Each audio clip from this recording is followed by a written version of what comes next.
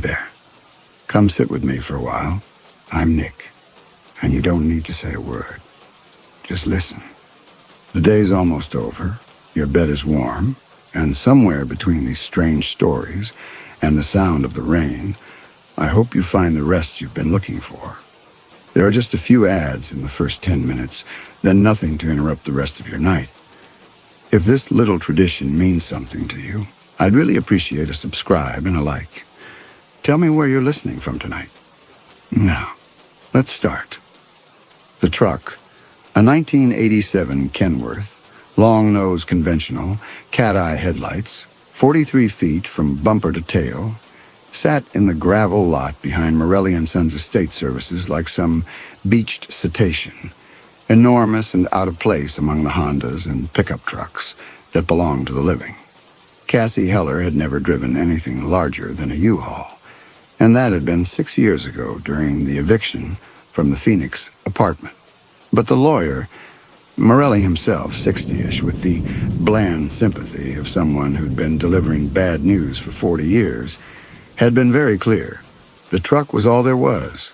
No cash value, no savings account, no paid-off mortgage on a house somewhere. Just the rig, titled in her father's name, with 2 payments left and a carburetor that supposedly needed work.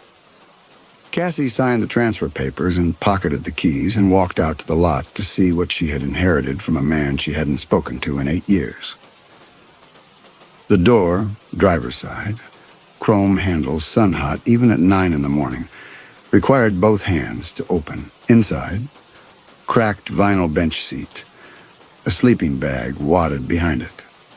The cab smelling of diesel and old coffee and something else, something like sweat that had dried into fabric over months of cross-country hauls. The radio, mounted below the dash, looked older than Cassie. Dust on the faceplate, the microphone clipped to its hook, the channel selector frozen on 19. She touched the volume knob. It didn't turn. But the microphone cord was new. Cassie noticed it without meaning to. Black rubber coating still supple, no cracks, no sun damage. Everything else in the cab was 40 years old and dying. The vinyl seat split. The sleeping bag stained. Even the steering wheel grip showed wear rings where her father's hands had rested for decades. But the microphone cord looked like it had been replaced within the year. Maybe the month. Her phone buzzed. Text from the property manager in Sparks. Eviction notice filed. 14 days, 14 days. Cassie had been sleeping in the truck for 3 nights already because the apartment was gone. The last paycheck from the call center had cleared 2 weeks ago. And the job market in Reno treated 37-year-old women with associate's degrees and employment gaps like radioactive waste. Her mother, living in an assisted care facility outside Carson City on Medicare and fumes, couldn't help. Her father had left her a truck. Cassie climbed down, circled the rig. 18 wheels, dual rear axles, a 53-foot box trailer with Heller Long Haul, still visible in faded lettering on the side. The truck itself was worth money. Morelli had said $12,000, maybe $15,000 if she found the right buyer, minus what her father still owed on the loan. Enough to resettle somewhere cheaper, enough to buy time. The problem, the truck was in Eureka and the buyers were in Reno, 200 miles west on Highway 50. Morelli had offered to arrange a driver, licensed, insured, $500. But $500 was $500. She had 14 days and 200 miles of empty highway. She climbed back into the cab and turned the key. The Detroit diesel, 60 series, 400 horsepower, the kind of engine that had pulled freight across I-80 for 2 decades, caught on the second try, settling into an idle that vibrated through the frame and up through Cassie's spine. The fuel gauge showed 3/4, the odometer, 849,517 miles. The radio, silent and dusty, sat below the dash like some relic from a war Cassie had never fought. She had never known her father, He'd left when she was 2.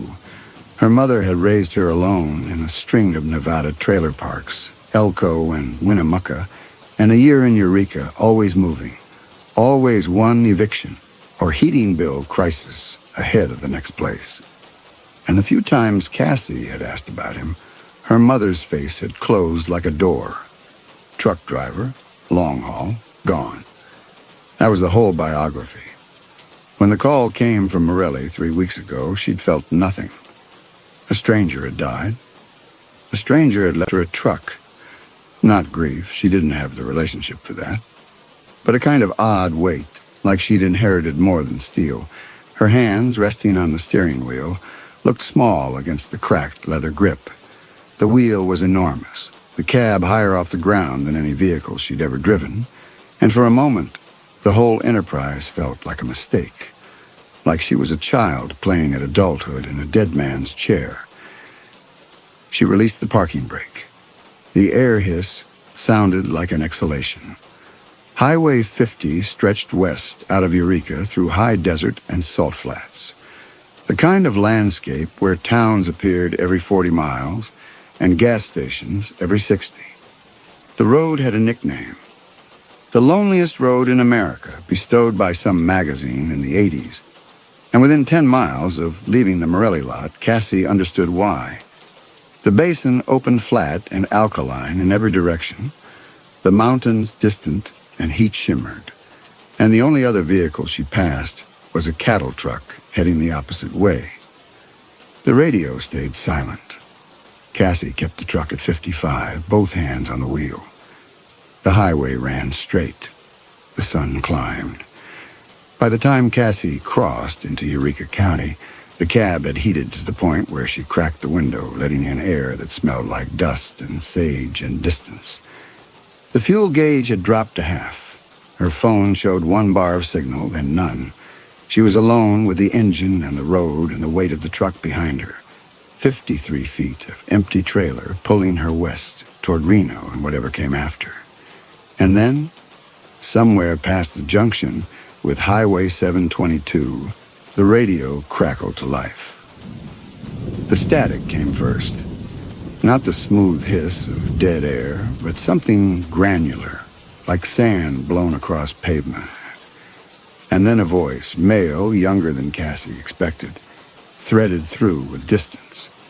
"Lone Dog here. You got your ears on?" Cassie's hands tightened on the wheel. The radio sat below the dash exactly as it had for 90 miles, volume knob unmoved, channel selector still locked on 19, but the voice was there, waiting. She reached for the microphone. The talk button clicked under her thumb.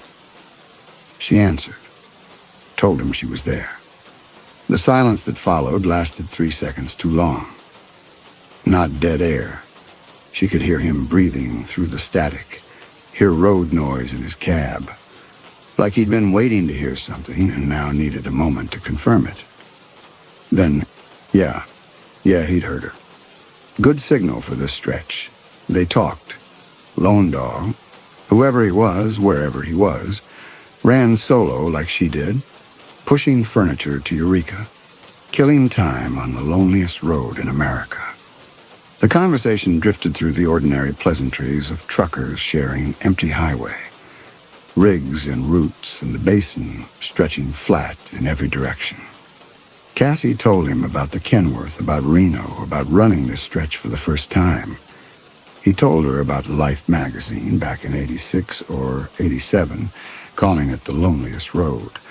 Nothing worth stopping for between here and the state line. The voice cut out mid-sentence. Static rushed in, then returned. He asked if she liked Springsteen. Said the new album had just come on his tape deck. Tape deck. The word registered slowly. Cassie glanced at her dashboard.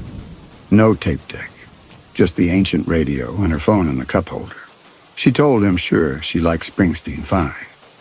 The album was good, he said. Came out last year. Better than all the synthesizer stuff everybody was doing now. Had she caught Reagan's speech last night? 2 months left in office and the man was still campaigning. Reagan. Cassie's thumb came off the button. The microphone hung in her hand, suddenly heavy. Reagan, tape deck. Last year. The words assembled into a shape too large to fit inside the normal geometry of a trucker's radio conversation. She pressed the button and asked what year it was. Static, then cautious. 88. 1988. The highway ahead blurred. Cassie blinked it back into focus, hand shaking on the wheel. 38 years ago. 38 years before her father died, before the eviction notice, before the assisted care facility in Carson City. The voice on the other end, Lone Dog, was driving this same highway in a year when her mother was 24 and pregnant, and Cassie didn't exist yet. The truck drifted 3 feet left before she corrected. The radio crackled. Was she still there? She asked what was on the radio before he put the tape in. What station? A pause. Some talk show, he said. Guy going on about the election. Bush and Dukakis. Bush and Dukakis. Cassie's vision narrowed to the white line ahead. She was talking to someone in 1988. Through this radio, through her father's truck, through some fold in the highway she couldn't explain. A man 38 years in the past. She told him she was from the future, 2026. Static hissed for 10 seconds. When he spoke again, his tone had changed. Quieter, careful. How far? 38 years? The radio had turned on by itself, she said. She was just driving. He told her to prove it. Cassie's mind raced. The Berlin Wall, she said. November next year. The Soviet Union collapses in 91. The voice changed. The easy friendliness sharpened into something else, something hungrier. Was she serious? Cassie's hands were slick on the wheel. Yes. Then they needed to talk, Lone Dog said. Because if this was real, if she was really calling from the future, she'd just become the most valuable person he'd ever met. 3 minutes of silence. Cassie had hung up the microphone, both palms now on the wheel, jaw clenched tight enough to ache. The most valuable person he'd ever met. She should have turned the radio off, but when the radio crackled back to life, she was still listening. He'd been thinking, he said, if she could really see the future, this wasn't some elaborate prank, then she could help him. Nothing big, just information. Things a guy could use to get ahead. Cassie stared at the road. She told him no. She shouldn't even be talking to him. This was wrong. All of it. And she needed to get to Reno and sell the truck and forget any of this had happened. Lone Dog's tone shifted. Not angry, reasonable. He understood, he said. This was a lot to process. But think about it. What harm could it do? She gave him a few stock tips, maybe some lottery numbers, and he turned his life around. Win-win. Cassie's phone showed 0 bars, no signal. She told him she wasn't giving him lottery numbers. She was hanging up now. A longer pause. He got it. But maybe she could just talk to him. Keep him company. Sounded like she could use someone to talk to as well, judging by the eviction notice and the dead father and the truck she was driving illegally across Nevada. Cassie's hands went cold on the wheel. She hadn't told him about the eviction. Hadn't mentioned her father's death or the fact that she didn't have a commercial license. How did he know that? The radio crackled. He'd been listening, Lone Dog said. She'd mentioned her mother in assisted care, mentioned the 14 days, mentioned the Kenworth in Eureka that her father had left her. Wasn't hard to put together, and look, he wasn't trying to spook her. He was just saying they were both in tight spots, both trying to survive. Maybe they could help each other. He was in 1988.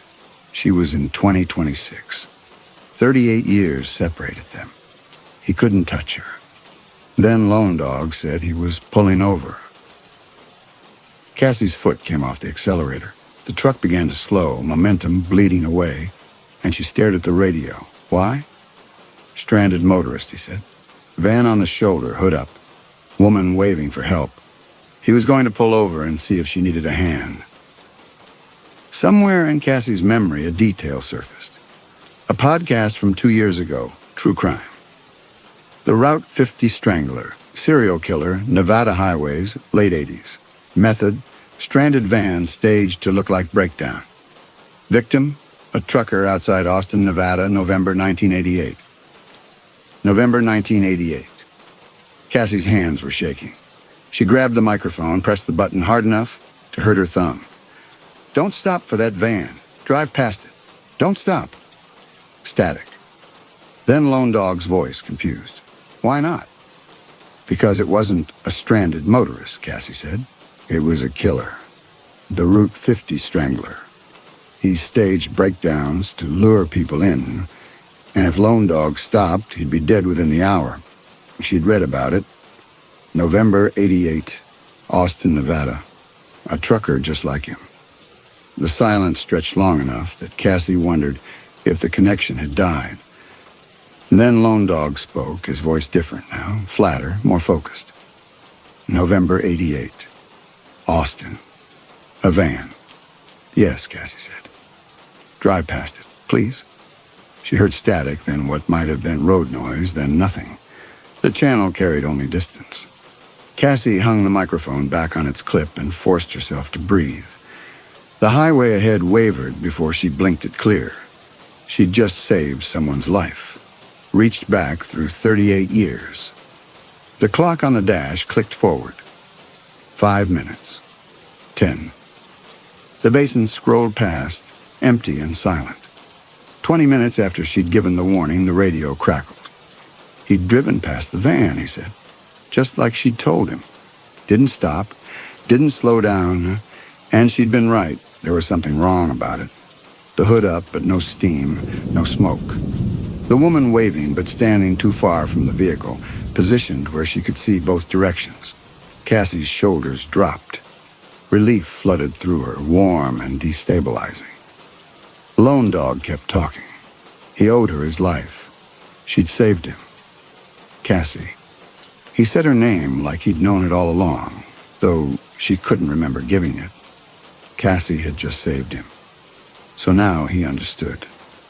She really was from the future, which meant she could help him. Fair trade, stock market tips, lottery numbers, sports scores. Cassie stared at the radio. The easy friendliness was gone entirely now. The voice that came through the static carried the flat certainty of someone who'd done the math and knew exactly what leverage he held. She told him no. She wasn't giving him anything. She'd warned him because it was the right thing to do, but that was it. They were done. Lone Dog went quiet. When he spoke again, his voice was very calm. He'd been thinking during those 20 minutes. If she could warn him about a serial killer, something that specific, then she must know other things too, where people lived, what they were doing. Cassie's hands went numb on the wheel. For instance, he'd been wondering about her mother, the one in assisted care. What was she doing in 1988? Because if Cassie was 37, she'd been born in 1989, which meant her mother was pregnant right now, probably living somewhere in Nevada. The highway blurred. Cassie blinked, but the tears kept coming. It wouldn't be hard to find her. Small state, limited trailer parks. Pregnant woman living alone would be memorable. He could make some calls, maybe a day or two, unless Cassie wanted to help him out with those lottery numbers. The truck drifted right, Cassie corrected. He was threatening her mother, the woman who was currently alive and pregnant, and vulnerable in a year when Cassie didn't exist to protect her. If he hurt her mother before Cassie was born. The mechanics made her headache. The threat was clear. She asked him what he wanted. Lone Dog went quiet for a moment. Static filled the space between them. Two voices separated by 38 years and a connection neither of them understood. When he spoke again, his tone had shifted to something almost businesslike. Simple, he said. Weekend sports scores. Nothing major. College football, professional, didn't matter. Just enough for him to place a few bets. Prove she was serious about helping. She could give him the scores, a few numbers. What harm could it do? But the moment she started, she wouldn't be able to stop. Give him the weekend scores, and he'd want next week's. Lottery numbers, stock tips. The future she carried was infinite. His need would expand to match it. She told him no. She wasn't doing this. He needed to leave her alone. The radio crackled. Lone Dog's voice had lost the businesslike quality. He sounded tired, disappointed. If she was going to be difficult, he'd have to make her understand what was at stake. He was pulling over, needed to check a map. Cassie heard road noise through the static, engine tone shifting, gravel crunching. Somewhere in 1988, Lone Dog was stopping on the shoulder. She waited, hands white-knuckled. Nothing came back through the speaker.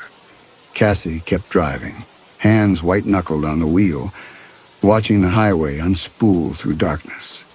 2 hours passed. When the radio finally crackled back, everything about his tone had changed.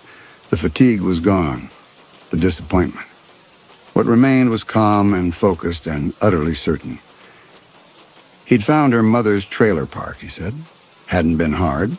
Small town called Silver Springs, Churchill County. He'd called the office from a payphone, said he was looking for his sister, a pregnant woman, living alone, probably moved in sometime in the last few months. The manager had been helpful, gave him the lot number and everything. Cassie's vision tunneled. Silver Springs. Her mother had mentioned it once, a trailer park outside Fallon where she'd lived when Cassie was born. Lone Dog kept talking. He was looking at the trailer right now, he said.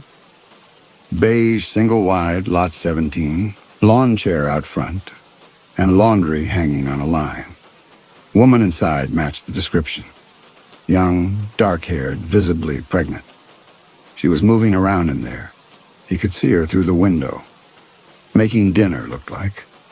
Wore a blue sweater with the left sleeve rolled up more than the right. Old habit, probably. She kept favoring that arm. Cassie's breath stopped. Her mother had broken her left wrist when Cassie was 7. Car accident. It had healed wrong, and she'd adjusted. Always rolling that sleeve higher, always favoring the other arm for heavy lifting. An old habit. One that would have started years before Cassie was born. How could he know that from 3 minutes of watching through a window? The truck drifted right, Cassie corrected, hands shaking. Her mother. 24 and 6 months pregnant, and unaware a stranger was parked outside watching through the window. She couldn't protect her. The realization pressed the air from her lungs, closed her throat. She was in 2026. Her mother was in 1988, alone and 38 years beyond reach. Nothing Cassie could do. No way to warn her. He didn't want to hurt anyone. He just needed her to understand. She had information. He had access to someone she cared about. They could work something out, or he could walk to that trailer right now.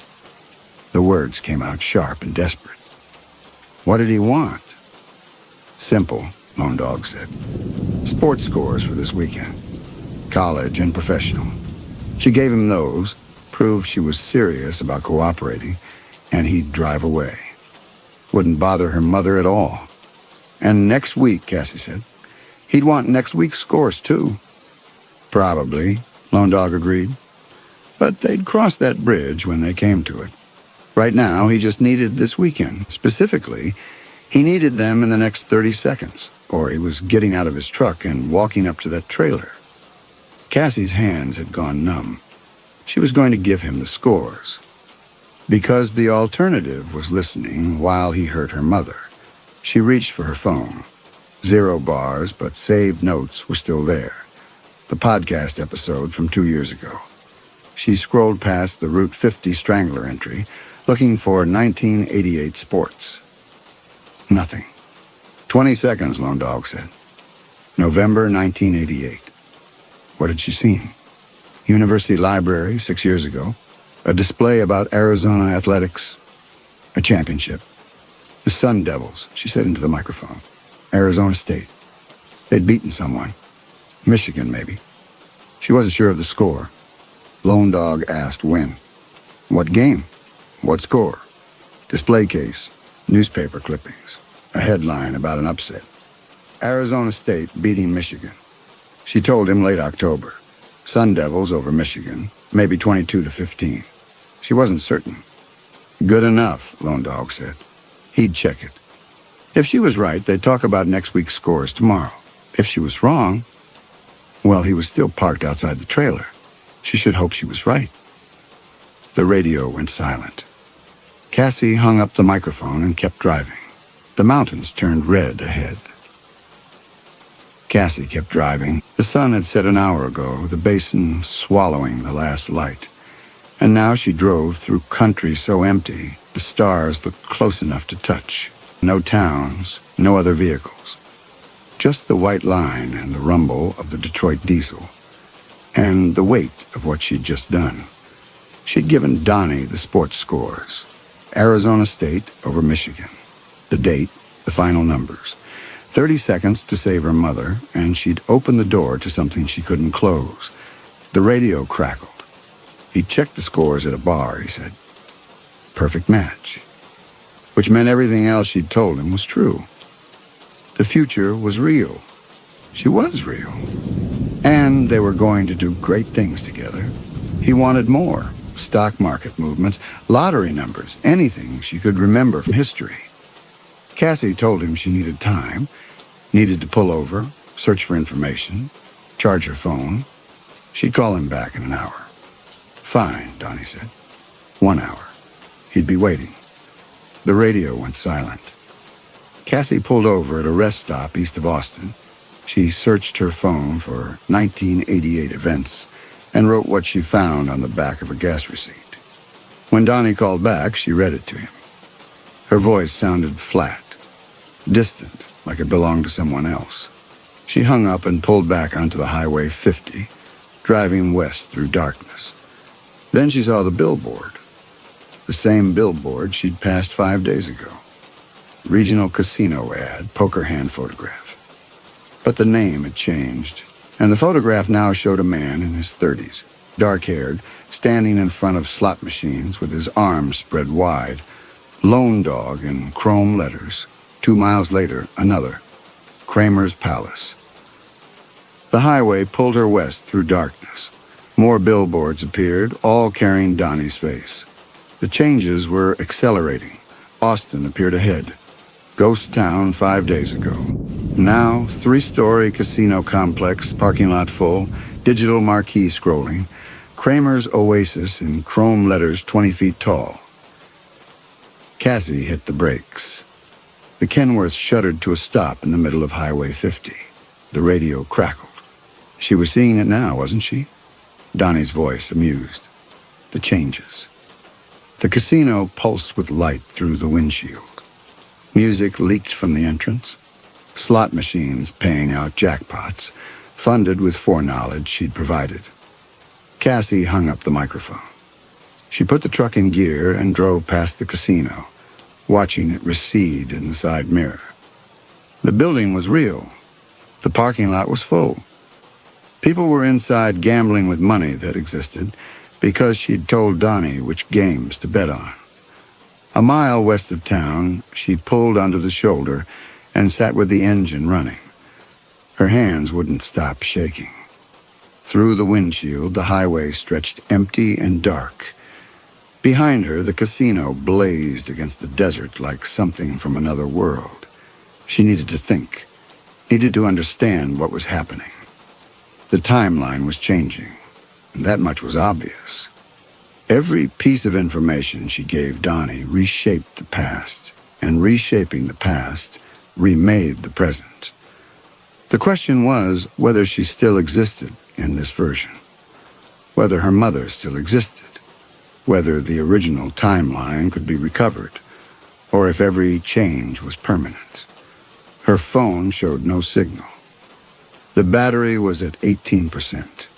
She scrolled through saved articles, looking for anything about paradox, causality, temporal mechanics.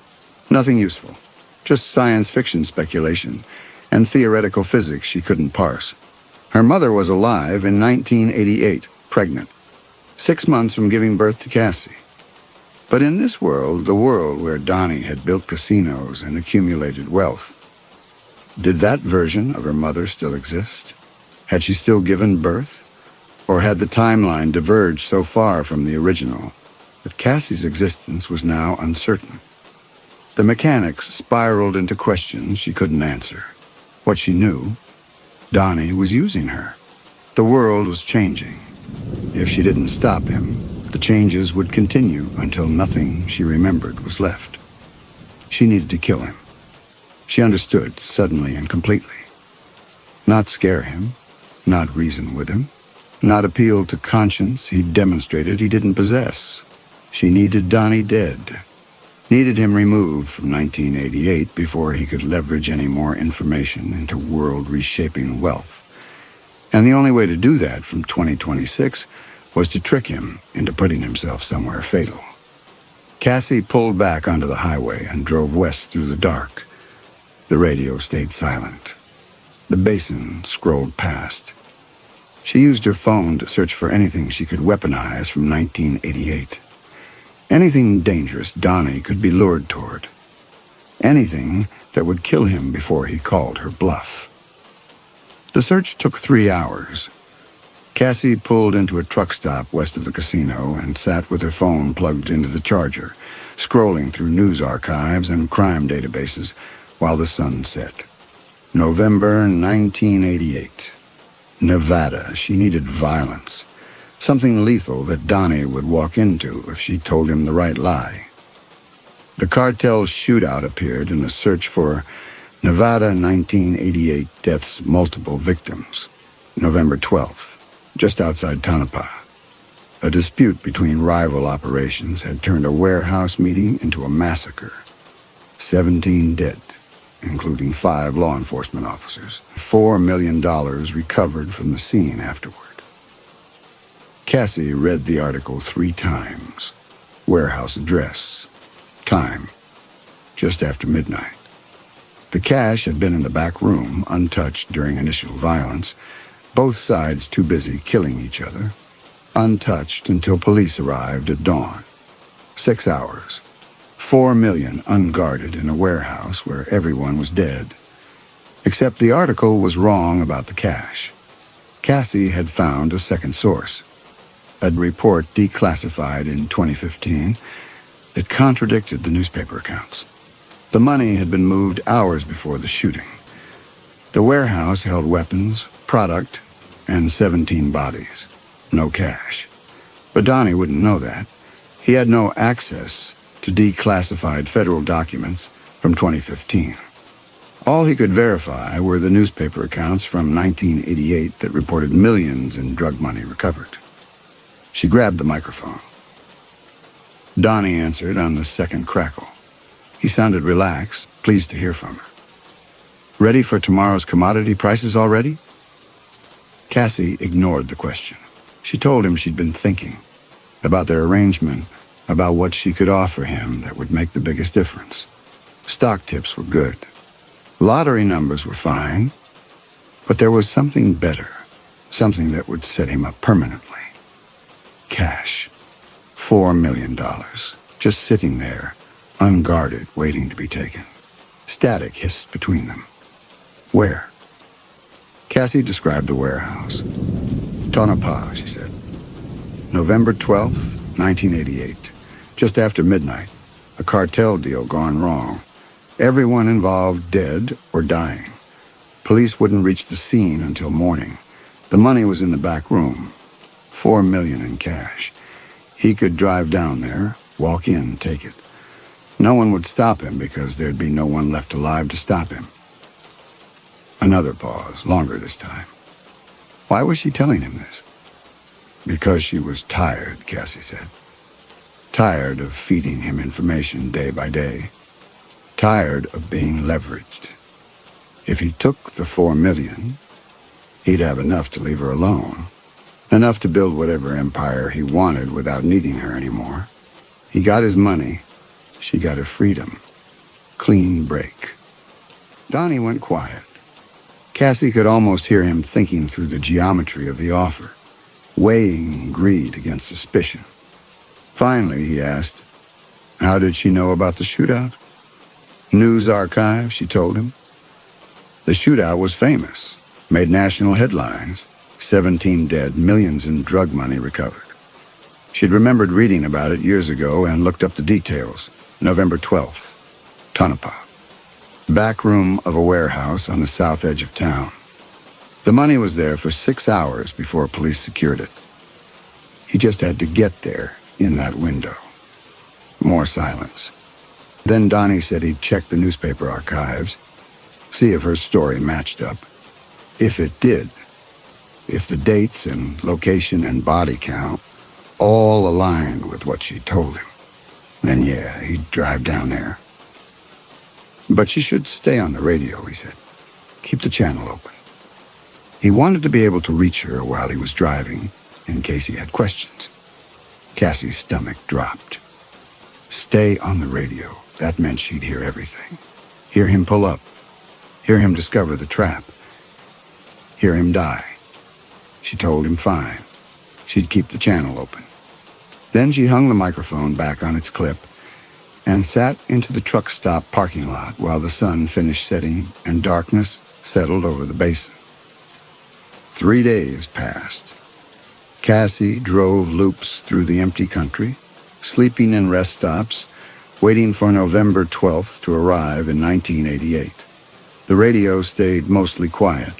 Occasional check-ins from Donnie confirming he'd verified the newspaper accounts, confirmed the warehouse location, confirmed the timeline matched. His tone had shifted. Less suspicious. More focused. Greed winning out over caution. On November 12th. 2026 for Cassie, 1988 for Donnie. She pulled into a turnout 20 miles west of Tonopah and parked the Kenworth with the engine running. The clock on the dash showed 11:51. In 1988, Donnie would be approaching the warehouse right now. 9 minutes until midnight. 9 minutes until the shooting started. The radio crackled. He was 2 blocks from the warehouse, he said. Parked, watching the building. No lights inside. No vehicles he could see. Everything quiet. Cassie's hands were shaking on the wheel. She didn't answer. Donnie kept talking. He was going to wait until after midnight, he said. Let the shooting happen first.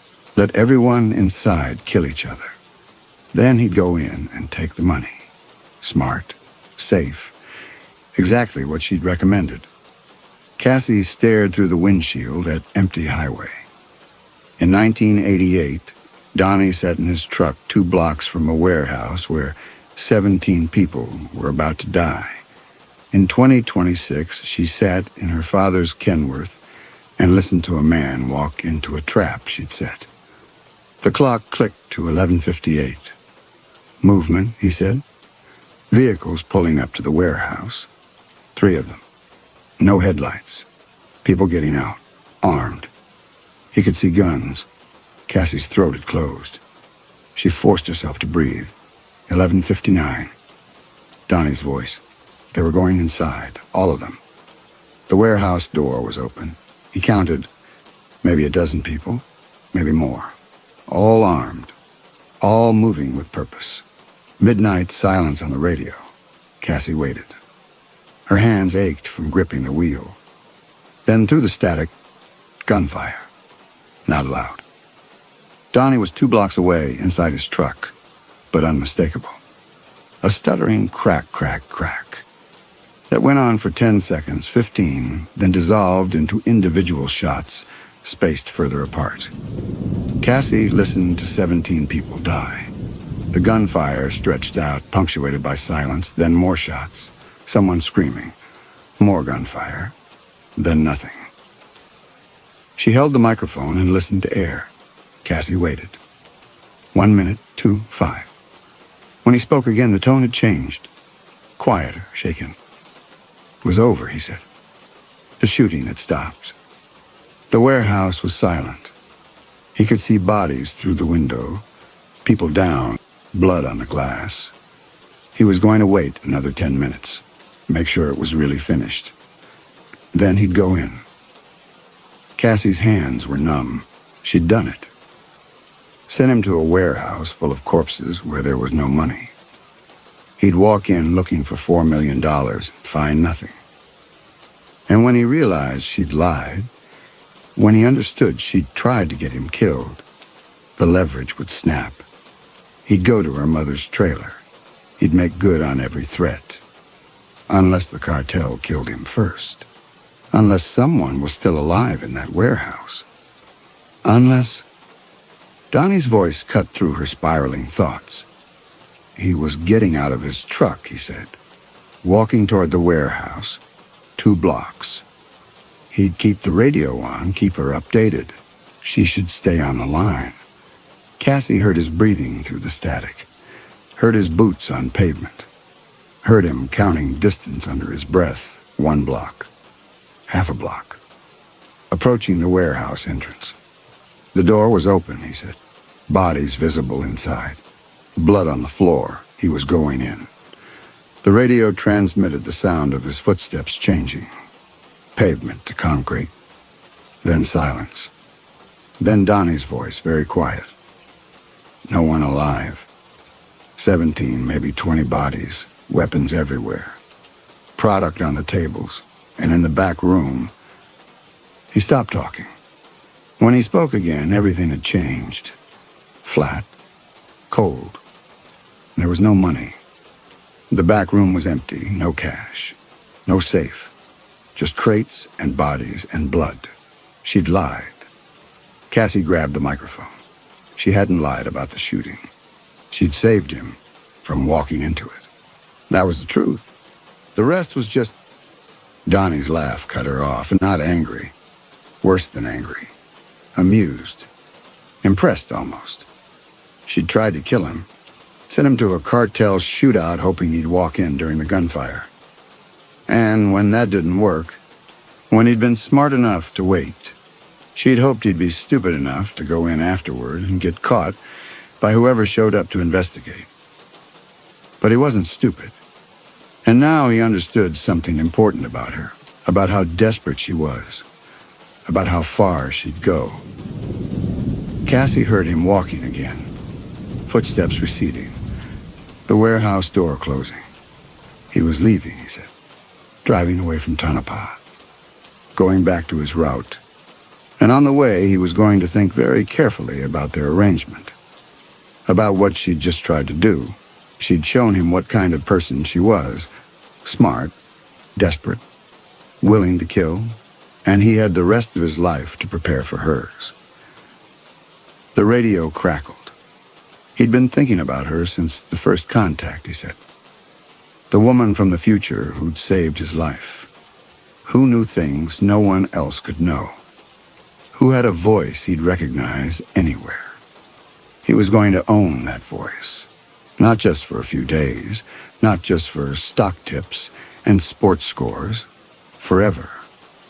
38 years was a long time. Long enough to build an empire. Long enough to infiltrate every system. Long enough to create a cage so perfect she'd never see it until she was already inside. He'd know her name before she was born. Know where she'd grow up. Know every detail of her life. And when she finally made contact, when she drove that truck west in 2026, he'd be waiting. Cassie's vision blurred. She told him to stop. She'd cooperate. She'd give him whatever he wanted. Just leave her mother alone. He was going to leave her mother alone. For now. Because he didn't need to threaten her mother anymore. He had something better. He had 38 years to build a trap Cassie would never escape. The radio went silent. Cassie sat in the Kenworth and listened to static. Outside, the darkness was absolute. No lights, no other vehicles, just empty highway and the weight of what she'd done. She'd tried to kill him, and he'd seen through it. November 12th came and went. November 14th appeared on Cassie's phone. In 1988, the shootout had already happened. Either Donnie had died in the warehouse, or he'd seen through her trap, or the radio stayed silent. 3 days of static and nothing else. Cassie drove west one final time, the Kenworth's fuel gauge dropping toward empty as she approached the outskirts of Reno. The basin opened behind her in the rear view. Empty highway, salt flats, the loneliest road in America receding into heat shimmer. Ahead, civilization, gas stations, the promise of buyers for the truck.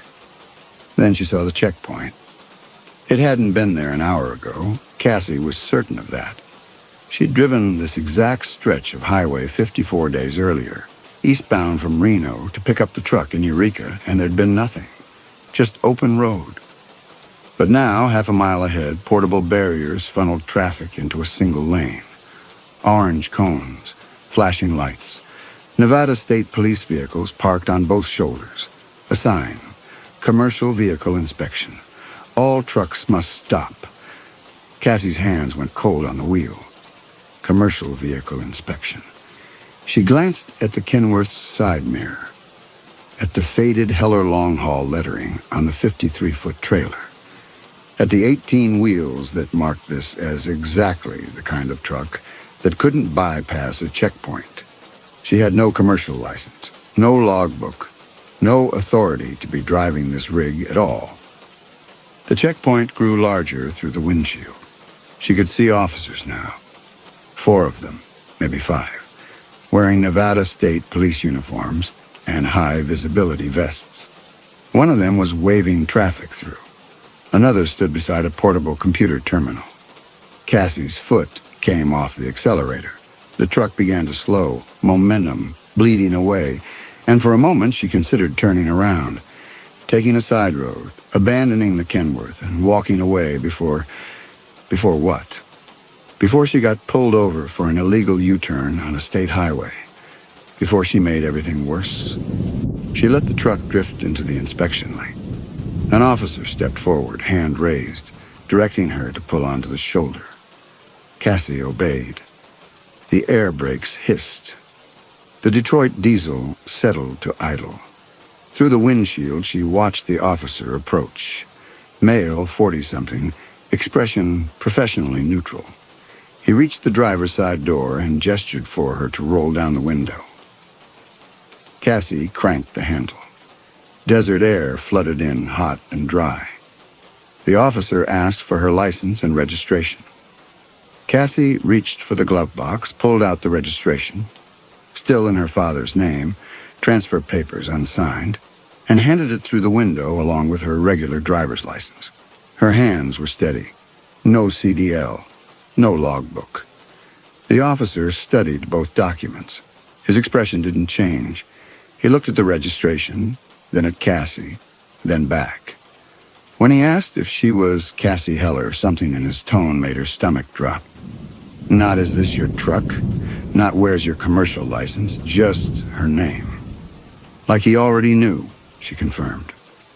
The officer nodded once, stepped back from the truck, and keyed his radio. Cassie couldn't hear what he said, but she watched his lips move, watched him glance at her twice while speaking. Within 30 seconds, 2 more officers appeared from the checkpoint. One of them carried a tablet. The first officer returned to her window and ordered her out of the vehicle. Cassie asked why. He repeated the command. She opened the door, climbed down from the cab, boots hitting pavement that felt unsteady beneath her. The 3 officers formed a loose semicircle, not threatening, but positioned. The one with the tablet was scrolling through something, reading. The first officer verified her name and birth date, asked if she had outstanding warrants. Cassie tried to say she'd never been arrested. There was no... The officer with the tablet looked up. His expression was strange. Something between confusion and certainty, like he was reading something he didn't quite understand but couldn't dispute. He turned the tablet around, showing Cassie the screen. It was an arrest warrant. Dated November 15th, 1988. 38 years old. The warrant named Cassie Heller. Date of birth March 4th, 1989. For charges of stalking, criminal threats, and harassment. The complainant was listed as a woman in Silver Springs, Churchill County. The issuing judge's signature was barely legible. But at the bottom of the warrant, in a space marked Notes, someone had written in clean block letters, "Subject will be operating 1987, Kenworth, Nevada plates on Highway 50 westbound. Intercept November 14th, 2026. Cassie's vision tunneled. She stared at the date on the warrant, 1988, and at the date of the predicted intercept, today, November 14th, 2026. The exact day, the exact highway, the exact truck. She tried to explain. It didn't make sense. She wasn't even born in 1988. She couldn't have... The officer with the tablet looked at her. Not confused, not concerned. His expression carried the flat indifference of someone following procedure that had been procedure for longer than she'd been alive. The warrant was valid, he said. Systems updated 38 years ago. Turn around and place her hands behind her back. Cassie's voice came out higher, desperate. But look at the dates. Look at her birth date. The warrant was issued before she was even born. The officer's hand moved to his belt. Not to his weapon, to his handcuffs. The warrant was in the system, he said. That made it valid. Ma'am needed to turn around. Cassie turned around. She felt the officer's hands on her wrists, felt cold steel close around them, and heard the ratchet of the cuffs tightening. Her breath came short and shallow. This wasn't possible. Warrants didn't work like this. You couldn't arrest someone for crimes committed before they were born. Unless someone had spent 38 years making sure you could. The officer was reading her rights. Cassie heard the words, right to remain silent, right to an attorney. But they meant nothing. She was staring at the Kenworth, at her father's truck, sitting on the shoulder with its engine still running, and she was assembling it in cold, terrible pieces. Donnie hadn't avoided the warehouse. He'd survived it. And in the 38 years since she'd tried to kill him, he'd done exactly what he'd threatened to do. He'd built power, accumulated influence, worked his way into positions where he could create records, file paperwork, plant evidence decades in advance. He'd known she would drive this truck west on Highway 50. Had known the exact date, the exact location. And he'd made sure that when she did, the trap would be waiting. A patrol car pulled up. The officer guided Cassie toward it, hand on her shoulder, and she went without resisting, because resistance meant nothing against a warrant written 38 years ago by a man who'd been waiting her entire life for this moment. They put her in the back seat. The door closed. Through the window, she could see the Kenworth on the shoulder, abandoned, her father's legacy and her escape both gone in the span of 5 minutes.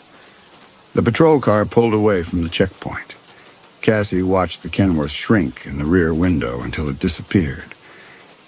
In her lap, her cuffed hands rested useless and heavy. The officer in the passenger seat was on his radio, speaking to someone. Cassie caught fragments. Subject in custody. Transport authorized. Facility confirms receipt. The car turned off Highway 50 onto a road Cassie didn't recognize. Buildings rose around them. New, expensive, polished. Billboards scrolled past, and on every third one, Donnie's face. Governor Kramer, Nevada's success story. He'd built all of this. The checkpoints, the warrants, the infrastructure of a state he could bend to his will, and he'd built it knowing that eventually, in 2026, a woman would inherit her father's truck and drive it straight into a cage prepared 38 years in advance. The patrol car pulled into a facility. High fences, razor wire, Guard towers, a sign. Nevada Department of Corrections, secure transport facility. The engine stopped. The officer opened to Cassie's door and ordered her out, not unkindly. She stepped out onto concrete. The facility rose around her, gray and windowless. Another officer approached, different uniform, private security, and took custody of her with practiced efficiency. Transfer paperwork was signed. Radio confirmations were made. Then the private guard led her across the lot toward a prisoner transport van. White, unmarked, with small reinforced windows and a rear compartment configured for detainees. The guard opened the back door and gestured her inside. Cassie climbed in. The compartment held a single bench seat, bolted to the floor. The guard gestured for her to sit. She sat. He produced ankle shackles from a compartment and locked them around her legs. Click, click. The chain short enough to prevent anything faster than a shuffle. Then he reached into his vest and pulled out a small black radio, modern, sleek, with a digital display. He set it on the bench beside Cassie without a word. The door closed, locked. Cassie sat in the dim compartment, wrists cuffed behind her, ankles shackled, the radio beside her on the bench. Outside, she heard the van's engine start, felt the vehicle begin to move. She stared at the radio. The display lit up. A single channel, active. Static hissed from the speaker. Then a voice came through. Older than the one Cassie remembered, roughened by decades and cigarettes, but unmistakably Donnie. Could she hear him? Cassie's hands tightened on the radio. She could hear him. He'd been waiting for this conversation. The van turned. Cassie felt the motion through the sea, buildings sliding past the reinforced windows. Nevada she didn't recognize. Streets that hadn't existed. All of it built on information she'd given him. He'd tracked her entire life, he said. Not interfering. That would risk the timeline. But watching. Waiting. Her father's loan payments adjusted. The carburetor failure arranged. Her eviction notice filed by a company he owned. 38 years of invisible engineering. Do you know what the hardest part was? Cassie said nothing. The hardest part was not knowing what she'd sound like. He'd remembered the voice from 1988, the woman on the radio who'd saved him. But memory fades. 38 years, memory becomes unreliable. He'd worried he might not recognize her when she finally made contact. But the moment she'd keyed the mic in 2026, he'd known. Would have known it anywhere. The exact cadence, the exact tone, the voice that had saved him. The voice he'd been waiting 38 years to own. And if she refused to cooperate? Her mother's facility in Carson City, he'd purchased it in 2008. Designed the building, west-facing windows. She'd been living inside his infrastructure her entire retirement. So no, she wouldn't refuse, because the leverage hadn't changed. It had just aged 38 years along with everything else. The van's back door opened. Cassie heard the guard's boots on pavement. Deep, dark cell, Cassie. You'll read me the future until you die. The radio went silent. The guard opened Cassie's door. She stepped out onto concrete, shackles forcing her into a shuffle. The facility rose around her. High fences, razor wire, guard towers, everything gray and windowless. A private prison. One of Donnie's. The guard led her across the lot toward a metal door. Another guard joined them. Paperwork was exchanged. Custody transferred. They walked her through fluorescent-lit corridors, concrete floors, cameras in every corner, down a hallway that smelled like disinfectant and recycled air. They stopped at a cell, steel door, reinforced window. The guard unlocked it. Inside, a cot bolted to the wall, a steel toilet, a shelf with a radio, identical to the one from the van. The guard ordered her in. Cassie shuffled forward. The shackles made every step deliberate. She entered the cell, turned around. The guard pointed at the radio on the shelf and told her the schedule. Daily check-in at 0800. He'd call. She'd answer. The door closed. The lock engaged with a sound like a bone breaking. Cassie stood in the cell and looked at the radio on the shelf.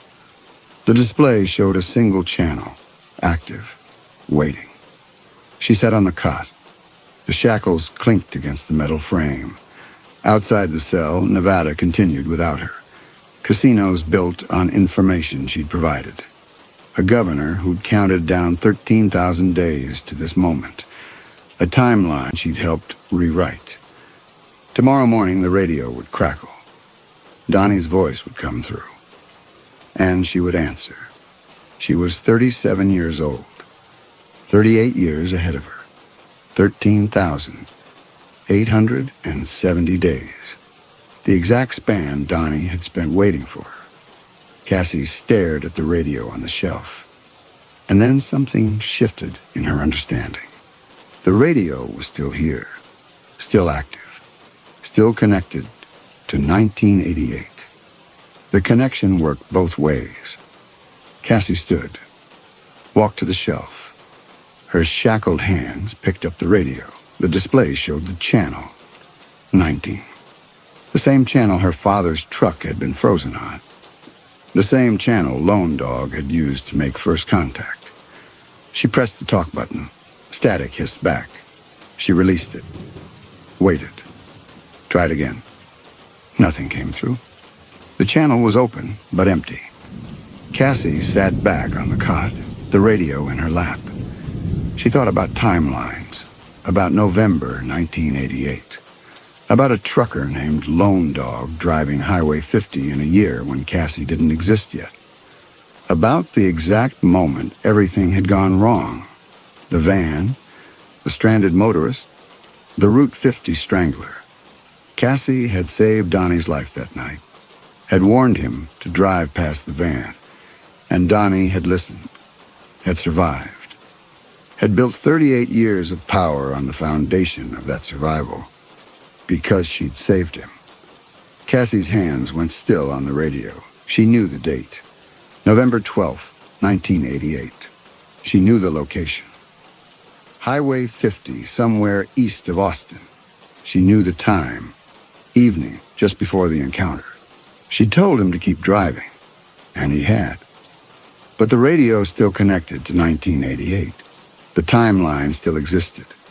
The moment before her warning still existed. She could reach that moment again. Cassie's breath came shallow. She understood what she was thinking, what she was considering. It wasn't a plan yet, just the shape of one, horrible and cold and perfectly clear. She could contact young Donnie before he reached the van, before she'd given the warning. She could tell him something different. She could tell him to stop. The thought sat in her chest like a stone. If she told him to stop for the van, if she reversed her warning, sent him toward the strangler instead of away. Donnie would die in 1988, would never build the empire, would never create the warrant, the checkpoints, the 38-year trap. The timeline would reset.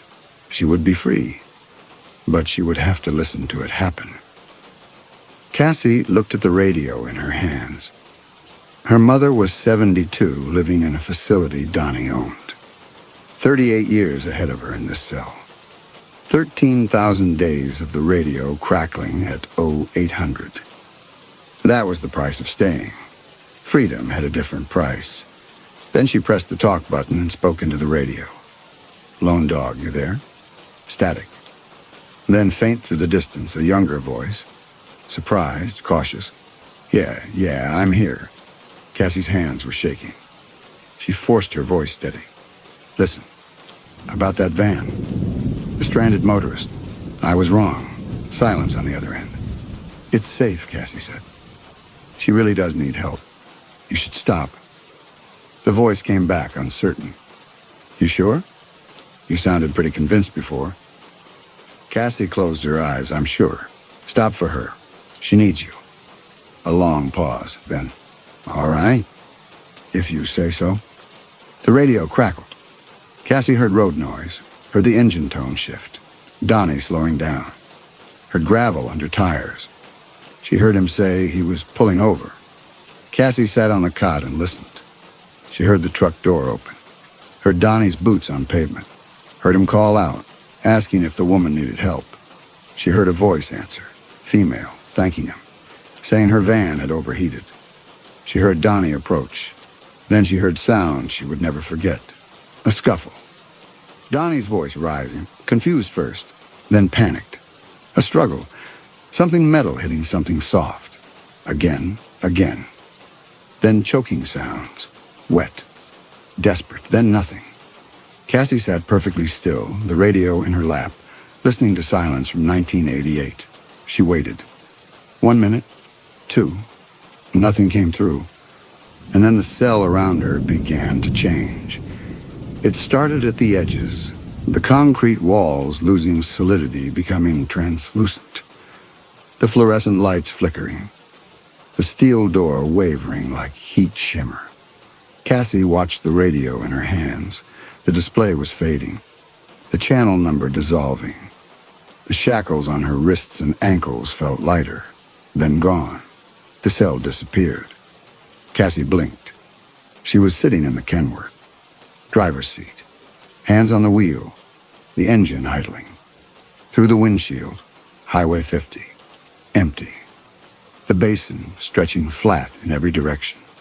Late afternoon sun turning the mountains red. No checkpoint, no officers, no arrest. The radio on the dash sat silent. Channel 19. Dusty faceplate. The microphone clipped to its hook. Cassie's hands shook on the wheel. She looked at the radio, then at the highway ahead. She reached for the microphone. Her hand stopped halfway. She could turn it on. Could try to contact 1988 again. Could warn Donnie one more time, undo what she'd just done. Or she could make sure it never happened again. Cassie unclipped the microphone from its hook, traced the cord down to where it connected to the radio. She pulled. The connection separated with a click. Then she opened the driver's side door and climbed down from the cab. The desert air was hot and dry and smelled like sage. The highway stretched empty in both directions. No other vehicles, no checkpoint, just open road. Cassie walked around to the trailer, found a toolbox bolted behind the cab. Inside, a hammer. She carried it back to the driver's seat, climbed up, raised the hammer, and brought it down on the radio. The faceplate cracked. She hit it again. The casing split. Again. The dial shattered. The internal components bent and broke under repeated blows until the radio was nothing but fragments and bent metal and shattered plastic scattered across the passenger seat. Cassie dropped the hammer. Her hands were bleeding where she'd gripped it too hard. She looked at the wreckage. 38 years of connection. Gone. She'd saved Donnie's life in November 1988. And then she'd taken it back. The timeline had reset. The empire had never been built. The warrant had never been filed. Cassie had never been arrested. But she would always know what she'd done to escape.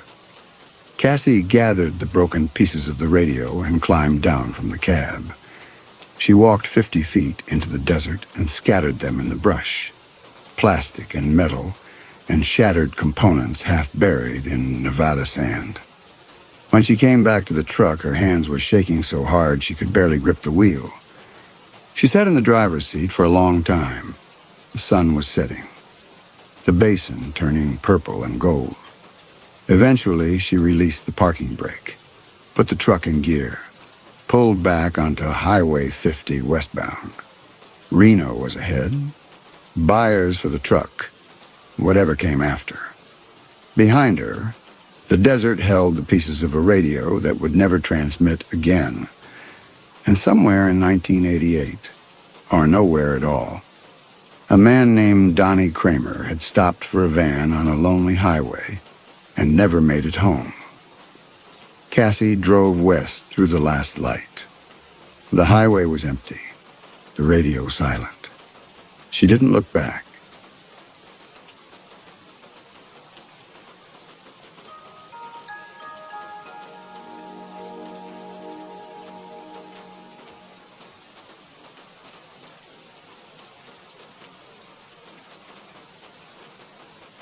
The October wind carried the first cold edge of winter across the Dakota plains, and the family from Ohio loaded their cart in silence while Hiram Garrow stood in the yard with his rifle resting across his forearm. The mother moved between cabin and wagon with practiced efficiency, her face blank, choosing what could fit and abandoning what could not. A bed frame, the rocking chair, a tin box of seeds. The children huddled near the wagon's tailgate, the youngest crying in harsh gasps that she tried to muffle against her sister's shoulder, the eldest staring at Hiram with an expression too old for her face. Mabel Garrow stood on the cabin's threshold, watching it all unfold with the sick weight of complicity settling in her stomach. She had argued against this, had told Hiram they could file their own claim, find unclaimed land further west. But he had shown her the deed with its legal stamps and official seals and told her this was faster, this was certain, this was how land got held in a territory where holding was everything. The father carried out a rocking chair he had built himself, the joints fitted so tight they required no nails, each spindle hand-turned and smooth. He set it carefully in the wagon bed as though it were something fragile, then straightened and looked at Hiram for a long moment without speaking. His gaze moved to Mabel, and she saw in his eyes not anger, but something colder and more permanent.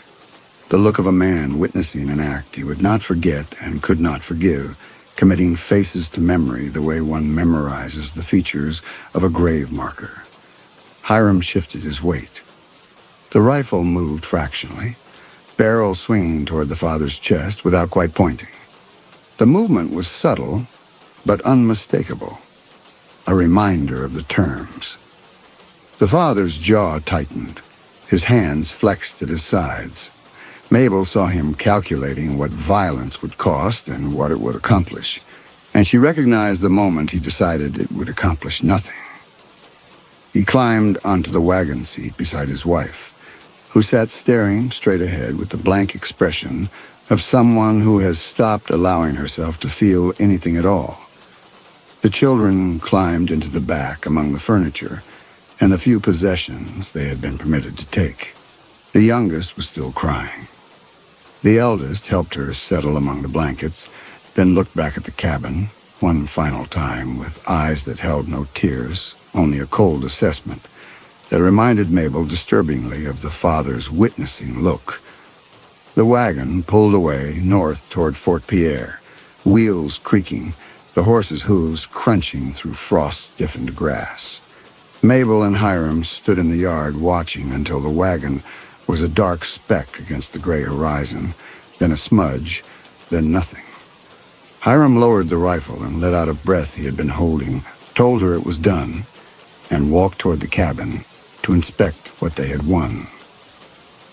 Mabel stood alone in the yard and looked at the garden the Ohio family had planted, at the well they had dug, at the cabin they had raised from nothing through a summer's back-breaking work. Everything they were about to claim had been built by hands they had just driven away. The legal paper in Hiram's pocket said the land was theirs, but standing in the October wind, looking at another family's sweat and effort, Mabel could not make herself believe in the rightness of what they had done. That night, Mabel woke to orange light flickering against the bedroom wall. She sat up, disoriented, thinking sunrise had come early. Then she smelled smoke.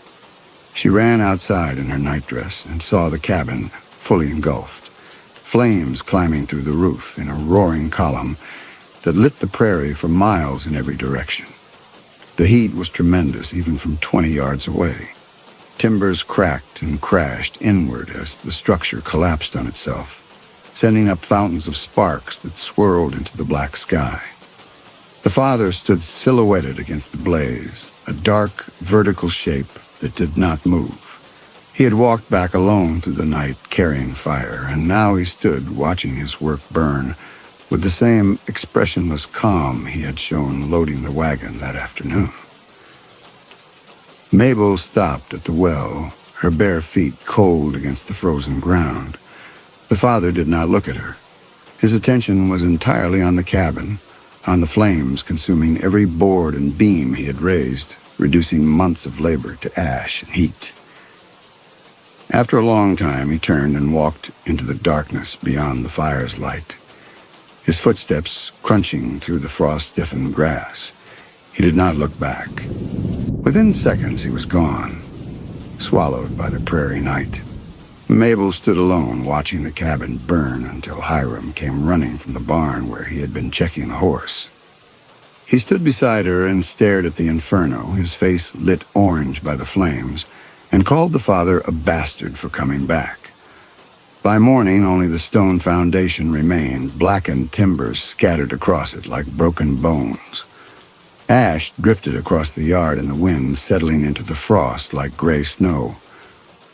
Hiram walked the perimeter of the foundation, kicking at charred beams, assessing the damage. The foundation was sound, he said.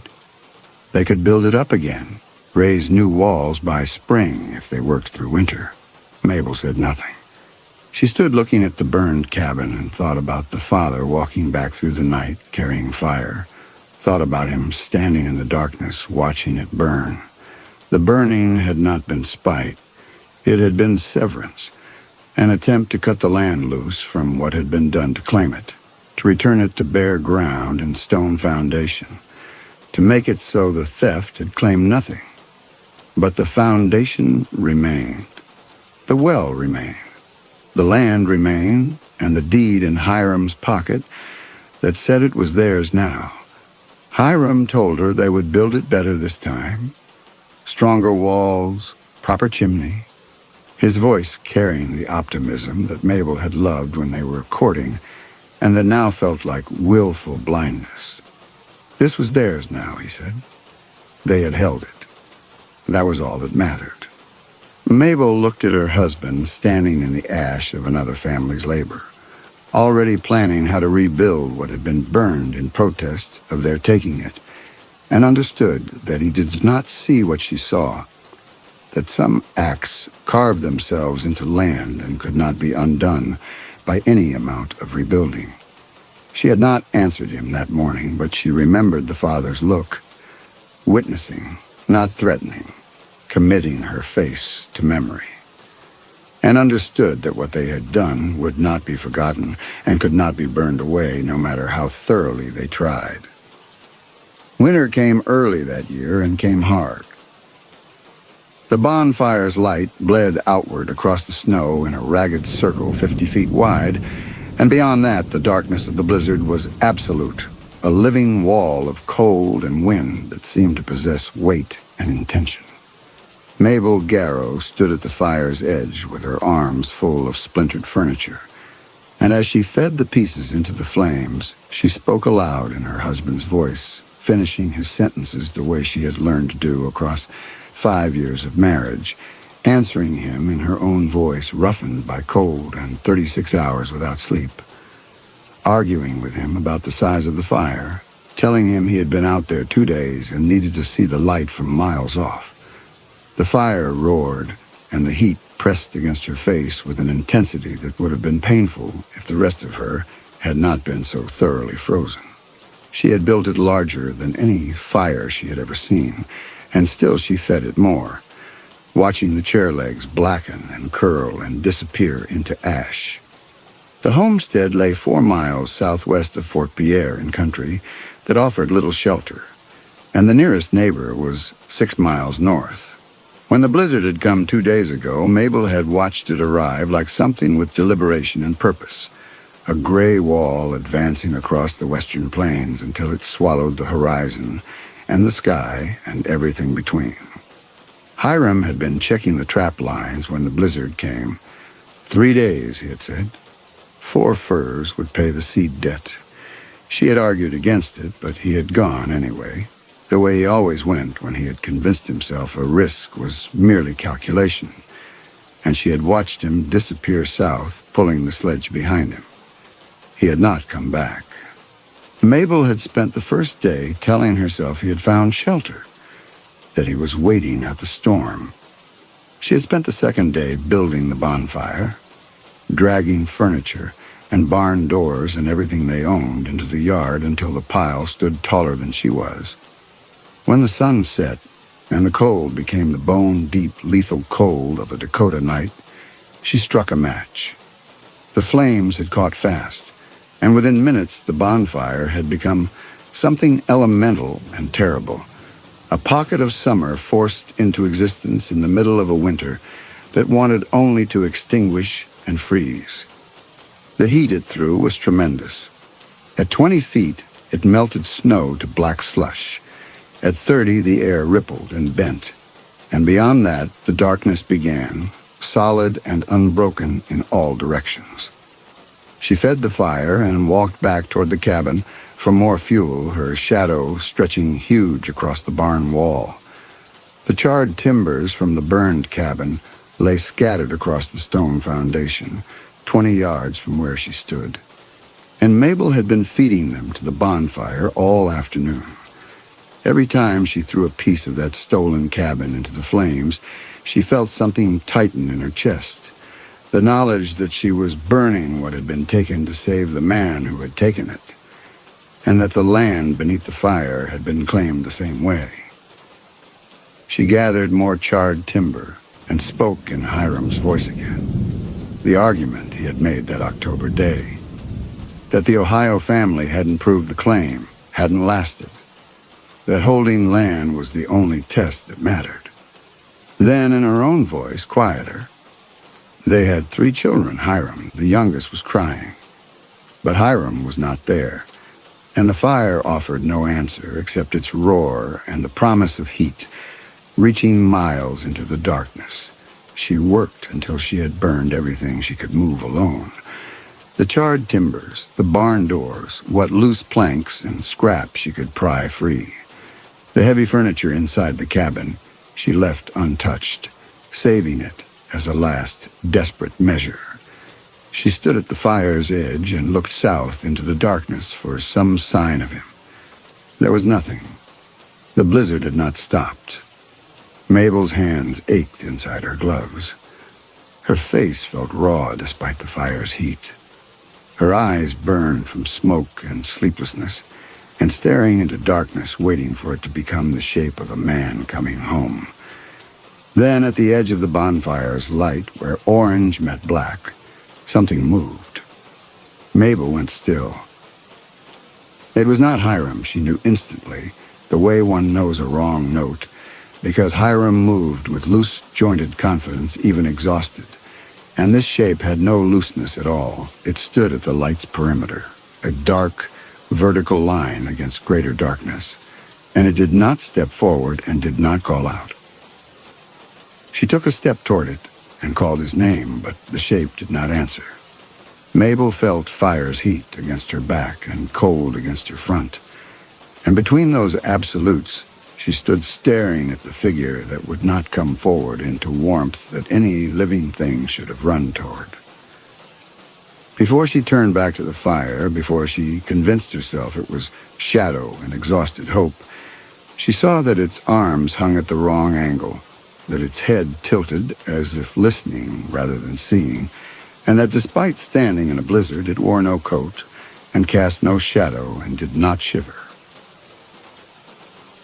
Mabel did not sleep. She fed the fire through the night, and each time she carried wood, she looked toward the figure. It was still there, motionless at the light's edge, neither advancing nor retreating. The wind howled and the cold pressed in, but the figure did not move and showed no sign the blizzard affected it. When gray dawn light came, she could see it more clearly. Shaped like a man, tall and gaunt, but the proportions wrong. Arms too long, legs too thin, torso stretched as if something had been pulled until the bones no longer fit. It faced the fire, and though she could not see its face through the snow, she felt it watching her with patient hunger. The bonfire had consumed half the charred cabin timbers, and everything loose she had dragged from barn and yard. What remained would last perhaps another day if she rationed carefully, 2 days if she burned hot, and hoped the blizzard broke. The heavy furniture inside the cabin, the bed, table, chairs, still waited untouched as a final reserve. Mabel fed another plank to the flames and noticed something at the edge of the light, just beyond where the figure stood. A dark mound in the snow, irregularly shaped, not large enough to be a man lying down. Perhaps debris the wind had gathered, or a snowdrift formed around some obstacle. But it had not been there when she built the fire. She pulled a burning timber from the fire's edge, holding it like a torch, and walked toward the mound. The heat from the brand pushed back the cold in a small sphere around her, maybe 3 feet in diameter, and beyond that sphere the air was so cold it burned her exposed skin. She moved carefully, watching the figure. It did not move as she approached, did not turn its head or shift position, simply stood there at the perimeter, patient and still as a carved thing. The mound was 20 feet from the bonfire's edge. Mabel stopped 5 feet from it and raised the torch higher. In that moment before the light fell fully across what lay in the snow, she already knew. Hiram. He was frozen solid, kneeling in the snow with his body bent forward and his hands splayed against the ground as if he had been trying to dig or crawl.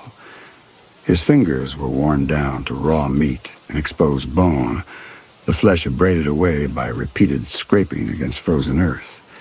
His eyes were open, ice crystals clouding the whites and filming the surface of the corneas. His mouth hung slack, and frost had formed across his teeth and tongue and the roof of his mouth, giving the interior a white crystalline coating that looked obscene in the firelight. He wore no coat. The coat lay in the snow 3 feet behind him, discarded or torn off in some final, desperate act. His shirt was open at the collar, and Mabel could see where the cold had worked its way into his body. The gray-blue discoloration of flesh, the frost patterns spreading across skin. Around him, in a rough circle, maybe 10 feet wide, lay dozens of burnt matchsticks, scattered across the snow like cast bones or divining sticks. Some were buried in the drifted powder, others stuck upright where they had been planted. The pattern was clear even through days of accumulated snow. Hiram had struck matches one after another, building tiny fires that had guttered out in seconds.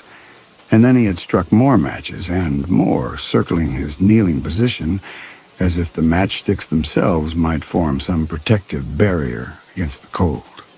Mabel knelt beside him, still holding the torch, and looked at his hands. The fingernails were torn away.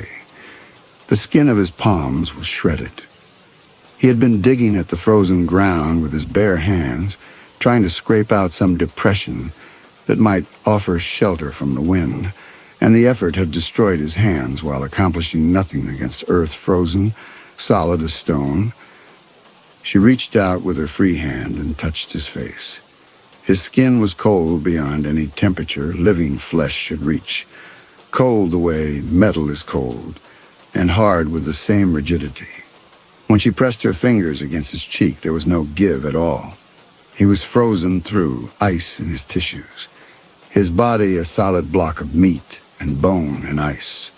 The torch in her other hand was dying, flames shrinking as the brand burned down. Mabel forced herself to look at the rest of him. His knees were dark with old blood where he had knelt in the snow for hours or days.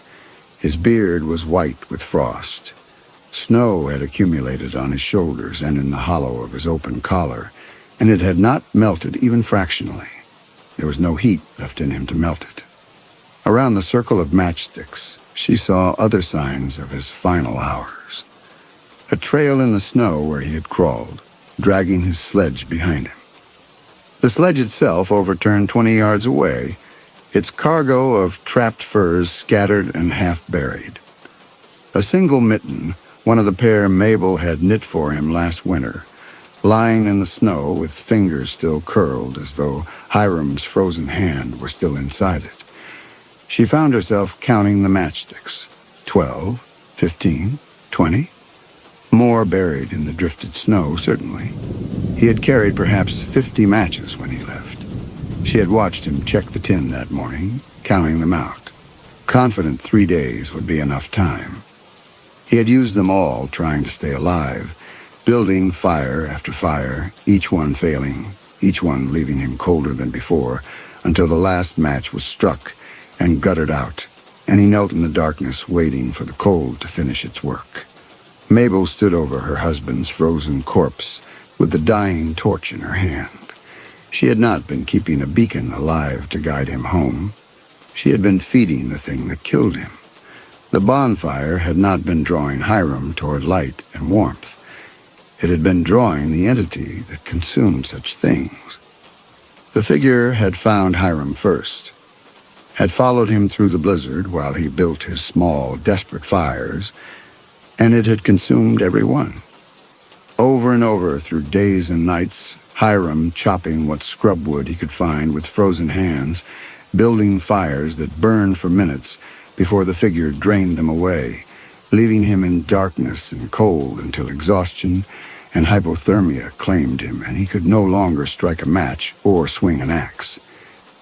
And she had spent 36 hours feeding the same entity an enormous feast of heat and light, calling it to her like a beacon. The burning timber in her hand guttered lower. Mabel looked up and saw that the figure had moved while she knelt beside Hiram's body. It stood directly between her and the bonfire, blocking her return. In the torch's failing light, she could see its face clearly for the first time.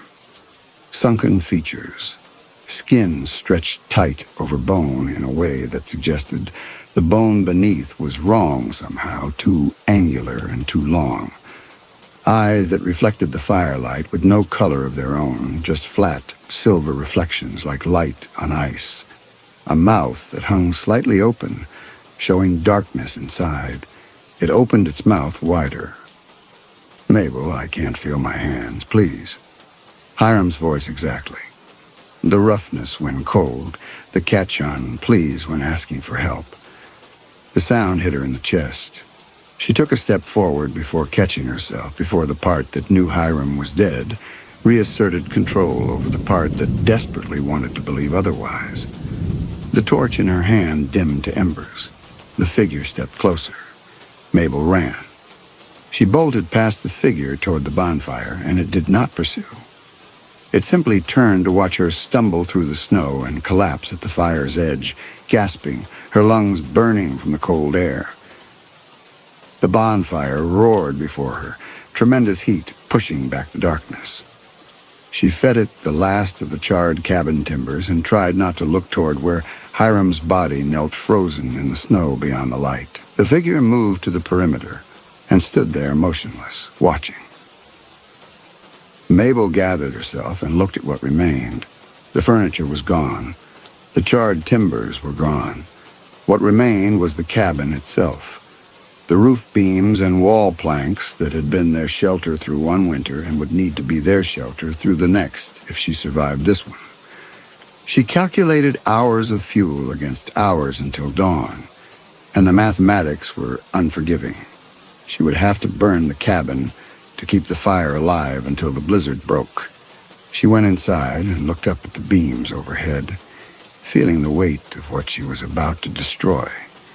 The new cabin they had built on the burned foundation of the old, raised from the ash of the family they had displaced. Everything they owned, everything they had built, reduced to fuel. But Hiram was dead, and staying alive mattered more than what came after. The cabin had 3 roof beams left intact, each one a hand-hewn timber 8 inches thick and 20 feet long, notched and pegged into the wall plates with the kind of careful joinery that spoke of someone who built to last. Hiram had raised them during their first month on the claim, working alone through October cold to get the roof up before the first real snow. Each beam represented days of work, felling the tree, stripping bark, squaring the timber with a broadaxe, notching the ends to fit. Mabel pulled down the first beam with the back of an axe, standing on an overturned crate and hammering at the wooden pegs that held it in place. Each blow sent jarring shock through her arms and shoulders. The cabin shook with every impact, dust and snow falling from the remaining beams. Her frozen hands could barely grip the axe handle, and twice it nearly slipped from her grasp. The pegs finally gave way, and the beam sagged, held only by its own weight, wedged into the notches. Mabel set down the axe and used a piece of firewood as a lever, prying the beam up and out of its seat. It came free suddenly, one end crashing down onto the crate and splintering it.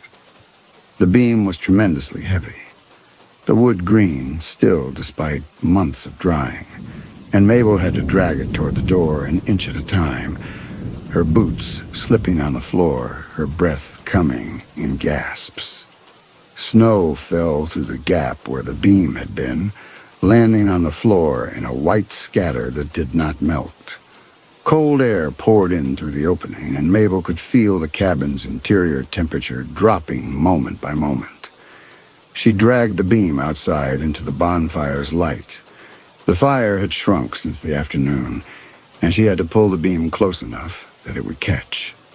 The wood was heavy with moisture and resisted the flames at first, but she positioned one end directly in the coals and fed kindling around it, and gradually the timber began to smoke and then to burn with thick gray smoke that smelled of pitch. Then she went back inside for the second beam. The work was harder than the first. Her body was failing, exhaustion and cold taking their toll. She hammered at the pegs with weakening blows, and it took twice as long to drive them free. When the beam finally came loose, it nearly crushed her. She managed to roll aside just as the massive timber crashed down, smashing through the overturned crate remains and cracking two floorboards. Dragging it to the door took everything she had.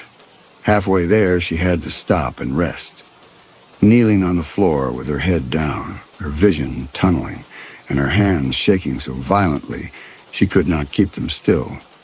She forced herself up and kept dragging, moving the beam a foot at a time until she got it outside and into the bonfire. The third beam took even longer. By the time she freed it and dragged it out, the first beam had caught fully and the fire was burning higher than it had since the initial hours. The heat was tremendous, the flames climbing 15 feet into the air, and the light pushed back the darkness in a circle that must have been visible for miles across the prairie. The beams burned hot and fast, the pitch-heavy wood feeding the flames with oily black smoke that rose in a column straight up into the still air. The fire swelled back to something beyond its original size, not just a bonfire now, but a pyre, a conflagration that made the air ripple and bent with its own heat. The renewed heat pushed the perimeter outward violently. Snow 30 feet from the fire turned to steam.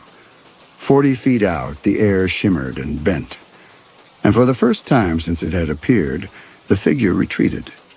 It moved backward into deeper darkness, that gaunt, elongated form receding step by step, maintaining its measured distance from unbearable heat. Mabel watched it move away from the fire and felt a small, desperate hope rising in her chest. Perhaps intensity mattered. Perhaps if she could make the fire hot enough, the thing might be driven away entirely, might retreat into the darkness and the blizzard, and never return. She fed the fire more wood, not rationing now, but building the heat as high as it would go, throwing on planks and kindling and everything she could reach.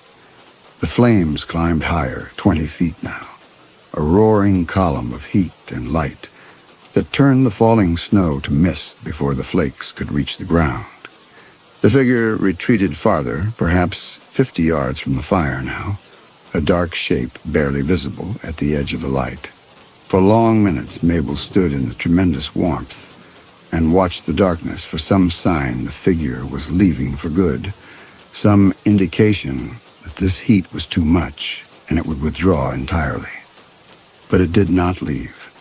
It stood at the new perimeter, motionless, patient, and Mabel watched and understood with sinking certainty that it was not afraid or driven off. It was simply waiting, waiting for the fuel to run out, waiting for the beams to collapse into coals, waiting for the heat to fade to a level it could approach. And she had nothing left to feed the fire after these beams were gone. The roof was gone, leaving only the bare walls, floor, and the heavy furniture she had saved for last. The barn held only the dry kindling she had already used. When these 3 beams burned down to ash, she would have no choice but to start burning the cabin's walls themselves, and then the floor, and finally the charred foundation timbers, tearing down their entire shelter to keep the fire alive for a few more hours. The beams burned for perhaps 20 minutes. Then they began to collapse. The first beam, which had been burning longest, sagged in the middle and broke, falling into 2 pieces that settled deeper into the coals. The flames shrank slightly. The figure took a step forward. The second beam cracked and split. The flames dropped lower. The figure advanced another step.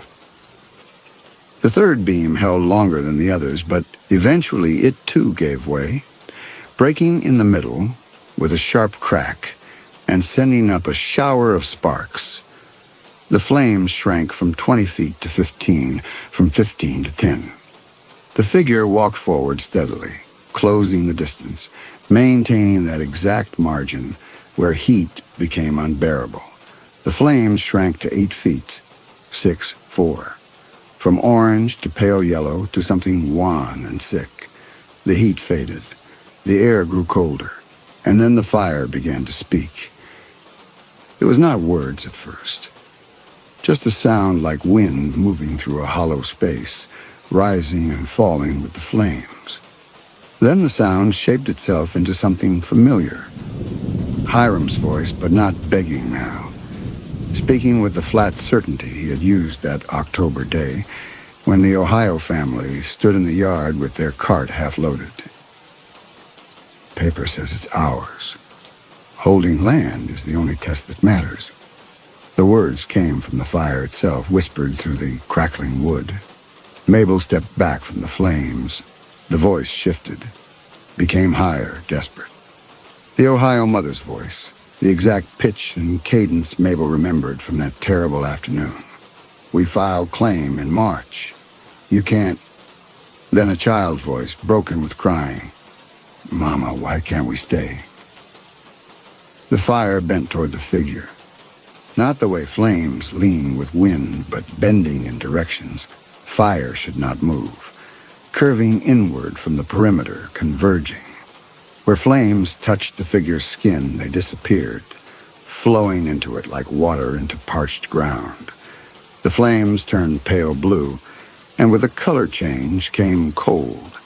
Not absence of warmth, but presence of something consuming it, drawing heat from air and ground and Mabel's body. Her breath froze mid-exhale, becoming crystals. Her fingers went numb. Through the dying blue flames, the figure's mouth moved, and Hiram's voice spoke again. They didn't last. We did. That's all that matters. The bonfire collapsed to coals, then to nothing. Darkness slammed in from all sides, and with it came cold beyond anything Mabel had known. Not blizzard cold, but something older, vaster, the cold of spaces between stars. Mabel fell to her knees in snow she could not see. Her body was shutting down, extremities numb, cold creeping inward toward her core. She waited for the figure to finish what the cold had started. But the figure did not come. She knelt in darkness and listened. The wind had stopped. The blizzard itself had paused as if the world were holding its breath. Her body demanded warmth with an urgency that overrode thought. She crawled toward where she remembered the barn stood, her hands searching through snow for the wall. The cold had weight, pressing down on her shoulders and back. Her frozen fingers found rough wood. She used the wall to pull herself upright and fumbled with the barn door latch. It took 3 attempts before the latch lifted and the door swung inward. Inside the barn, the darkness was no less complete, but the air was fractionally warmer, sheltered from the wind. She was alone with stored wood and the understanding that everything she did from this moment forward was only feeding the thing that had killed Hiram. Mabel found the woodpile by memory and feel. The planks were dry, good pine that would catch fast and burn hot. She gathered an armload and carried it to the center of the barn where there was open floor space and stone beneath the dirt where fire could burn without spreading. She arranged the wood with hands that no longer took instruction properly, building a small pyramid. Tinder at the center, kindling around it, larger pieces leaning in. Then she opened the match tin. Her hands shook. She pulled a match from the tin and positioned it against the striking surface. This was the choice: light the fire and feed the thing that killed Hiram, buying minutes of warmth before it consumed the flames, and she had to build another or refuse. Put the match back, lie down in the darkness, and let the cold take her quickly. But dying passive felt like surrender in a way that dying while fighting did not. Mabel struck the match. The flame was tiny, barely larger than a spark, and in the barn's vast darkness, it seemed pathetic and fragile. But it was light. She could see her hands holding the match, could see the tinder, could see the barn walls emerging from blackness into dim orange visibility. She touched the match to the tinder, and it caught. The flames spread fast, climbing through kindling to the larger pieces, and within seconds the fire was burning properly, throwing heat that she felt on her face and hands. The warmth was shocking after the sustained cold. Almost painful as sensation began to return to frozen skin. The fire grew. It was a good fire, well built, and the dry pine burned hot and bright. The barn filled with flickering light, and the heat pushed back the cold in an expanding circle. Mabel turned slowly, warming all sides, feeling her body begin to function again. The shaking eased. Her breath came easier. She had perhaps 3 minutes before the figure came. The certainty was absolute. The thing was out there in the darkness, drawn by heat, the way it had been drawn to every fire Hiram had built in his final days. Mabel looked around the barn. Tools on the walls, rope, chain, all useless against something that walked through the fire unharmed. She had no plan except to build fire after fire until her body gave out and the cold claimed what was left. She heard footsteps outside the barn. The figure entered through the open door. It moved with that same measured deliberation, crossing the threshold without hesitation, and the firelight caught its gaunt frame in flickering orange. It did not look at Mabel. Its attention was entirely on the fire. It walked to the flames and stood over them. Mabel watched from 3 feet away, kneeling in the barn's dirt floor, and waited for the fire to die. The flames would bend inward, turn pale blue, collapse to nothing. The coal would slam back in. And then she would gather more wood and build another fire and watch it consumed again. The flames began to bend, slowly at first, so subtly she almost missed it. The fire leaned inward toward the figure's center. The orange light took on a yellow cast, then something paler, and the heat began to fade. The figure's mouth moved, and through the dying flames came the Ohio mother's voice, desperate and pleading. Please, the children. The fire turned pale blue. Cold flooded back into the barn. Mabel's breath crystallized in the air. The flames collapsed to nothing. Darkness returned, absolute and crushing. The figure turned and walked out of the barn without looking at her, its footsteps fading into silence. Mabel knelt alone in the frozen dark with wood at her feet and matches in her pocket. Her body demanded warmth with an urgency that overrode thought. She gathered more wood, her hands moving by rote, arranged tinder, struck another match. The second fire caught fast. The barn filled with light and heat. Mabel knelt before it, warming her frozen hands, hating herself for needing it. The figure returned, entered, stood in the flames. Through the dying fire came Hiram's voice, flat and certain. Holding land is the only test that matters. The flames turned blue and collapsed. Darkness again. The figure left. She understood what she was feeding. Not just a heat thief, but something anchored to the stolen land itself. Something that spoke through fire, using the words of those who had been displaced and the man who had displaced them. She had one more match. One more fire. Then nothing. But as she knelt in the darkness, her frozen fingers searching for the match tin, a thought surfaced through the fog of exhaustion. The figure consumed fire. It fed on heat. Every flame she built only strengthened it. But what if she stopped feeding it small fires?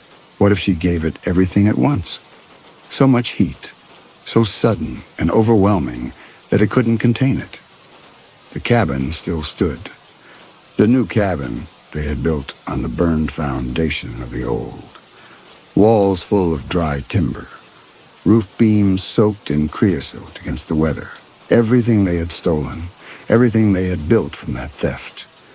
The figure was anchored to this land. It spoke through fire using the voices of the displaced. It consumed heat the way judgment consumed guilt.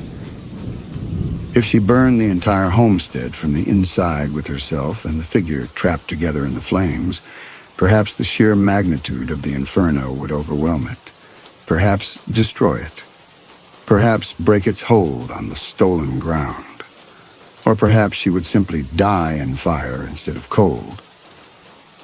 But dying in an act of destruction felt different than dying as fuel for a predator's feast. Mabel crawled through the darkness toward the cabin. The cabin's interior was black and cold, the darkness so complete that Mabel could not see her own hands in front of her face.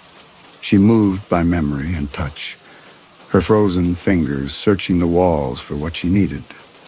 The shelf near the stove where they kept the lamp, the tin of kerosene beside it. Her fingers found the kerosene tin, and she lifted it with both hands, moving carefully in the darkness, feeling her way toward the center of the room. The tin was heavy, nearly full. They had refilled it just before the blizzard came. She unscrewed the cap and poured kerosene across the floor in a wide pool, the sharp chemical smell cutting through the cold.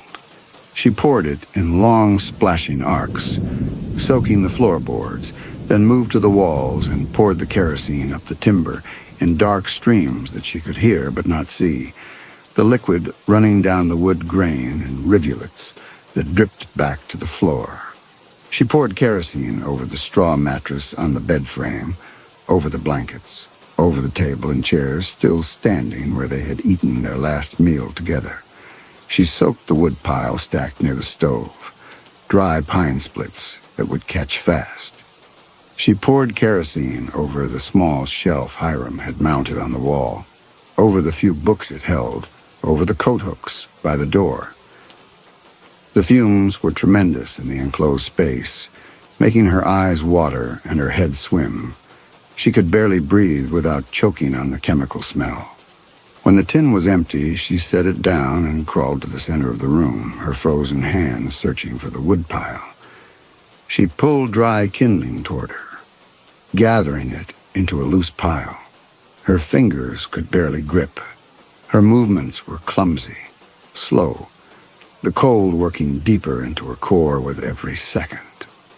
She positioned herself among the kindling, kneeling with fuel scattered around her, and opened the match tin with fingers that trembled so violently she nearly dropped it. One match left. The last one. All the others had been used feeding the figure's hunger. Mabel held it between frozen fingers that trembled violently, making the matchstick shake. She could not see the fuel surrounding her in the darkness, but she could smell it. The sharp reek of kerosene, the woody scent of pine, the musty smell of old blankets and straw. She looked up toward where the roof should be and saw the faint gray rectangles of the gaps where the beams had been torn down to feed the bonfire. Snow drifted down through those gaps, falling on her face and hands.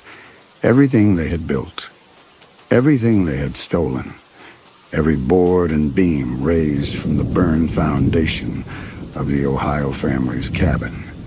All of it about to return to ash and heat. The Ohio family loading their wagon, the mother's blank face, the children's tears, the father's cold witnessing look that had promised he would not forget. All of it returned to her as she knelt among the kindling.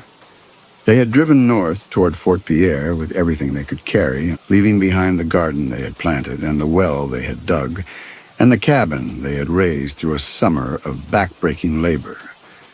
The father had walked back alone through the night carrying fire, standing in the darkness watching his own work burn, trying to sever the land from what had been done to claim it. But the land could not be severed by his fire. The foundation had remained. Hiram had built on it. And the figure at the darkness's edge was proof that some thefts carved themselves so deep into the ground that no amount of building or burning could erase them. Judgment made manifest, patient and inescapable, waiting to consume everything they had built with the same cold indifference they had shown to those they displaced. Perhaps the Ohio father had been trying to perform the wrong severing, not burning the cabin to hurt the thieves, but burning it to release the land, to return it to bare stone and ash and prairie grass, leaving nothing for the theft to anchor to.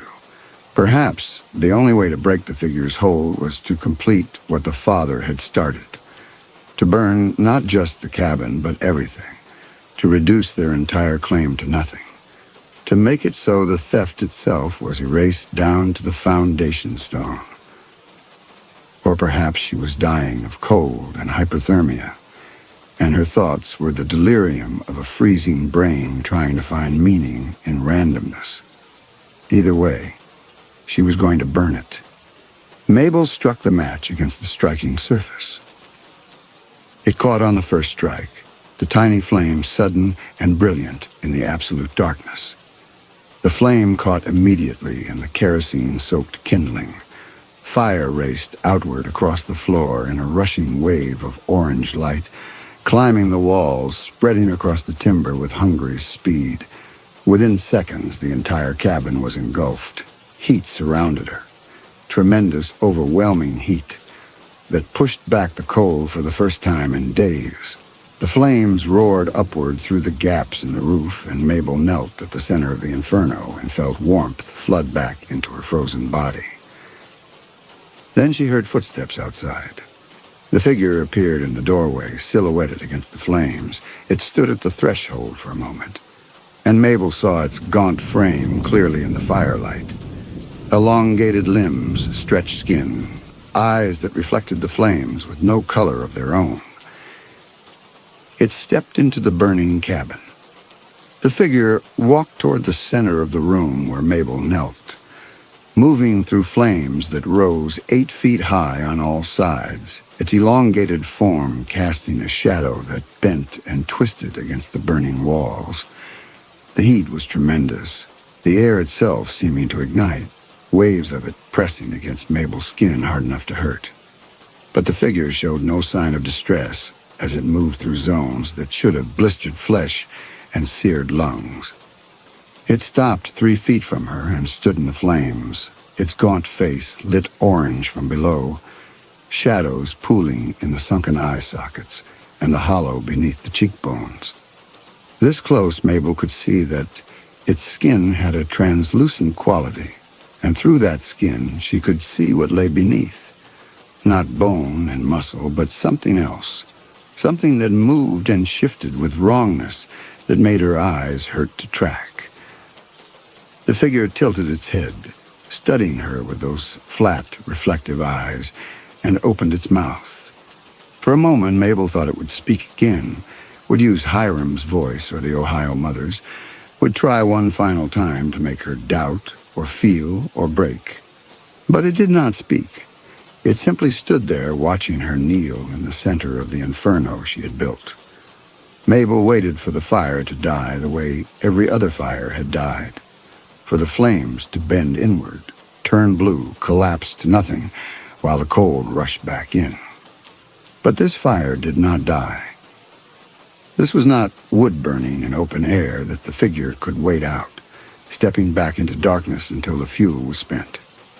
This was the entire homestead burning at once. Every stolen board, every wall raised on the Ohio family's foundation, every beam and plank simultaneously engulfed in an enclosed space. The kerosene-fed flames burned with chemical intensity that wood alone could never match, and the cabin walls trapped the heat, concentrating it, forcing it inward with nowhere to dissipate. The figure was surrounded, caught inside the inferno with fire-climbing walls on all sides and pouring through the roof gaps and erupting from the floor beneath. The flames did begin to bend toward it. Slowly at first, then with greater insistence, the orange light leaning inward toward the figure's center. The color at the edges took on a yellow cast, then something paler, and Mabel felt the temperature drop fractionally as the figure drew heat from the surrounding air. The cold sphere around it grew, maybe 2 feet in diameter, a pocket of winter inside the summer-hot inferno. But beyond that sphere, the fire kept burning. The entire structure was aflame, not burning piece by piece as with the outdoor bonfire, but all at once every surface ignited simultaneously, generating heat faster than the figure could drain it. For every bit of warmth the figure consumed, the chemical blaze generated 10 times more. It stood at the center, trying to drink from a flood that would not stop coming, trapped by walls of fire on every side. Mabel watched its face and saw something that might have been confusion, or might have been the nearest thing to emotion this creature could produce. It turned its head, looking at the walls of flame surrounding them, then back at Mabel. It took a step closer to her, and she felt the cold intensify, felt frost forming on her eyelashes, and her breath freezing in the air. The figure reached for her. Mabel did not move. She knelt among the burning kindling and watched its hand come toward her face, fingers extended, and she understood it was going to try to feed directly, to consume her body's warmth the way it had consumed Hiram's, drawing heat through physical contact until she was frozen solid. But before its hand could touch her, something changed. The fire roared louder. A wall timber collapsed with a tremendous crack, crashing down in a shower of embers and blazing wood. The fallen timber struck the floor between Mabel and the figure, and fresh flames erupted from the impact, climbing 10 feet high in a sudden wall of heat. The figure pulled its hand back.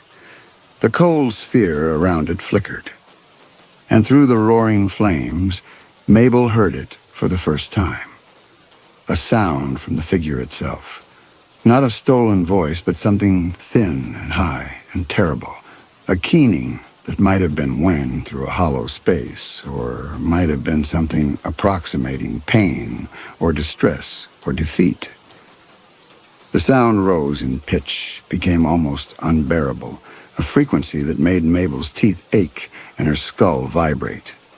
She pressed her hands over her ears, but the sound came from everywhere and nowhere, from the figure and from the fire itself and from the cold air between them. The flames turned pale blue around the figure's body, But beyond that perimeter, the fire still burned orange and hot. The cabin groaned as wall timbers weakened. Part of the structure collapsed inward, sending up a column of sparks. The figure's form began to waver, not melting or burning, but becoming less solid, less present, as if the overwhelming heat was dissolving whatever held it together. The elongated limbs grew transparent. The stretched skin took on a frost-like quality that seemed wrong in the midst of flames. The keening grew louder.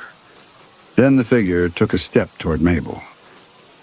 It reached for her with arms that were no longer entirely there, and she saw in its translucent face something that might have been desperation or might have been hunger, the need to consume her warmth directly, to feed on her body's heat now that the fire had become too much.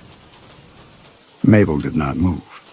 She knelt in the center of the inferno and watched the figure's hand pass through the space where her face should have been, grasping at nothing. The cabin shuddered. Another wall timber collapsed, crashing down in a shower of embers. The last timber of the stolen homestead. The final board raised on the Ohio family's foundation turned to ash and collapsed into the flames. And as that last timber fell, the figure began to come apart, not melting or burning, but unmaking itself, dissolving the way frost dissolves when sunlight touches it. The elongated form unraveled from the edges inward, becoming vapor, becoming nothing. The cold sphere around it collapsed. The translucent limbs dispersed into threads of mist that the heat pulled apart and scattered. The figure's mouth opened one final time, but no sound emerged. Only a thin exhalation like winter wind through empty spaces, and then even that was gone. The space where it had stood was empty. The flames that had bent toward it now burned straight and hot, consuming the last of the cabin's frame. Mabel knelt alone in the burning homestead and understood what she had done. The figure had been anchored to the theft itself, to the stolen claim, the displaced family, the cabin raised on another's foundation. By burning it all to bare stone, by completing what the Ohio father had started, she had severed the ground from what had been taken. The land was bare again, the theft erased, the debt paid. The heat was fading now, not because the fire was dying, but because she was. Her body had reached its limits. 3 days without sleep, hours in lethal cold, the brief warmth of the inferno not enough to reverse the damage already done. She felt herself beginning to shut down, the numbness creeping back into her extremities, despite the surrounding flames. The cabin groaned. The remaining walls sagged inward. Mabel looked toward the door through the curtains of fire and saw gray dawn light beyond. The blizzard had stopped. The storm that had raged for 3 days was over. Through the doorway, she could see the empty white expanse of the Dakota plains, stretching clean and silent under a clearing sky. She tried to stand to crawl toward that light, but her body would not respond. Her legs would not hold her weight. Her arms trembled and gave out. She knelt in the burning cabin and felt no fear. The figure was gone. Hiram was gone. The homestead was gone. Everything stolen had been returned to ash and stone. What remained was only the prairie itself, bare and clean, the way it had been before anyone came. The Ohio family would be far north by now if they had found land somewhere that no one would take from them. Thinking of Hiram frozen in the snow, surrounded by spent matches, she forgave him for the gamble that had killed them both. The cabin's frame collapsed inward with a tremendous crash.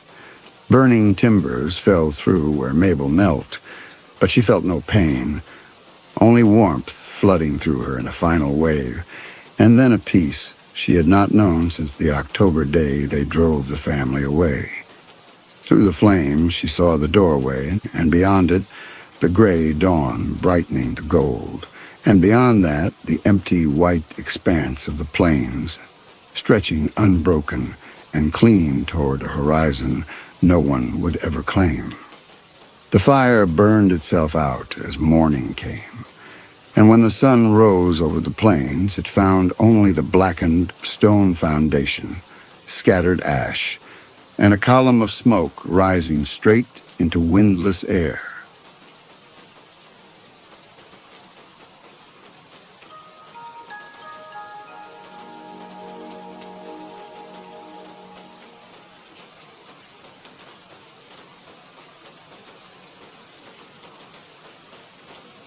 Judith Crane had been looking at the painting for what she later calculated must have been 40 minutes, long enough for the wine in her glass to reach the temperature of the room and the light outside the tall Georgetown windows to finish its passage from amber to the certain shade of urban gray that meant the street lamps on P Street had come on.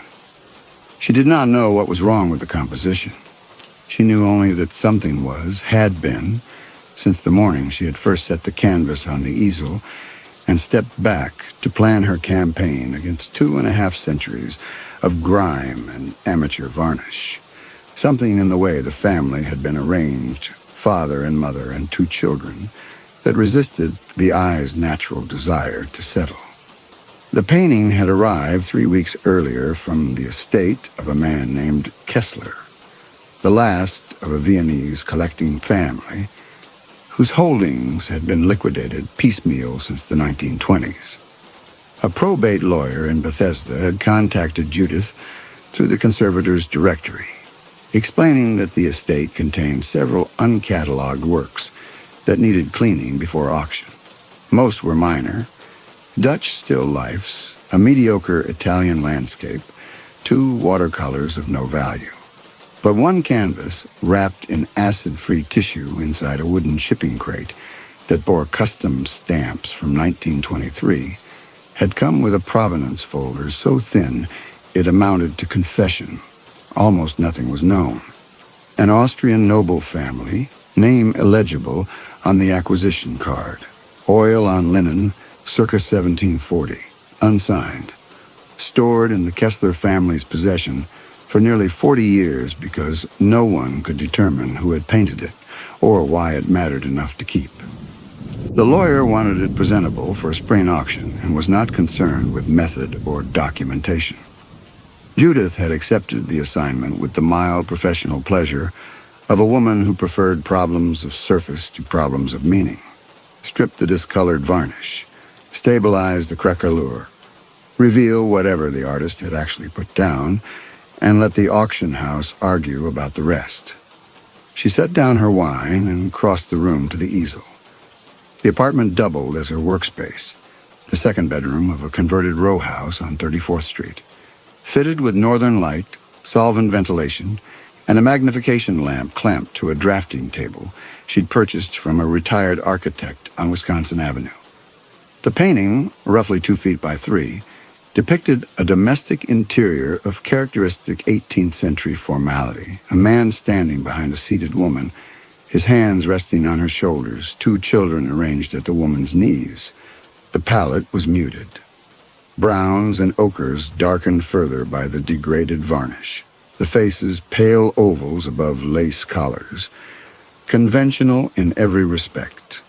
She had seen 40 paintings exactly like it. What she could not resolve, standing now close enough to smell the linseed and age, was the father's hands.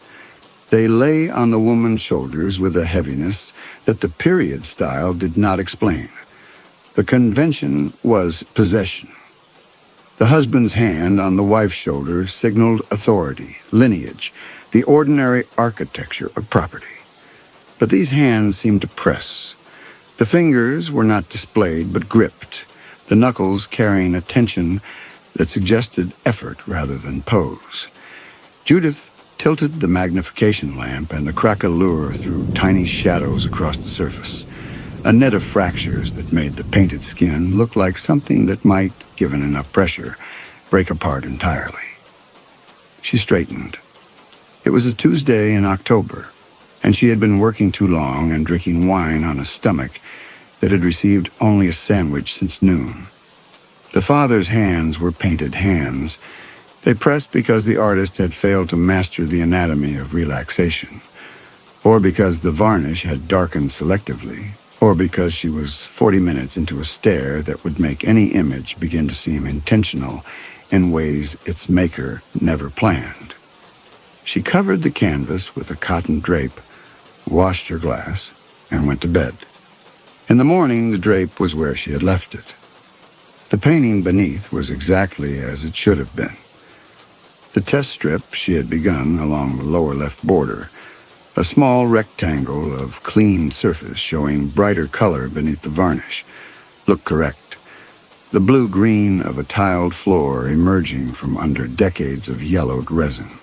Judith mixed her solvent, a careful proportion of acetone and white spirit that she had calibrated to how stubbornly the varnish resisted, and resumed work.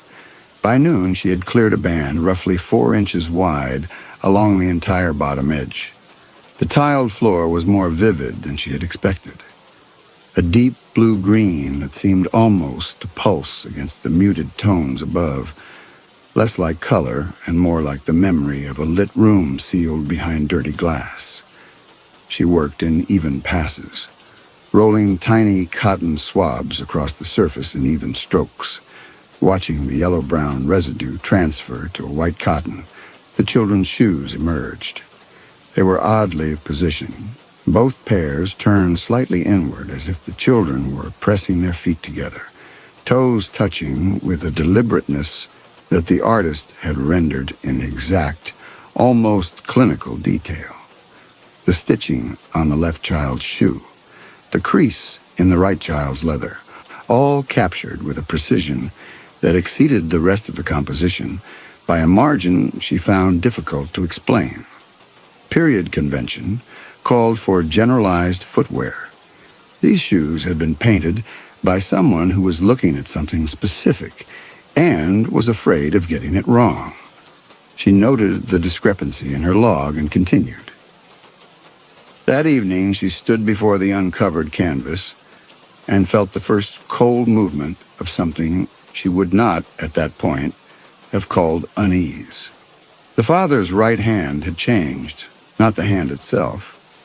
The craquelure was identical, the paint surface undisturbed, but its position on the woman's shoulder had shifted perhaps 1/4 of an inch toward the neck. The thumb, which she distinctly remembered lying flat against the collarbone, now hooked slightly inward as though the hand were beginning to close. Judith removed the magnification lamp from the drafting table and held it directly over the shoulder area. The paint was original. No retouching, no fresh material, nothing that would indicate physical alteration. She photographed the area with her Polaroid. She kept one in the studio for documentation, and pinned the image to the corkboard above the table. She told herself she would compare it to her cleaning notes in the morning. She told herself this very firmly, as one does when the alternative is to admit that one's professional instruments have confirmed something that one's professional training cannot explain. She did not cover the canvas that night. She left the studio light on and the door open, and slept with her own bedroom door open too, as though the painting were a child she wished to hear if it cried out. Nothing happened. She woke to the sound of the furnace clicking on and the gray October light that Georgetown wore like a permanent expression of mild disapproval. The painting was still on the easel. The father's hand was where it had been the night before. She took the Polaroid from the corkboard and held it beside the canvas under the magnification lamp, then laid her conservation ruler across both, the flat edge bridging the photograph and the painted surface. The millimeter graduations fine enough to settle the question. The thumb had moved 3 millimeters toward the throat. The ruler confirmed it. The photograph confirmed it. The evidence was measurable, repeatable, and entirely incompatible with the physical properties of dried oil paint on a linen substrate, which meant that either her camera had introduced parallax distortion at midnight that happened to simulate exactly the kind of positional shift she had perceived, or the canvas had warped microscopically in the October humidity in a pattern that happened to mimic anatomical movement, or the paint had moved. She chose the humidity. She chose it the way a person chooses the less frightening diagnosis when the doctor offers two. Not because the evidence supports it, but because the alternative requires reorganizing everything you know about how the world operates. And she was not ready on a Thursday morning to do that. She cleaned another 6 inches. The woman's hands came clear, folded in her lap, pale, with a stillness that now struck Judith as something other than composure.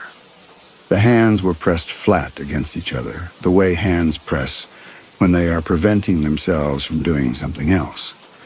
Judith set down her swab and walked out of the studio and stood in the kitchen drinking water from the tap. Not because she was thirsty, but because the faucet was on the far side of the apartment from the easel, and she found she wanted the distance. The next morning, which was Friday, the father's left hand had moved. Both hands now gripped the woman's shoulders with unmistakable force. The painted knuckles were white, not aged white, not degraded white, but the deliberate, angry white of a man squeezing hard enough to feel bone. And the woman's head, which had faced forward in the proper manner of an 18th century subject, had turned perhaps 2 degrees to the right, as though she were beginning to look over her shoulder at the hands that held her. Judith photographed the painting from 4 angles. She placed the Polaroids beside the earlier image. The change was not quarter-inch ambiguity. It was visible, measurable, and had occurred during the 8 hours she had been asleep in the next room. She called the probate lawyer in Bethesda and asked whether the Kessler estate files contained any conservation history for the painting, prior cleanings, condition reports, anything that might explain unusual behavior in the paint surface. She did not say unusual behavior. She said pigment instability, which was a phrase that meant something specific and technical and would not cause the lawyer to ask the kind of questions she could not answer. The lawyer put her on hold, came back, and read from what he said was a handwritten inventory card filed with the shipping crate. Stable condition, heavy varnish, no restoration recommended. And a note. The original estate agent, in 1923, had advised that the painting remain varnished. No reason given. Judith thanked him and hung up and sat in the kitchen with both hands around a coffee cup, thinking about the word advised, which was not the same as recommended and not the same as requested, and carried in its studied formality the weight of someone who had wanted to say something much stronger and had settled for the most professional language available to convey warning to people who did not believe in warnings. She did not work on the canvas that day. She locked the studio door, which she had never done before, and went to the Phillips Collection on 21st Street and stood in front of Renoir's luncheon of the boating party for a long time, studying the frozen gestures of people permanently at ease and wondering when she had started to think of painted figures as people who might prefer to be doing something else. That afternoon, she drove to the lawyer's office in Bethesda. She told him she needed to examine the full estate files for the painting. Provenance documentation, correspondence, anything the Kessler family had kept. The lawyer, who had the incurious efficiency of a man billing by the hour, gave her access to a file box in his conference room. Most of it was customs paperwork and insurance valuations. But near the bottom she found a letter, typed on cotton bond paper and dated March 4th, 1931, from the estate agent who had originally sold the painting at the 1923 Vienna auction. It had been written in English, formal and careful, addressed to no one in particular, perhaps to any future owner.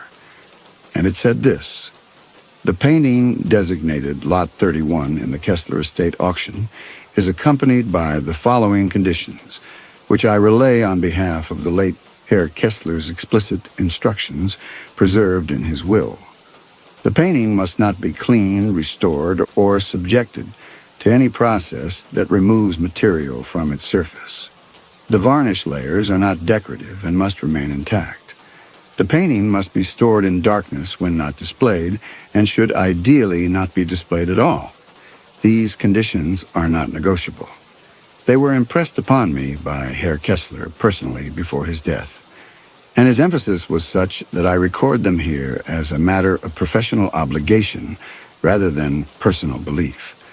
Herr Kessler stated that the painting contains an original composition beneath a secondary application of paint, and that the secondary application was executed by the original artist as a corrective measure. He used the word Schutz, which I translate as protection. He stated that the upper layers of paint were applied to protect the viewer from the lower layers, and that any removal of the upper layers would constitute, in his words, eine Befreiung, a liberation. The letter was unsigned except for a firm stamp from the estate agency. Judith read it twice in the fluorescent light of the conference room, and filed it as precisely the sort of superstitious nonsense that a Viennese collector might generate around an unsigned canvas to increase its mystique and its value. She copied the German words into her notebook. Schutz, eine Befreiung. Because she was thorough, not because she believed them. She thanked the lawyer and drove back to Georgetown and went to bed, thinking about the father's hands and not about the letter, because the letter was a story and the hands were a fact, and she was not yet ready to consider the possibility that both were the same thing. Saturday morning. She unlocked the studio. The father's hands had moved from the woman's shoulders to her throat, not close to the throat, on it. The thumbs pressed the windpipe. The fingers wrapped the sides of the neck, and the woman's face, still mostly obscured by darkened varnish, had contorted into something that no 18th century portrait convention could accommodate. The mouth was open. The children had turned toward their mother, their hands reaching up toward the father's arms, and their small, painted faces bore expressions of such exact and unembellished terror that Judith felt her own throat constrict, as if the studio air had thickened to something that required effort to draw in. She backed out of the room. She closed the door. She sat on her bed with her coat still on and her shoes still on, and did not move for what she later estimated was an hour and 20 minutes, during which time she considered and rejected the following possibilities: that she was losing her mind, that someone was entering her apartment and altering the painting as a cruel joke, that the Kessler estate had sent her a trick canvas rigged with some mechanism she couldn't detect, that the solvents she used were producing hallucinatory fumes. The last of these was the most reasonable and the one she trusted least, because the Polaroids on the corkboard did not hallucinate, and they showed what she had seen. She returned to the studio at noon to photograph the new position, and found that the painting had changed again in the 3 hours since she had left. The father's grip had tightened. The tendons in his painted wrists were visible now, rendered with an anatomical precision that surpassed anything else in the composition, as though the artist had lavished his greatest skill on the mechanics of this particular act. And the children had moved further. They were no longer reaching for their father's arms. One child, and the smaller one positioned on the left, had pressed its face into the other child's shoulder. The gesture was so human, so immediately recognizable as a child hiding from something it cannot bear to watch, that Judith had to set down the Polaroid camera because her hands were shaking too badly to frame the shot. She locked the studio again. She left the apartment entirely and walked to the Georgetown branch of the public library, where she spent the afternoon in the periodicals room, with a growing stack of art history journals and auction house catalogs, searching for anything connected to the painting's provenance. The Viennese estate sale of 1923 yielded one mention, a footnote in a dealer's catalog describing the lot as family portrait, unattributed, from the Kessler collection, in deteriorated condition. notable for extensive overpainting, consistent with later amateur restoration or deliberate concealment. The word stopped her. Concealment. Not restoration. Not correction. Concealment. Which implied the presence of something beneath the visible surface that someone had specifically chosen to hide. She searched for the Kessler name across every index available to the Georgetown Library. There was little. A brief mention in a 1919 Viennese newspaper. She could not read German, but the librarian helped her with a dictionary, describing the death of one Friedrich Kessler, collector and dealer, in the influenza epidemic. His estate had been liquidated by a nephew. A secondary mention in an art dealer's memoir from 1935 noted that Kessler had been eccentric in his acquisitions, preferring objects with unusual provenance, and known to store certain items in sealed conditions with explicit instructions against cleaning or restoration. The memoir offered no explanation for this preference. Judith wrote the sentences down in her notebook, underlining explicit instructions against cleaning or restoration twice, and walked back to the apartment in the October dark, feeling the specific chill that attaches to the discovery that someone, decades ago, tried to prevent exactly what you have done. That night, lying in bed with every light in the apartment on and the radio playing low in the kitchen, she heard the sound for the first time. It came from the studio, a wet, compressed noise. The sound of someone choking on something too thick to be air. A gurgling that rose and caught and hitched and rose again. Rhythmic as breathing, but wrong in the way that a thing can be wrong when it mimics life without containing it. It lasted perhaps 30 seconds. Then it stopped, and the silence afterward was worse than the sound, because silence after a sound like that means either the choking has stopped or the person has. Judith did not go to the studio. She lay in bed with her hand on her own throat, feeling her pulse beat against her fingers, counting the beats because counting was something her mind could do instead of imagining what was on the other side of that door. In the morning, the father had the woman's head bent backward. The children were no longer reaching for his arms. They had retreated to the far edge of the canvas, huddled together in the corner of the painted room, and their faces were turned away. Whatever was happening to their mother, they had stopped trying to prevent it. Judith stood in the studio doorway and wept, not from fear, though she was more frightened than she had ever been in her life, but from the helpless, childlike rage of witnessing an act of violence she could not interrupt. The painting was two-dimensional. It was pigment and oil and linen. It was object, not event.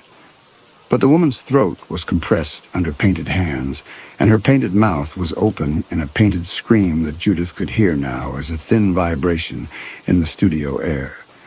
As though the canvas were a membrane between this room and some other room where the thing she was looking at was actually happening. Had always been happening, had never stopped. She decided to return the painting. The thought arrived with the clarity of a solution so obvious it seemed embarrassing. She would wrap the canvas, drive it to the lawyer's office in Bethesda, and tell him that the varnish removal had revealed structural damage beyond her capacity to repair. A lie, but a professional one. The kind the conservators told when a project exceeded them. The lawyer would find someone else or withdraw the piece from auction. Either way, she would be free of the painting by noon. She went to the studio to wrap it. She had acid-free tissue, cotton batting, a rigid transport case she used for deliveries. She laid the materials on the drafting table and approached the easel with the cotton batting held in front of her, which she recognized as absurd and did not care. The children in the corner had turned their faces back toward the room, and they were looking at Judith with an expression she could not read, or could read but refused to, because what it most resembled was hope. She reached for the stretcher bars. Her hands closed around the wooden frame, and the studio air thinned to something that was not quite air. a substance that entered her lungs but carried no satisfaction, as though the oxygen had been removed and replaced with something that occupied the same volume but served no biological purpose. She could not breathe, not in the dramatic, gasping sense of suffocation, but in the slow, meticulous way that a thing is taken from you incrementally, so that you cannot identify the exact moment of loss. Each breath a little shallower, each inhalation a little less complete, until the cumulative deficit pressed against the inside of her chest. She released the painting. The air returned. She stumbled backward, knocking the transport case to the floor, and stood in the hallway breathing in deep, deliberate pulls that she counted. 1, 2, 3, 4. The way she counted brush strokes, making each one deliberate and complete, forcing her lungs to accept what her body had, for a moment, forgotten how to take. The painting could not be moved. She tested this twice more that morning, approaching the easel from different angles, and each time the thinning began the moment her fingers touched the frame and ceased the moment she let go. The effect was systematic, reliable, reproducible. A system that operated according to rules she did not understand but could observe. Then she tried the front door. The hallway was wrong. She registered this before she could name what, specifically, had changed. The walls were too close, the ceiling too low, the perspective compressed as though the corridor were a painting of a corridor rather than the thing itself. The baseboard trim ran in straight lines toward a vanishing point that should have been the landing and the stairs, but was instead a flat terminus, a wall where no wall existed, rendered with the formal precision of 18th century architectural perspective.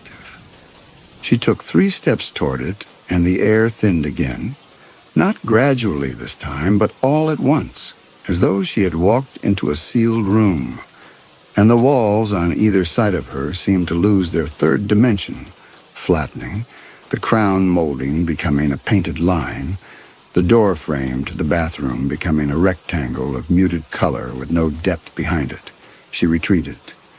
The hallway restored itself, slowly in the way a cramp releases, the depth returning to the walls, the vanishing point reopening into the landing and the staircase that led to the first floor and the street and the world outside, all of which were still there, all of which were still real, but all of which were now on the other side of something she could not cross. She tried 3 more times over the course of that morning, once through the kitchen, which opened onto a narrow back garden. The garden was still visible through the window, but when she opened the door, the garden was flat, 2-dimensional. A painting of flagstones and brown grass, rendered in the exact palette of the canvas in the studio. The same ochres and muted greens, as though the painting's visual logic were spreading outward from the easel into the architecture of the apartment itself, converting every exit into a surface.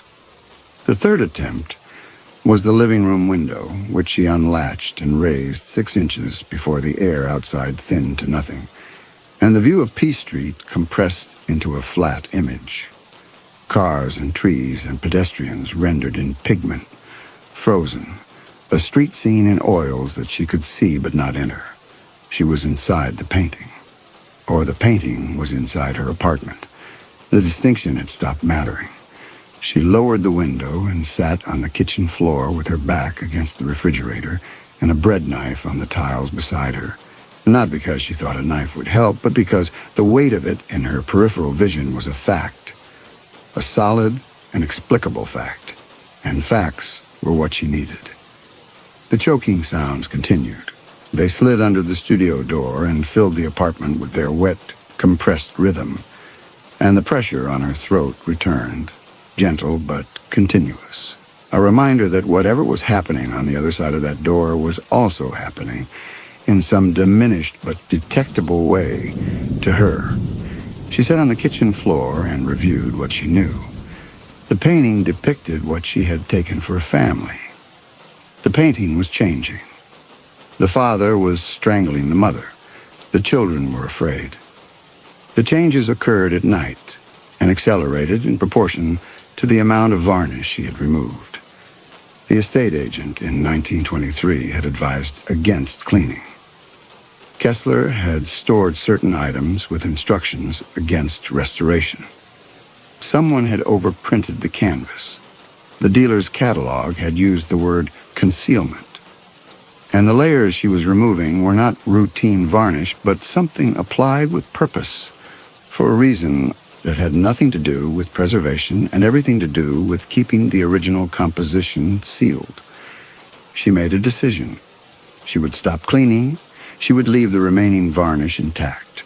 She would cease all solvent work and wait, in the hope that the painting's changes were connected to the removal of its surface layers and that stopping the removal would stop the progression. It was the only hypothesis available. She did not enter the studio for 2 days. She slept on the living room couch, as far from the painting as the apartment permitted. The choking sounds continued at night. She could hear them through the walls, the wet, rhythmic compression traveling through the plaster and the lathe, with a fidelity that seemed to increase with each passing hour, as though the sound were learning the acoustic properties of the building and adjusting itself for maximum reach. By Sunday evening, she could hear it in the kitchen. By Monday morning, she could hear it standing at the front door, which she opened and found had restored its depth. The staircase was real, the landing was real, but the air on the threshold had the flat, tasteless quality of something already breathed. And when she put one foot across the doorframe, her vision compressed at the edges, the stairway narrowing to a painted corridor, and she pulled back. The apartment let her reach the threshold, but not cross it. The apartment let her open windows, but not climb through them. The apartment had become, in the precise and functional sense of the word, a frame.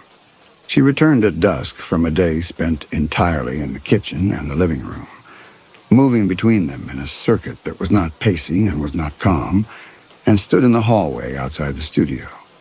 She could hear the choking, louder, continuous, and beneath it, a new sound, softer, subtler, a dry whisper that seemed to come from inside the walls themselves. It sounded like canvas moving against stretcher bars. She opened the studio door. The painting had changed. She had done no cleaning. She had not touched the canvas in 48 hours. And yet the figures had advanced beyond anything she could have predicted.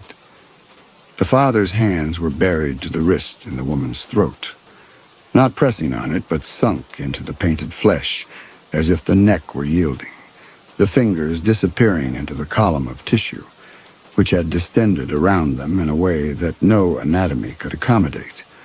The woman's mouth was open wider than any human mouth, the jaw rendered at an angle that the facial structure could not support. And from the dark cavity of that painted mouth, the choking sound emerged. Not as a vibration this time, but with the presence of a voice in the room, the specific acoustic quality of sound that occupies air it shares with you. And the children had moved to the very edge of the canvas. The taller child's right hand was pressed flat against the inside of the painting's border, not painted near it, but pushed against it.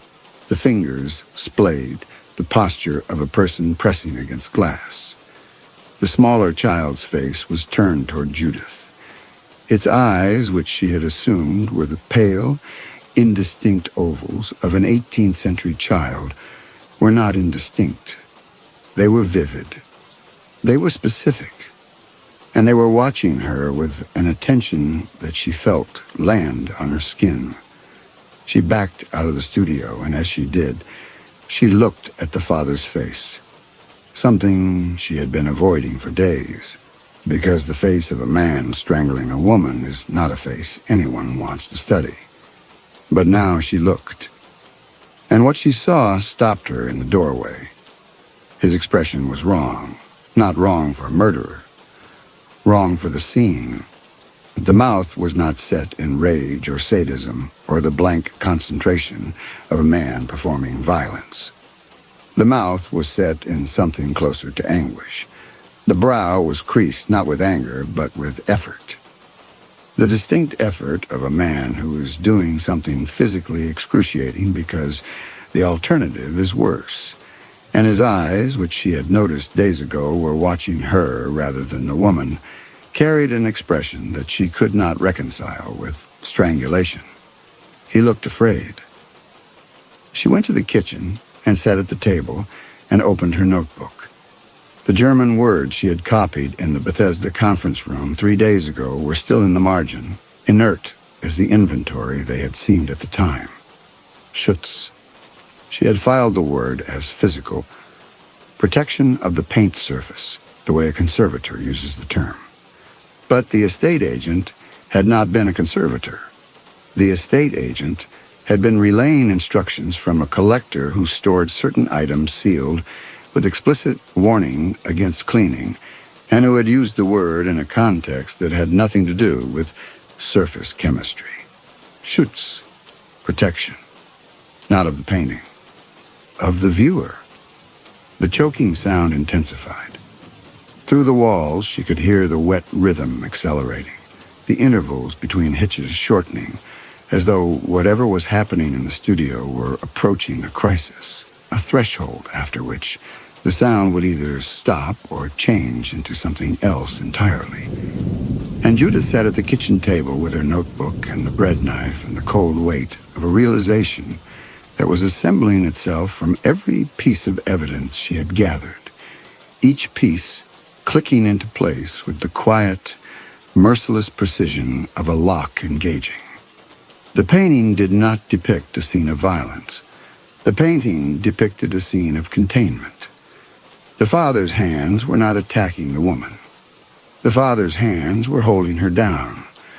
The white-knuckled grip was not aggression. It was the effort of a man maintaining physical control of something that was stronger than he was and getting stronger. The woman's arched body was not a victim's recoil, but the straining of a thing trying to get free. The children pressed against the border of the canvas were not frightened children fleeing violence. They were gathered there because the border was the edge, and beyond the edge was out, and they had been pressing against it for 2 centuries because a man made of paint had been holding their mother in her chair, and they could not leave without her. Every night's progression was not the escalation of an attack. It was the progressive failure of a restraint. The father's grip was slipping. The things he held were getting free, and she, with her solvents and swabs and careful, competent campaign, had been weakening the only structure that kept them down. The choking sound was not the woman being strangled. It was the father losing his grip. Judith closed the notebook. Her hands were steady, which surprised her, because the rest of her body was not. Her legs had developed a fine tremor that she could feel in her kneecaps, and her jaw had clenched to the point where her molars ached. She stood and walked to the studio door and opened it, and looked at the painting with the understanding she now possessed, and what she saw, reinterpreted through this lens, was not a horror scene, but something worse, a last stand. A painted man holding painted things and painted chairs with painted hands that were coming apart because she had applied acetone and white spirit to the surface that gave him strength, and he was losing, and he continued to hold. She had to reseal the canvas. The thought arrived not as an idea, but as an imperative. Physical, urgent, the way the body demands food or air. She had varnish in the studio. She had brushes. She could not replicate 2 centuries of protective layering in a night, but she could apply a coat over the cleaned areas, thicken the paint film, give the father something to hold with. It would be ugly work. It would be unprofessional, sloppy, rushed, an insult to the original surface. It did not matter. Nothing she had ever done in her career mattered less than the quality of this varnish coat, and nothing had ever mattered more than getting it on. She reached for the varnish jar on the drafting table. Her fingers closed around the glass, and the air in the studio changed. It did not thin. It thickened. It acquired weight and temperature. Cold. A cold that began at the floor and rose through her shoes and into her legs and settled in her chest like a stone. And with the cold came the smell. Not linseed, not turpentine, not the aged paper and dust smell of old canvas, but something else. The smell of a room in which something had been sealed a very long time ago and had continued in the darkness to breathe. A smell that was alive in the way that fermentation is alive. Not with intention, but with process. With the slow biological fact of something that should have stopped and had not. The canvas moved. Not the painted figures. The physical canvas. The linen surface bulged outward from the stretcher bars along the bottom edge, where her cleaning had been most thorough. It flexed like a membrane, pushed from behind by something with mass and persistence. And where the varnish had been fully removed, the paint film stretched thin enough that Judith could see through it. She could see the weave of the linen. She could see the white ground layer. And she could see the dark shapes pressing up from below. Shapes that the original artist had painted on the first layer, and that the protective overpainting had covered. Shapes that were not the stiff formal figures of an 18th century portrait, but something rendered with a looseness and urgency that did not belong to any period she could identify. They pressed harder. The paint film distended in rhythmic pulses, each wider than the last, and through the thinnest sections Judith could see them. Elongated forms, proportions wrong, faces that were pale ovals but not human ovals. Features that rearranged themselves each time she blinked, as though the paint were depicting something that existed in continuous flux. Something that the original artist had captured, not as a portrait, but as a specimen. The woman was one of them. The children were more. The family Judith had been studying for 3 weeks was not a family but a set of renderings, executed with the care of documentation rather than affection. And the only figure in the composition that had been painted as a person, with the specific anatomy of anguish in the brow and the specific biomechanics of effort in the hands and the individual details of a lace collar rendered stitch by stitch, was the father. He had been painted by someone who knew him. The rest had been painted by someone who was afraid of them. The canvas tore, a small tear, perhaps 2 inches, at the lower left corner where the paint film was thinnest.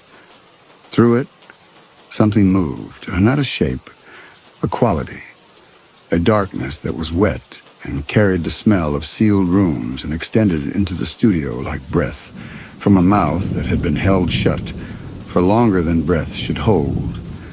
It pooled on the floor beneath the easel, black and glistening, and the magnification lamp flickered as though the electricity in the room had encountered something it could not flow through. The darkness spread. It did not form bodies. It did not assemble limbs or faces or anything that could be named. It spread across the studio floor the way a stain spreads through fabric, slowly, evenly, with the unhurried patience of something that knows it cannot be mopped up. And where it touched the walls lost their depth. The plaster flattened. The crown molding became a painted line. The door frame to the hallway compressed into a rectangle of muted color. The same muted color, the same ochres and degraded browns that constituted the painting's palette. The apartment had been converting itself for days, she realized. The exits she had tested, the compressed hallways and flattened gardens and two-dimensional street scenes beyond the windows, those were not the painting's defense against her leaving. They were its expansion. The painted world was growing outward from the easel, one surface at a time, converting the three-dimensional apartment into an extension of the two-dimensional space inside the frame, and the darkness pooling on the floor was the medium through which the conversion traveled. She could feel it in the air. The room was becoming flat. Not compressed, but flat, losing its z-axis the way a photograph loses it. The depth between the easel and the far wall collapsing into perspective. Her own body beginning to feel thin, as though she were being pressed between two planes of glass. The varnish jar was still in her hand. The canvas rippled. Another tear opened longer, running diagonally from the center toward the top right corner, and through it the darkness poured. Faster now, driven, the smell overwhelming, and the shapes beneath the paint pressed upward and through, not fully, not as bodies, but as presences that entered the room's air the way smoke enters a room, filling it, coloring it, making it theirs. The children's faces appeared in the surface of the darkness. Pale ovals, features sliding, mouths open in configurations that did not correspond to any expression Judith could name. They were not screaming. They were not smiling. They were doing something for which human faces had no equivalent. Something that the original artist had rendered on linen because rendering was the only way to pin them down, and that Judith now saw replicated on the surface of the shadow that was swallowing her studio. The father's painted body was fracturing. She could see it on the canvas, the craquelure widening, the paint cracking along the lines of stress where his hands gripped the woman-shape's throat, his entire figure degrading as the support structure of the canvas gave way around him. The solvents she had applied had not just thinned the varnish, they had weakened the linen, they had softened the ground layer. They had undermined the physical substrate that held his image together, and now, under the pressure of the things he was trying to contain, the substrate was failing. He was breaking apart, not dissolving, splintering, fracturing, the paint surface cracking into islands that separated and drifted. The image of the man losing coherence one fragment at a time, and yet his hands held. The woman-shape's throat was painted in fragments now, the image shattered into a mosaic of color, separated by widening cracks. And through each crack, the darkness pressed. But his hands remained. The lead white of his knuckles was the brightest point on the canvas, the paint there thicker than anywhere else, applied in impasto strokes that stood above the surface like small ridges, as though the artist had known that the hands would bear the greatest stress and had built them to last. They were the last solid part of the composition. Everything else, the floor, the walls of the painted room, the children, the woman's body below the throat, had fractured into disconnected tiles of color floating in darkness. But the hands held. Judith tried to unscrew the varnish jar. Her fingers would not close around the cap. They had flattened, not numb, not paralyzed, but dimensionally reduced, her fingertips pressing against the glass with the useless friction of paper on a smooth surface. She could see her own hands, and they looked like her hands, but they had no grip because grip requires depth, requires the opposition of thumb and finger across a three-dimensional object. And her thumb was becoming a painted thumb, a rendering of a thumb, an image of a digit that contained the visual information of a hand without the functional grip. The flattening radiated from the easel. She could feel this now with the precision of someone standing too close to a fire, the way heat diminishes with distance. Her hands, which had been closest to the canvas, were worst. Her wrists were stiffening, the complex hinge of radius and ulna simplifying into the angular suggestion of a joint, as an 18th century painter would render it. But her elbows still bent. Her shoulders still had depth. Her torso, 4 feet from the easel, retained enough of its third dimension that she could feel her ribs as solid structures, her spine as a column with actual diameter. She clamped the jar between her forearm and her ribs, pressing it against the cage of bone that still occupied real space, and twisted her whole body against the cap. It gave. The glass thread released, and the cap fell to the floor, and the varnish smell hit her.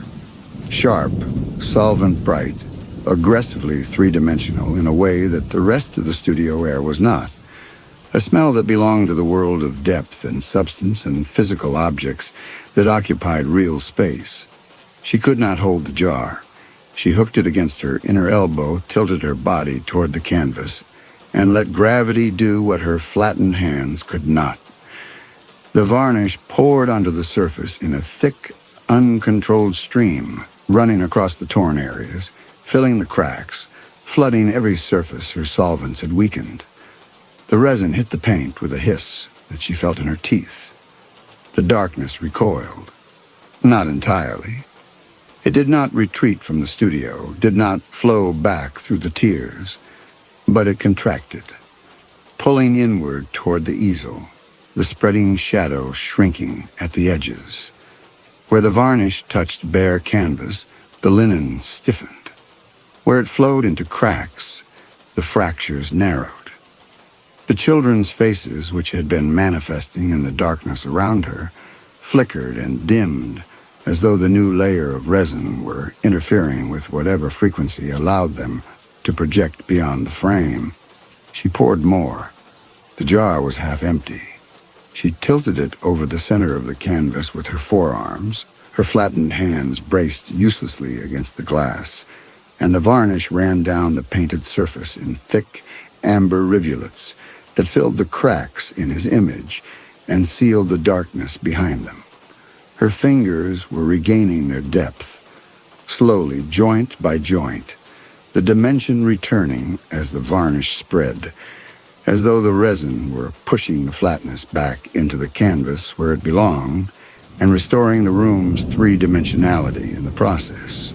His hands, the impasto ridges of lead white, disappeared beneath the amber coat, and she felt something that she could not justify and did not try to. The sense that the varnish was not just sealing the surface, but giving him material, giving him back what she had taken. The painted man was being painted over again by a different hand, with cruder tools and none of the original artist's precision, but the function was the same. Schutz. Protection. Another layer between the things below and the world above, applied not with the measured skill of a master, but with the desperate, graceless urgency of a woman who understood, too late, what the first layer had been for. The tears in the canvas closed, not healed. The linen did not re-knit itself, but sealed. The varnish flowing into the openings and hardening there, forming amber scabs over the wound she had permitted. This was not possible. She knew this with the part of her mind that was still a conservator, still a professional, still a woman who understood the curing properties of damar resin dissolved in turpentine. Poured this thick, the varnish should have remained liquid for weeks, should have dissolved the fragile paint beneath, should have pooled and run and done nothing useful at all. But the resin was setting. She could see it stiffening under the lamp, not drying through evaporation, which was how varnish dried, but hardening from within, as though the canvas were accepting the seal the way it had accepted the original, as though the function mattered more than the chemistry, as though the painting understood what a protective layer was supposed to do and was enforcing that understanding regardless of the material's physical properties. The darkness pooling on the studio floor stopped spreading. It held its position for a long, terrible moment. The smell intense, the shadows deep, the air still flat and tasteless at the room's edges. And then it began to withdraw, slowly. Not retreating, but being pulled, drawn back toward the canvas by whatever force the new varnish had restored. the shadow thinning on the floorboards and receding toward the easel the way a tide recedes, leaving behind a residue. Not physical, not visible, but present in the air, in the smell, in the singular quality of stillness that fills a room after something has occupied it and gone. The canvas went still. Judith emptied the remainder of the varnish onto the surface. She did not care about drips or runs, or the amber pooling that would dry in uneven ridges across the composition. She coated every inch she could reach, working the resin into the weave with her bare fingers, which had regained enough depth to grip and press and feel the texture of linen beneath her skin. The studio smelled of turpentine and damar and the fading trace of something older. The darkness was gone. The walls had regained their depth. The door frame behind her was three-dimensional again, leading to a hallway that led to stairs that led to a street where real cars passed and real people walked, and the October air carried nothing more sinister than the smell of wet leaves and exhaust. She stepped back. The painting was unrecognizable as professional work. The fresh varnish had obliterated the cleaned areas under a thick, uneven coat of amber resin that turned the entire composition into a smear of muted color. The figures barely visible beneath the new layer, the father's hands invisible, the children's faces gone, the woman's distended throat sealed beneath the same kind of darkness that the original overpainting had provided. It looked terrible. It looked like a painting that had been vandalized by an amateur. It looked, in fact, like something that had been concealed. She sat on the floor of the studio with her back against the wall. Her hands were shaking. The amber varnish on her fingers was beginning to dry, tightening the skin, and she realized she had not been breathing properly for some time. Shallow, rapid breaths that had left her dizzy and slightly dissociated, as though she were watching herself from across the room. She made herself breathe deeply. She counted the breaths. She looked at the painting on the easel and tried to determine whether the stillness behind its surface was the stillness of containment or the stillness of patience. She could not tell. The varnish was fresh. It was a single coat of damar resin, applied without brush, without primer, without preparation, poured from a jar by a woman whose hands had been losing their third dimension at the time. By any law of chemistry she understood, it should still have been liquid, a thick, useless puddle dissolving the original paint beneath it. Instead, it had set. It had sealed the tears. It had done what varnish was not supposed to be capable of doing, because what it was doing was not chemistry, but repetition. The same act the original artist had performed 2 centuries ago.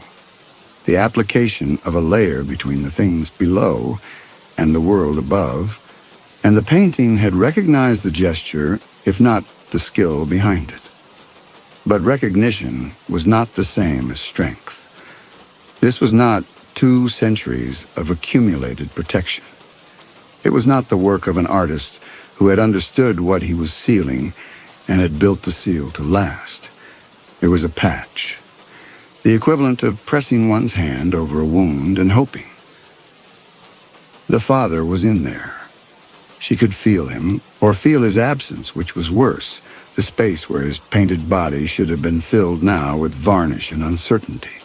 His hands, those impasto ridges of lead white, were buried under amber. She did not know if they still held. She did not know if the new varnish had given him enough material to maintain his grip, or if the solvents she had applied had already weakened him past the threshold of recovery, past the point where any amount of schutz could compensate for what she had dissolved. She did not know. She sat in the studio through the night. The building settled around her. The tick of cooling pipes, the creak of old joists adjusting to the temperature drop, the distant sound of a car on P Street. Normal sounds, the sounds of a building being a building. But she listened to each one with the focused attention of a woman waiting for a sound that did not belong, a sound that would mean the patch had failed, that the things beneath the paint had found the weakness in her crude, desperate work, and had begun to press through again. The morning came. Gray Georgetown light through the studio windows. The painting sat on the easel, dark and slick under the fresh varnish. Nothing had changed in the night. Nothing had moved.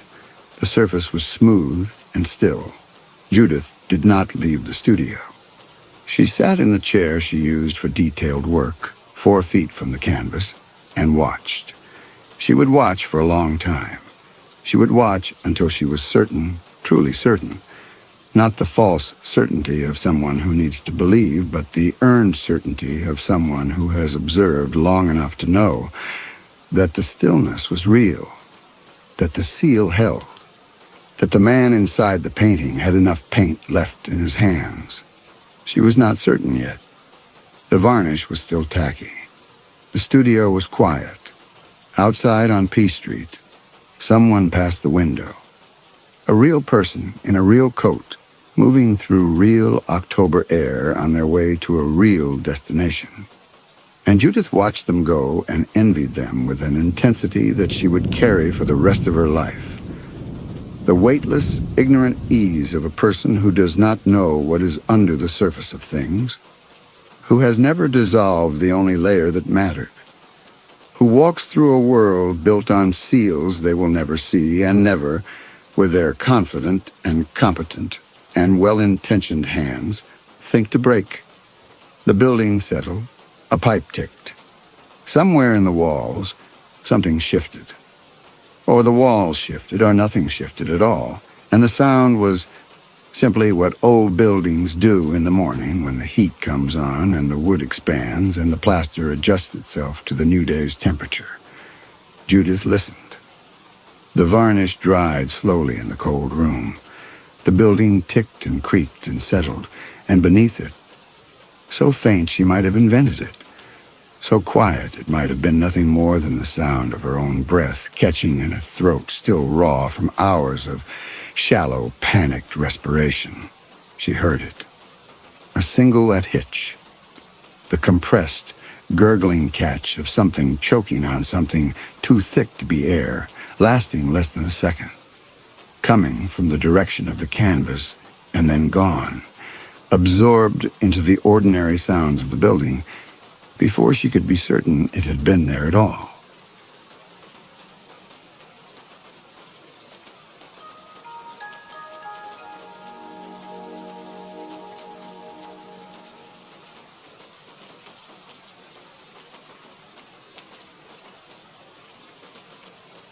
The jar she held up to the window was labeled, in a hand she had come to recognize as her grandfather's, though she had never in her life seen his handwriting before this week, with the single word, June. And through the glass and the gray light of a February that had lasted, the woman at the hardware store in Ross River had told her, since October, she could see that the jar contained nothing at all, or rather, contained the same nothing that all sealed containers must hold, which is the air the moment they were closed, preserved. She set it back on the shelf among its hundreds of companions. Each jar bore a label in the same careful blocked letters, and each label named something that should not have needed naming. Snow, first week. Ash from East Stove, March. Pine, Green Needle, South Slope. Creek sound, afternoon. This last one puzzled her. How do you capture a creak sound in a glass jar? Until she noticed the small wax cylinder nested inside, no larger than her thumb, etched with grooves so fine they caught the window light and turned it into a faint iridescence, as though the recording itself had become a kind of mineral. Maeve had been in the cabin 4 days. She had driven the Alaska Highway from Whitehorse in a rented truck whose heater worked intermittently, turned north onto the gravel road the solicitor's map had indicated, and found the track. 2 ruts through spruce so dense the branches dragged along both doors. That led to her grandfather's property on the Pelly River. She could not remember the name of the rental company. This had not troubled her at the time and did not trouble her now, though later she would recognize it as the first of several gaps in the journey that she had paved over without noticing. The way one paves over a crack in a road. The surface holds, the driving is smooth, and the fact that the ground beneath is hollow only matters when the weight finally breaks through. The cabin was not what she had imagined. She had expected squalor, the hoarding of a man whose mind had gone to pieces in the northern dark.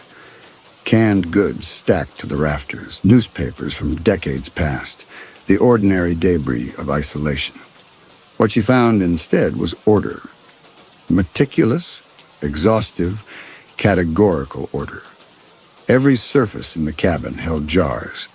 The kitchen shelves, which in any reasonable dwelling would have held flour and salt and dried lentils, held instead rows of vacuum-sealed glass containers arranged by what appeared to be date and season.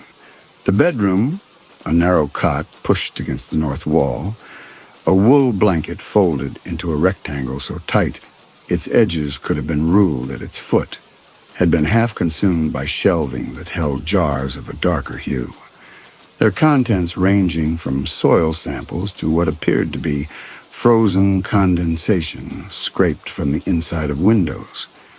In the main room, where a wood stove still held the ashes of a fire no one had tended since her grandfather's absence, was reported in November by a trapper who had come to trade and found the cabin sealed, the door latched from inside, no answer to his calls. The jars formed an architecture of their own, walls within walls, avenues between shelving units, a small city of glass that caught the low winter light and held it trembling in thousands of tiny, redundant suns. She had not known her grandfather. This was the central fact around which the week had organized itself, and it required, she felt, no apology or explanation, though the solicitor in Whitehorse had seemed to expect one. Her mother had left the Yukon at 19, moved to Montreal, married, and never spoken of her father except in the compressed shorthand of estrangement. He chose to live that way. It was his business. There was nothing to be done. When the letter arrived, her mother was 3 years dead by then, and Maeve was the only surviving relative the territory could locate. She had felt not grief, but a kind of puzzled obligation, the way one might feel upon inheriting a house in a country one had never visited, built by a person one had never met, for purposes one could not guess. The purposes were becoming clearer now, or at least their scope was. She moved through the main room, reading labels. Rain, September 2003. Fog, morning, river. Birch bark, fallen, not stripped. Mouse sound, wall, January. Breath, cold, visible. This last jar she lifted and turned in her hands. It was sealed with the same vacuum mechanism as all the others. Her grandfather had evidently purchased or fabricated hundreds of these lids, each fitted with a small rubber gasket. And inside she could see nothing, only the faintest clouding on the interior glass, like the ghost of an exhalation. The basement she had not yet entered. The hatch in the kitchen floor was bolted from above with 3 separate locks, each a different type.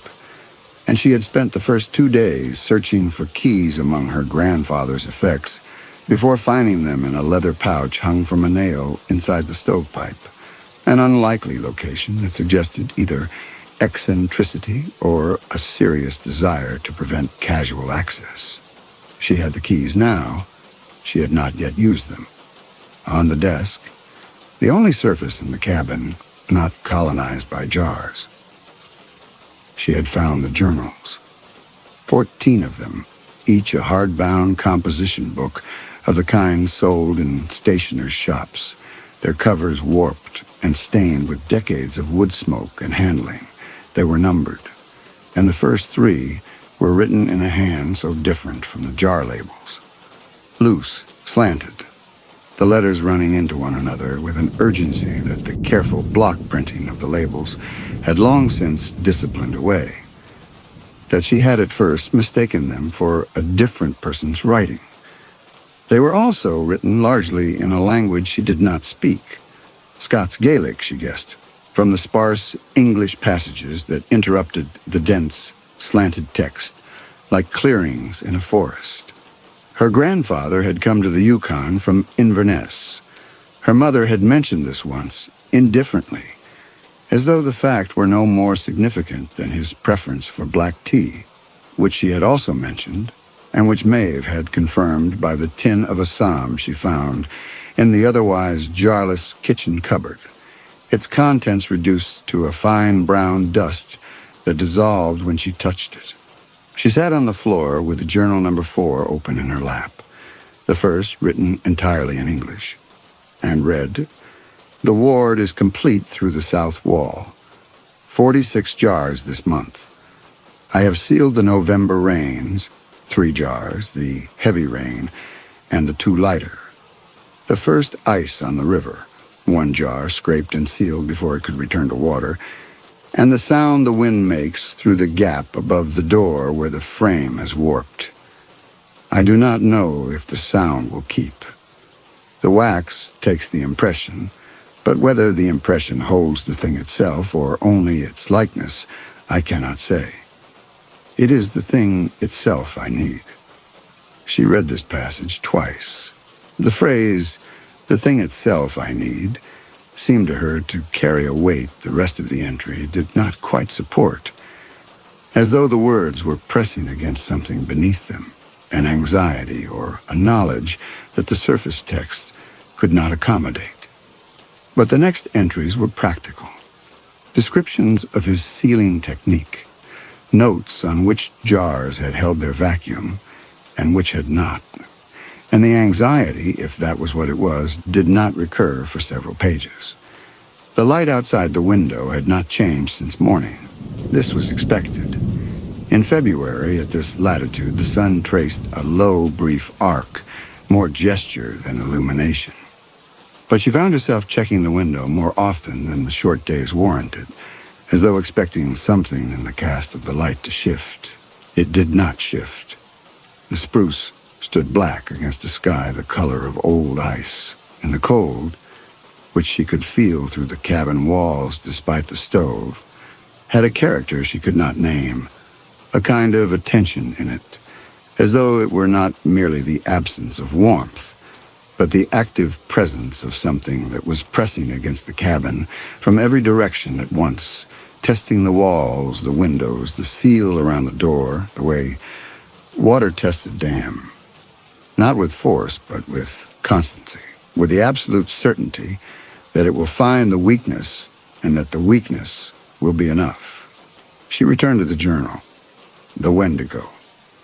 I have written around the word for years now without writing it, as though the word might summon the fact.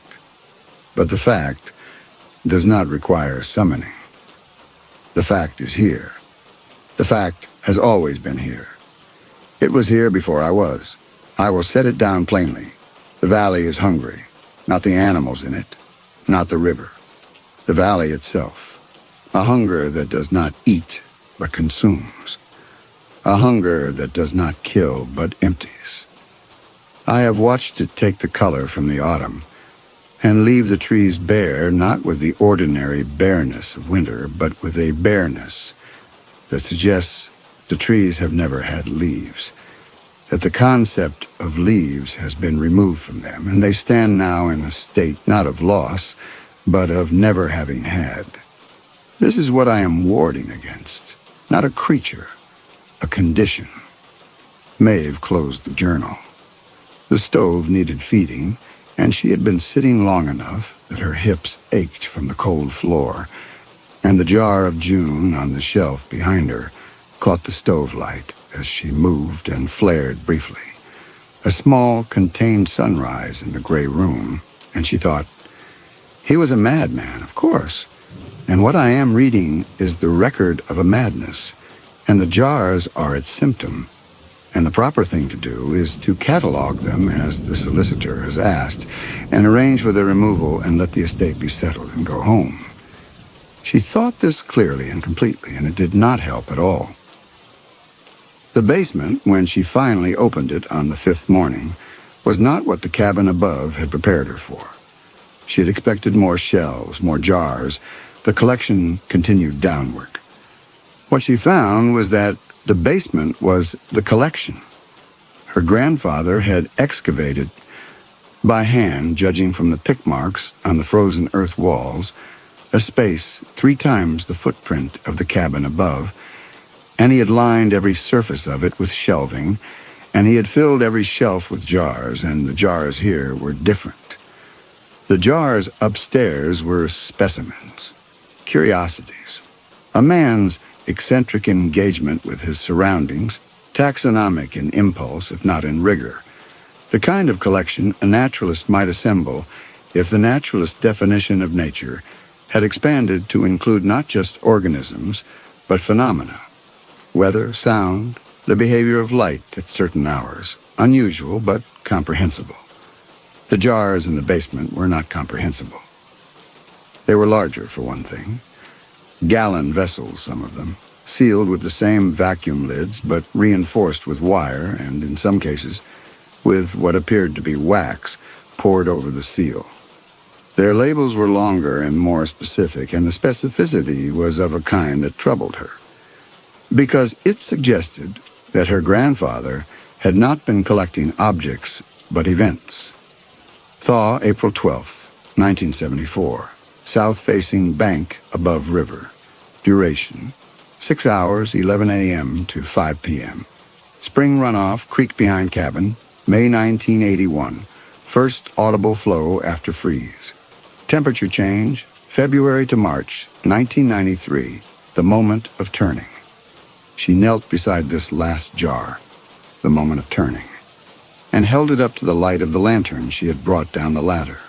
The jar was sealed and intact. Inside she could see nothing, less than nothing. The glass seemed to contain air that was not merely empty, but stilled, as though the air inside had been caught in the act of changing and frozen mid-transition, the way a photograph catches motion and holds it, except that what was caught here was not motion, but the potential for motion, the instant before the world decides to become different from what it has been. She did not open it.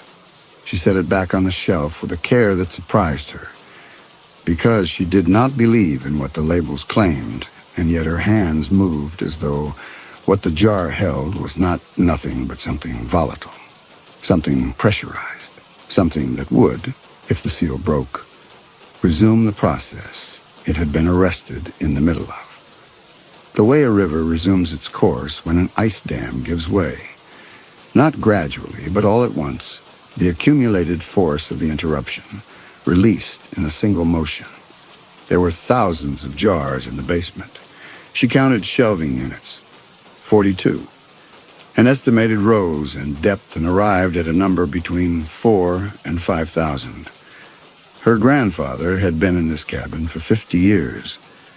That was roughly 1 jar every 4 days for 5 decades, which meant that the work had been continuous and unrelenting, a daily practice as regular as prayer.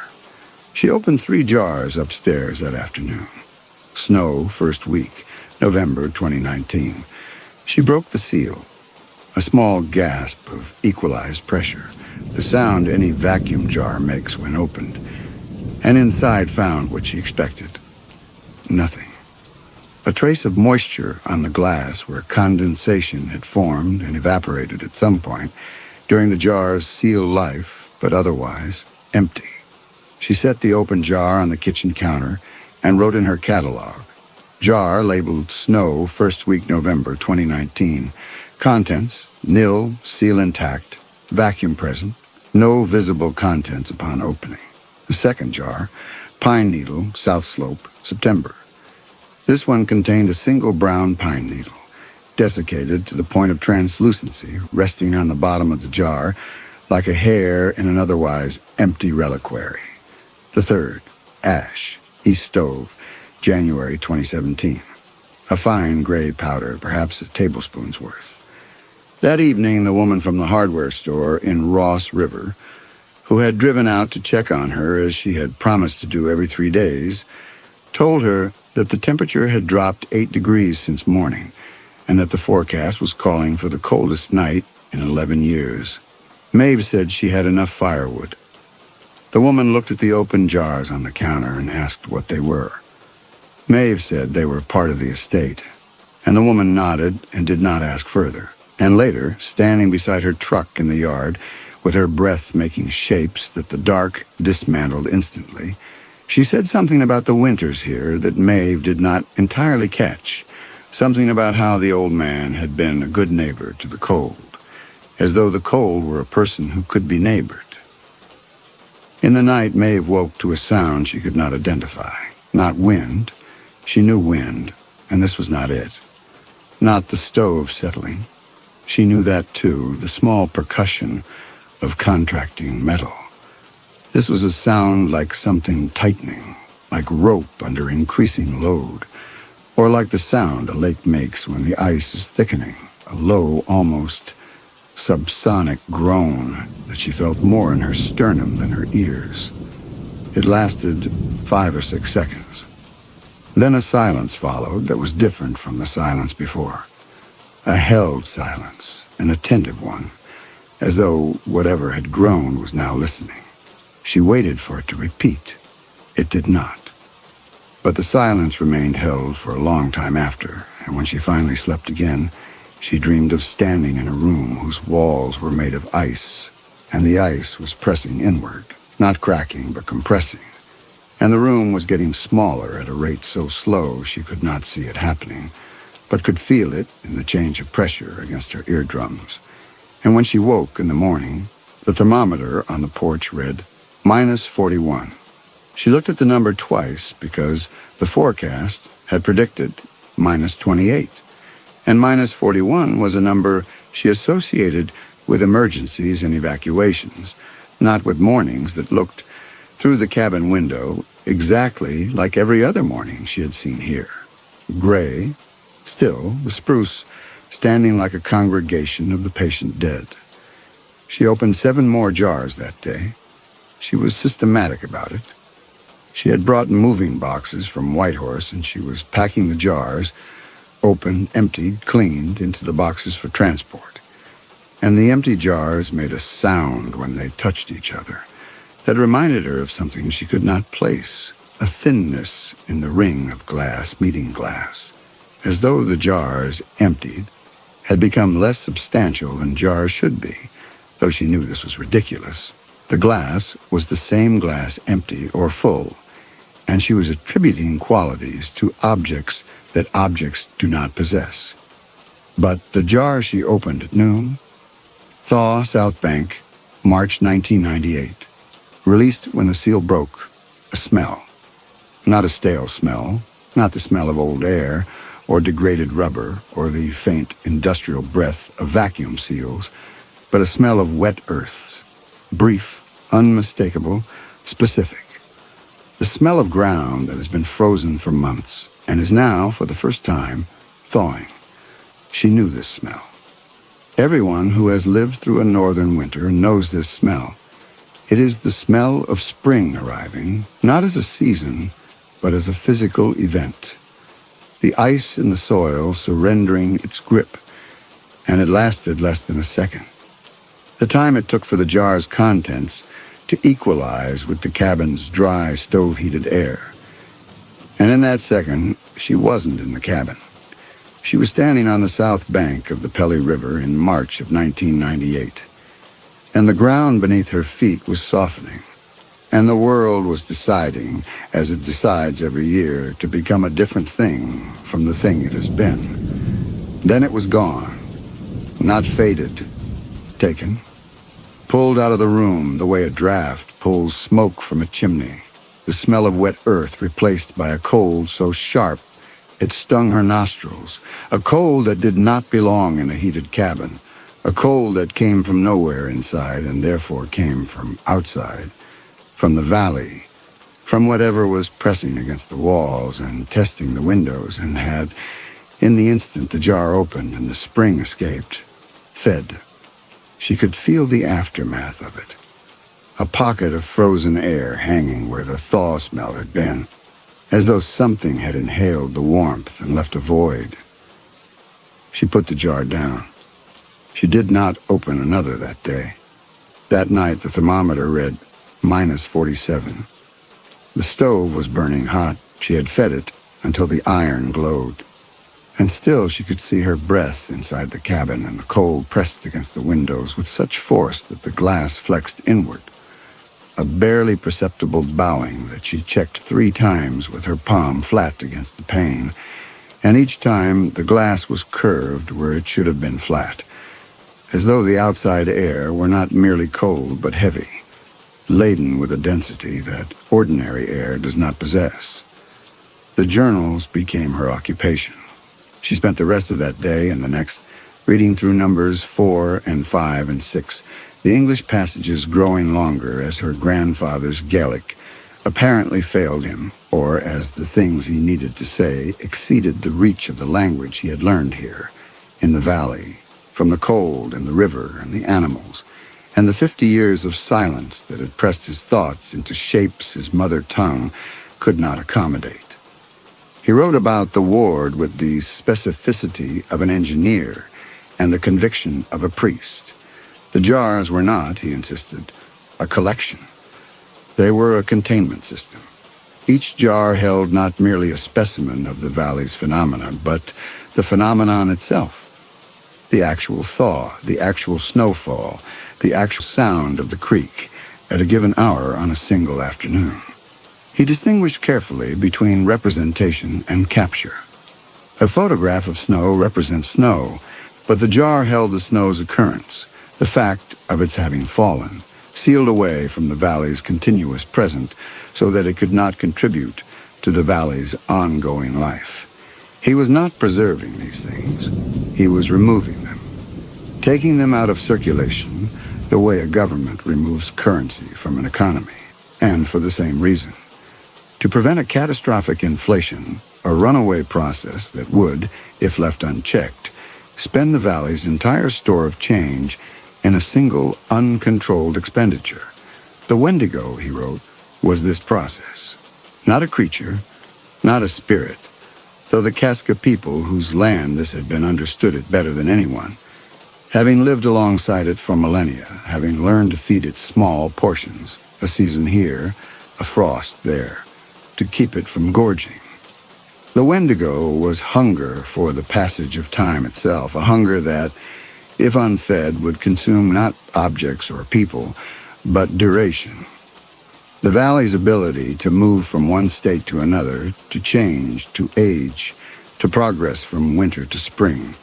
And the feeding had to be continuous because the hunger was continuous, because time does not stop pressing forward. And every moment of the valley's existence produced another increment of change that had to be captured and sealed before the Wendigo could consume it, before the valley's allowance of transformation was spent. Maeve read this and felt 2 things simultaneously, and the simultaneity was the problem, because the 2 things were incompatible, and she could not hold them both, and yet she was holding them both. The first thing she felt was the certainty that her grandfather had been ill, that this was a document of obsessive-compulsive disorder layered over late-onset psychosis, a systematized delusion of a man whose isolation had been absolute for decades, whose mind had built an elaborate architecture of purpose around the simple fact of its own deterioration. The second thing she felt was the memory of the thaw smell from the open jar and the way it had been taken. Not dissipated, not faded, but pulled from the room as though something outside had drawn breath and swallowed. She went to her catalog. She checked the dates and the numbers. On the day she opened 3 jars, the temperature dropped 5 degrees. On the day she opened 7, it dropped 14. The correlation was not perfect.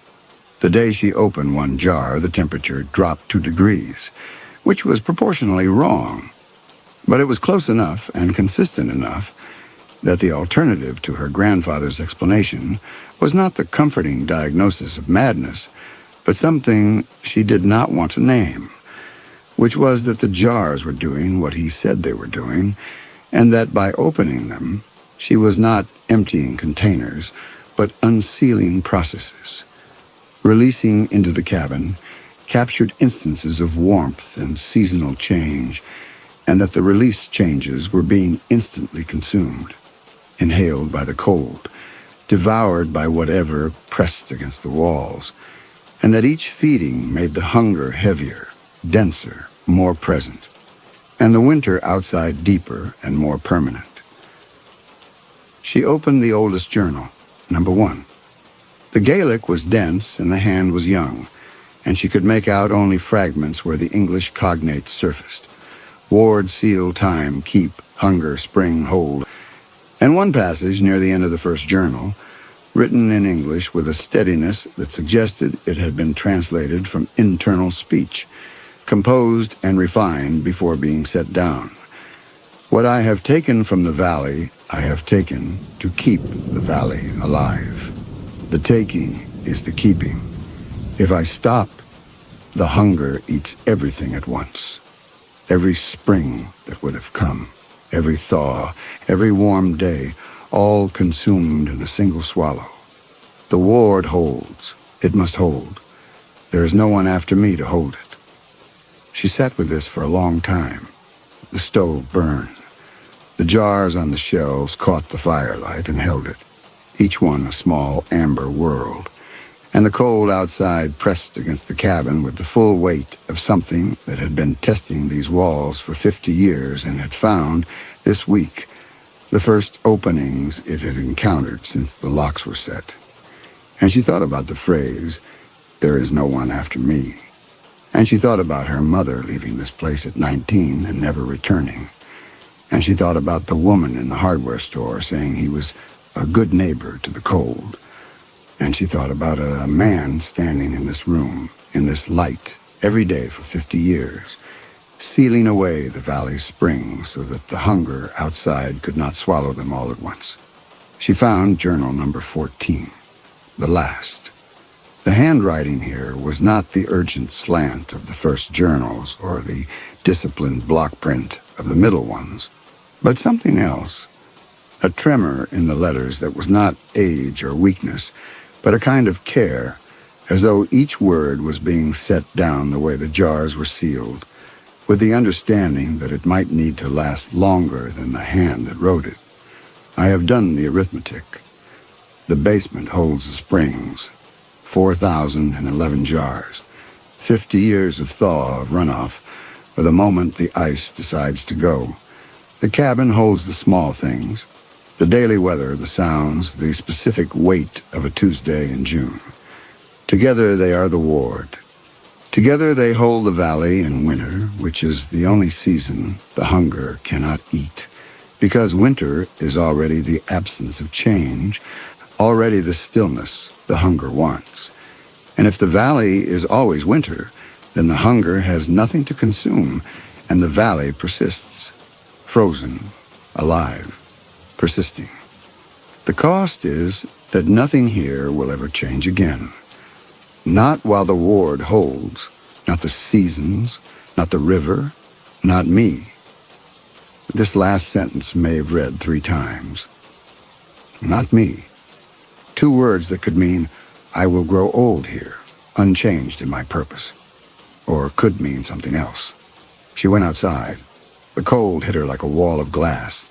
Not painful at first, but absolute. A cold that did not attack the body, but simply replaced the air with something that was not air, something denser and more still. And she stood on the porch and she looked at the valley. It was not a valley that was merely cold. She saw that now. She had been seeing it all week without understanding what she saw. The spruce trees were not dormant. They were arrested.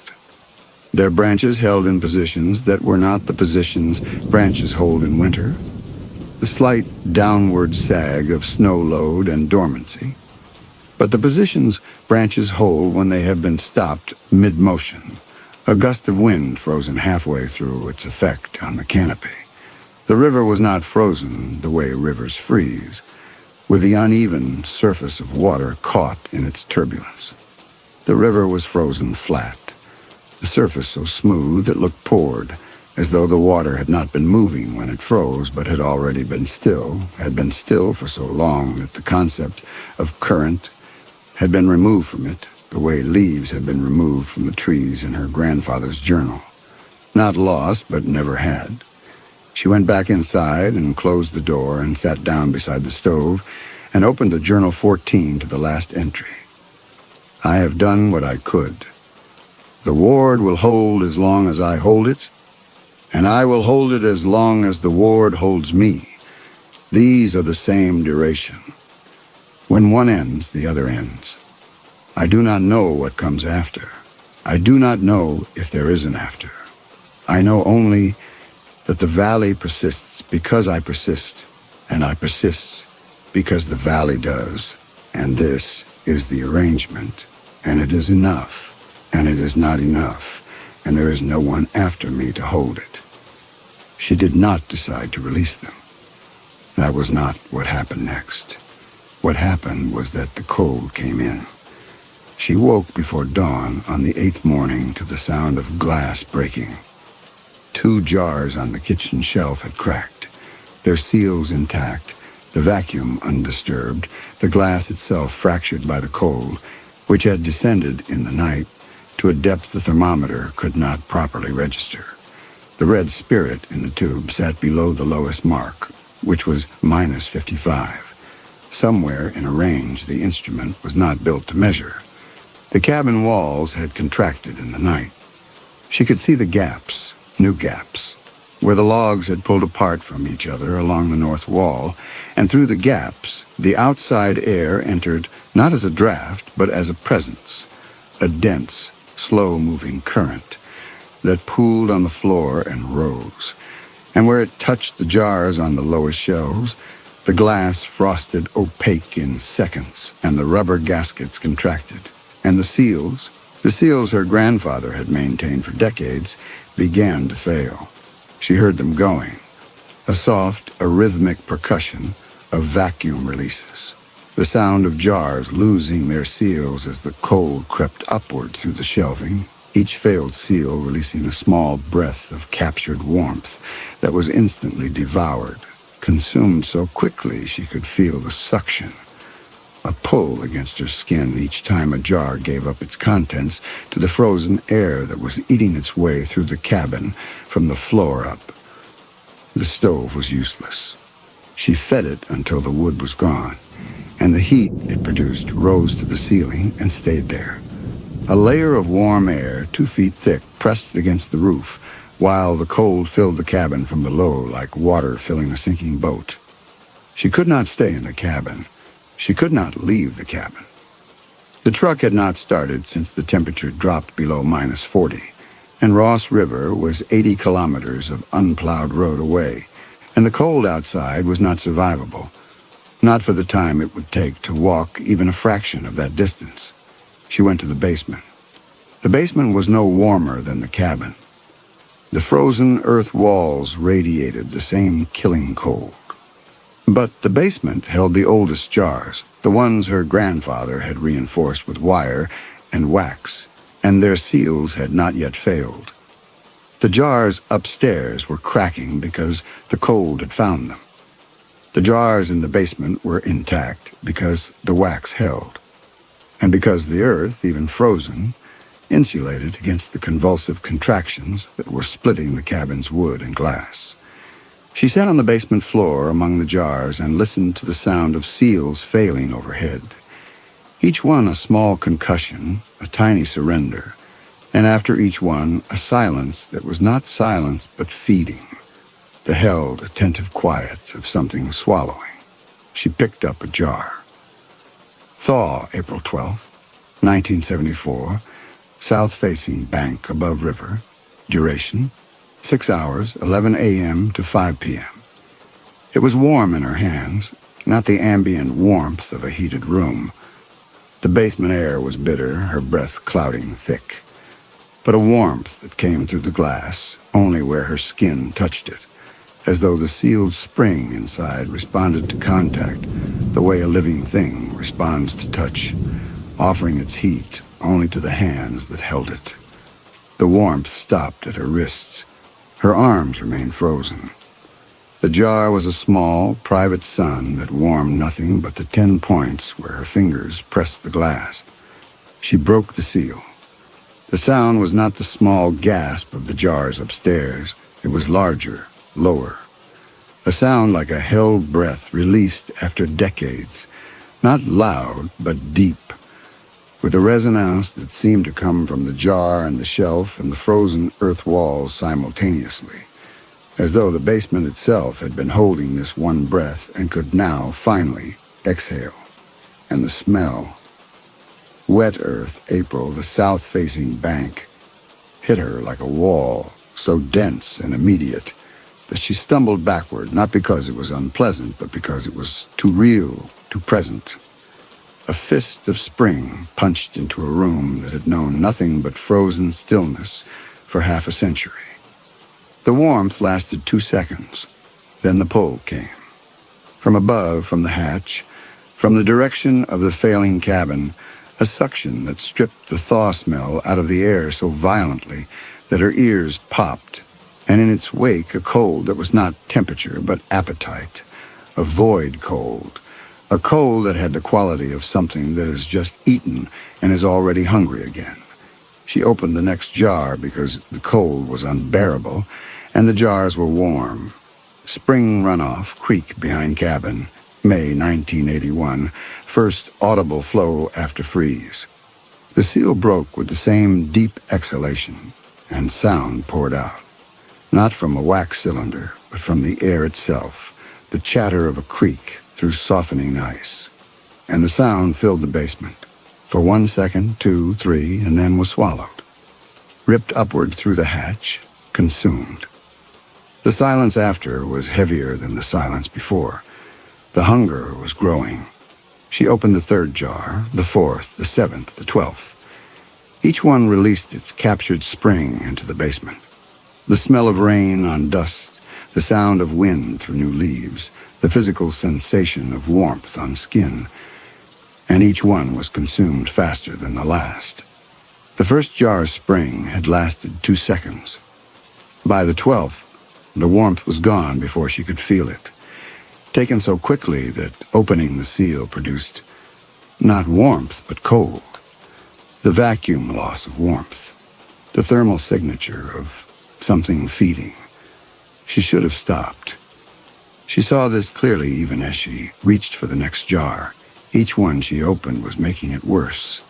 Each release spring was feeding the hunger that pressed against the cabin, and the hunger was not sated by feeding, but enlarged by it. The way a fire is not diminished by fuel, but grown, and she was fueling it. She was the mechanism of its feeding. She was doing exactly what her grandfather had spent 50 years preventing. But the jars were warm, and her hands were going numb, and the cold from the hatch was now a visible thing. She could see it. A faint distortion in the air, a thickening. The way heat shimmers above a summer road except inverted, a shimmer of cold descending the ladder rung by rung. And the warm jars were the only warmth left, and her body made the decision her mind had already refused. The 13th jar slipped, not because the glass was wet or her grip was careless, but because her fingers did not close around it fully. They went to the place where the glass was and continued slightly past it, as though the distance between tension and contact had widened by some fraction too small to measure, but too large to ignore. She caught the jar with her other hand, opened it, felt the 3-second spring consumed in one, and reached for the 14th. And this time she watched her fingers as they gripped the lid, and the grip was wrong, not weak, thin. The pad of her thumb against the metal lid did not compress the way flesh compresses against a hard surface. It met the metal, and the metal did not deform under it, and her thumb did not deform either. And the sensation of contact was present, but diminished, like hearing a sound through a wall. The information arrived, but stripped of its texture. She opened the 14th jar, and the 15th and the cold took each spring before the smell could form. And by the 20th, her hands had lost the ability to distinguish between the glass of the jars and the air around them. She could see her fingers close on the lids. She could see the rote motion of gripping and twisting. But the feedback, the resistance of the seal, the temperature of the glass, the weight of the jar settling into her palm, was arriving late and faint, as though her hands were reporting from a growing distance. The smells came faster now and in layers that did not belong together. Wet earth and pine resin and river mud and the dry electric scent before a thunderstorm, all of them arriving simultaneously and pressing against each other in the closed basement, like passengers in a car filling with water, each one trying to occupy the same diminishing space. The sound was worse. 50 years of creek chatter and rainfall and wind through canopy arriving not in sequence but in chord, a pressurized wall of acoustic information that she could feel against her face, against the thin skin of her eyelids, a physical weight of sound that drove the air from the basement not outward but inward, compressing it until the pressure built behind her sternum and her breathing became shallow and rapid and insufficient. And still the hunger pulled from above, dragging each arriving season upward through the hatch with a force she could feel in her inner ears. She stopped counting after the 30th jar, or the 40th.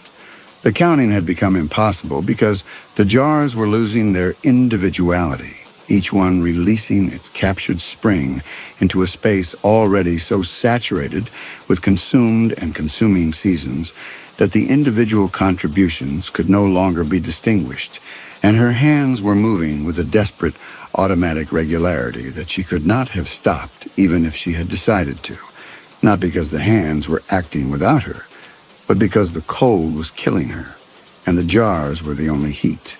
And the body does not stop reaching for warmth while the body still exists, and the question of how long the body would continue to exist was one she could not yet bring herself to examine. She was breathing, but the air she breathed had no substance. It filled her lungs and left nothing behind.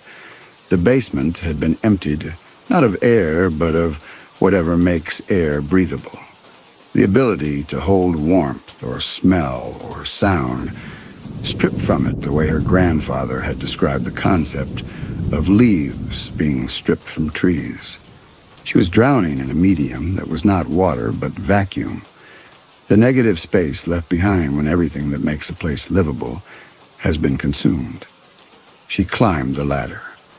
The cabin was disintegrating, not from the cold, from the absence of what the cold had consumed.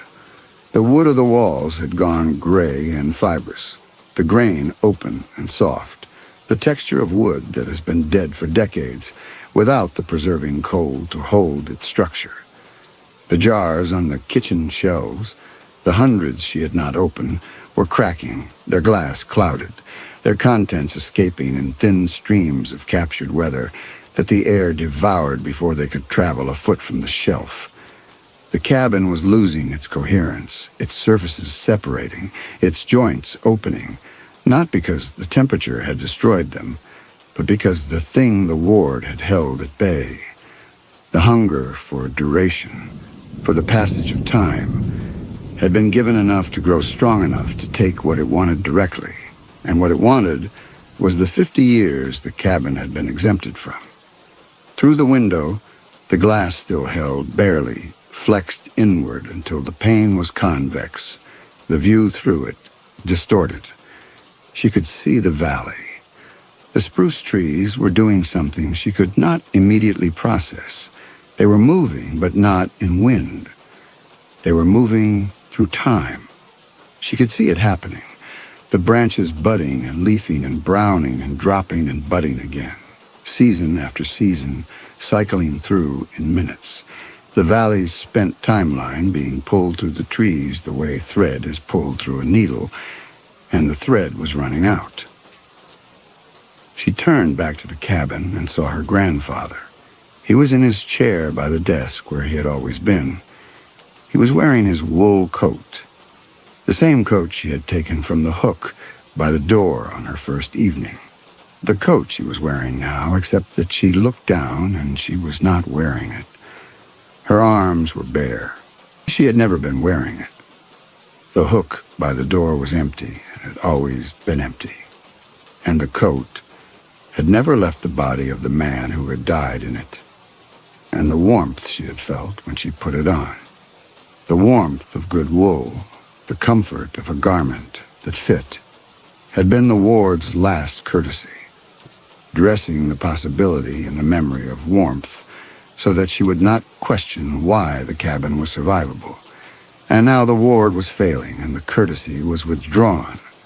And beneath the coat, her grandfather was not a body, but the remainder of one, the bones held in their chair by the same stasis that held the valley. And he had been there since she arrived, since before she arrived, and she had not seen him because the ward preserved not only the valley and the cabin, but the coherence of everything inside it, including the pretense that the man who maintained it was still alive. The pretense was ending.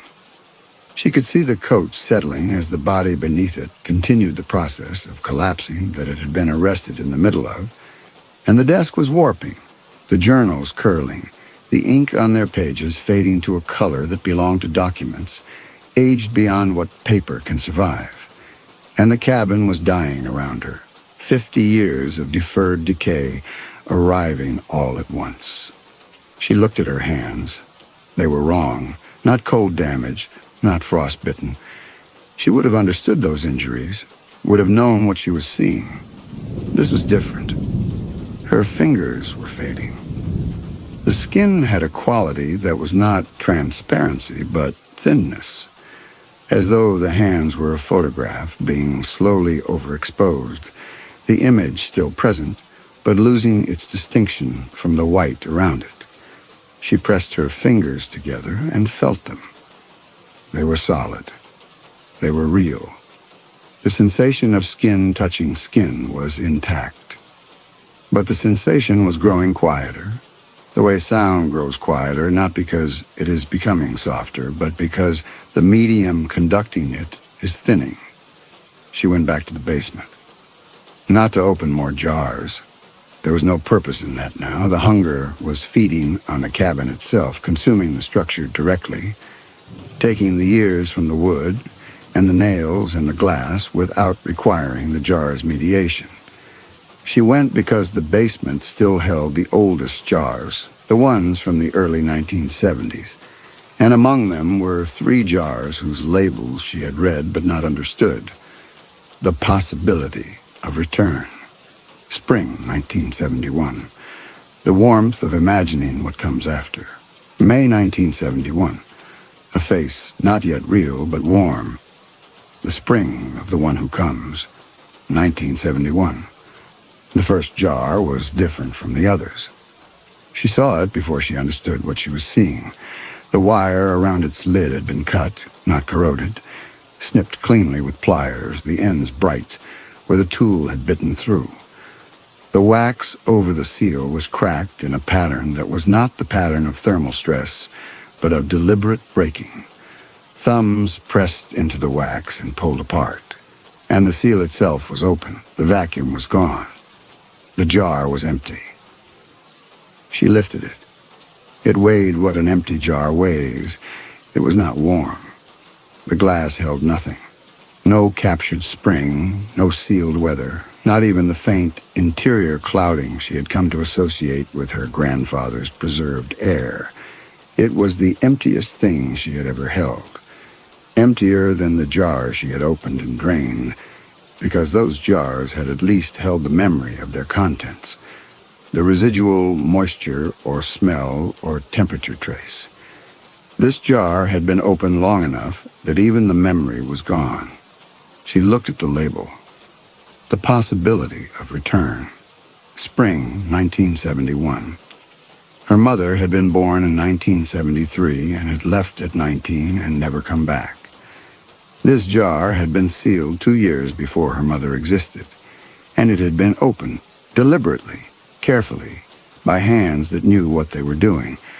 At some point after, she looked at the second jar, the warmth of imagining what comes after, also open. The wire cut, the wax cracked, the seal broken. The third, a face not yet real but warm, empty. All 3 jars were empty. All 3 had been opened by her grandfather's hands. She recognized the plier marks, the same tool he used to twist the wire on the sealed jars above. He had opened them. He had released their contents, and their contents. The possibility of return, the warmth of imagining, the face, not yet real. She held the empty jar against her chest and felt nothing. No warmth, no response. The glass was dead against her sternum, and the deadness of it was the deadness of a thing that has already given everything it held. And what it held was standing in the basement holding it. She felt something change in her hands. The fading that had been gradual accelerated. The thinness deepened, and the sensation of the glass against her sternum grew distant, as though the jar were moving away from her even as she pressed it closer. She looked down and could see through the translucent skin of her fingers the label on the jar, and the label said, "The one who comes." And the word "comes" occupied more space in her vision than its letters warranted, expanded, demanded attention, because the one who comes was not her mother. Her mother had gone. The one who comes was the one who returned, who traveled the highway and rented the truck and read the journals and sat in the cold and chose. The one who comes was the shape the possibility had taken when it opened. The cabin overhead was falling. She could hear it. The slow, exhausted sound of a structure giving up its claim on its own shape. The wood splitting along grains that had been held stable by the ward, and were now free to do what wood does when it is left alone in a northern winter for 50 years, which is to split and warp and open and finally disintegrate. She could hear the jars breaking, thousands of them, the cabin's city of glass, shattering shelf by shelf as the shelving buckled and the walls bowed inward and the roof. She heard the roof go, a long, low groan, and then a sound like exhalation, like a breath held for 50 years finally released. The cold poured in. It came through the floor, through the hatch, through the failing ceiling of the basement itself, and it was not the cold of winter, but the cold of appetite, the cold of something that has waited 50 years to consume what it was owed and is now consuming it. And she felt it touch her, and she felt what it took. Not heat, not the warmth of her body, but duration. She felt her own timeline accelerating. She felt the passage of time resume in her body at a rate that was not the rate of living, but the rate of catching up. And her hands, the hands that had held the jars, that had broken the seals, that had cataloged and cleaned and written the notebook, were aging, were going through the process that all hands go through in a life except compressed into seconds, the skin thinning and spotting, and then thinning beyond skin into something that was not skin at all, but memory of skin, the recollection of a surface that had once covered a hand that had once been real. She was not his granddaughter. She understood this now in the body, in the fading hands and the thinning arms and the legs that were no longer carrying her weight because they no longer had weight to carry. She tried to remember Montreal.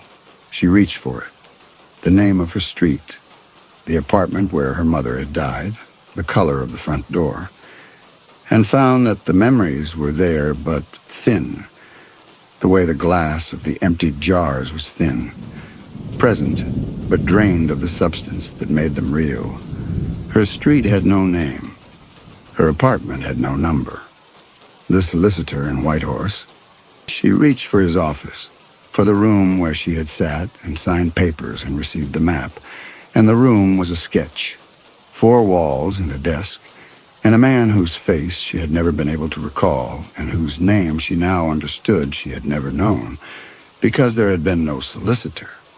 There had been no letter mailed to Montreal. There had been only the keys in her pocket, and the map in the glove box, and the knowledge of where to go, placed there by the same mechanism that had placed her on the highway heading north, a possibility aimed at its origin. Her mother's face, which she had carried with her for 3 years since the death, and which she had believed she could recall in every detail, was a composite, a sketch, a face assembled from the idea of a mother rather than from the memory of one. She reached deeper. The truck she had driven, the name of the rental company she had never been able to recall, the hardware store, the woman's voice, and each memory she examined closely. Lost its resolution, the way a word repeated too many times loses its meaning, until she was holding not a life but the shape of a life. The outline her grandfather had imagined in 1971 when he sealed the possibility of return into a jar, and needed that return to be convincing enough to walk and choose and believe itself real. She was the jar marked the possibility of return. She was the warmth of imagining what comes after. She was a face that was not yet real, sealed in 1971 and opened by her grandfather's hands at the end of his life. Open so that the possibility could walk and drive and arrive and decide what to do with the ward. And the possibility had to believe she was real, because a possibility that knows it is a possibility cannot choose. And she had chosen. She had broken the seals, and the choosing was real, even if the hands that broke the seals were not.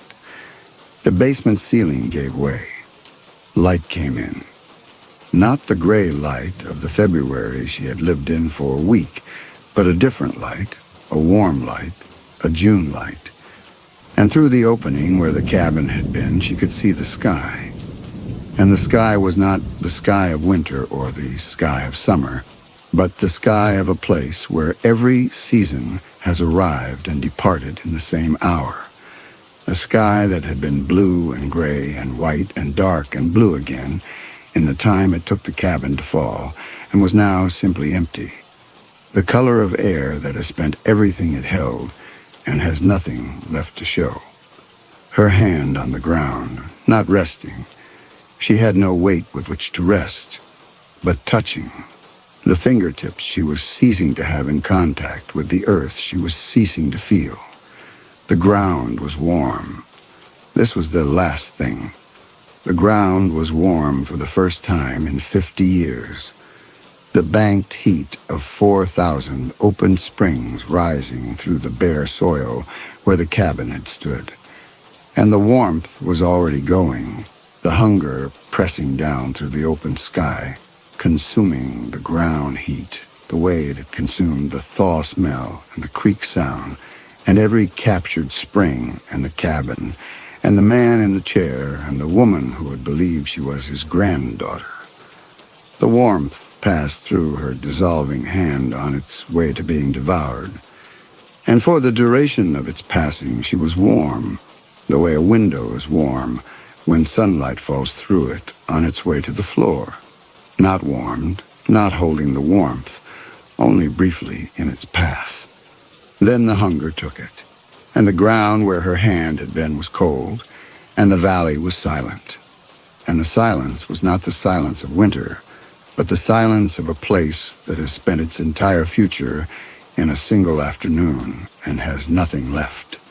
Not a season, not a sound, not the memory of a cabin or the possibility of a girl with which to fill the quiet that remains.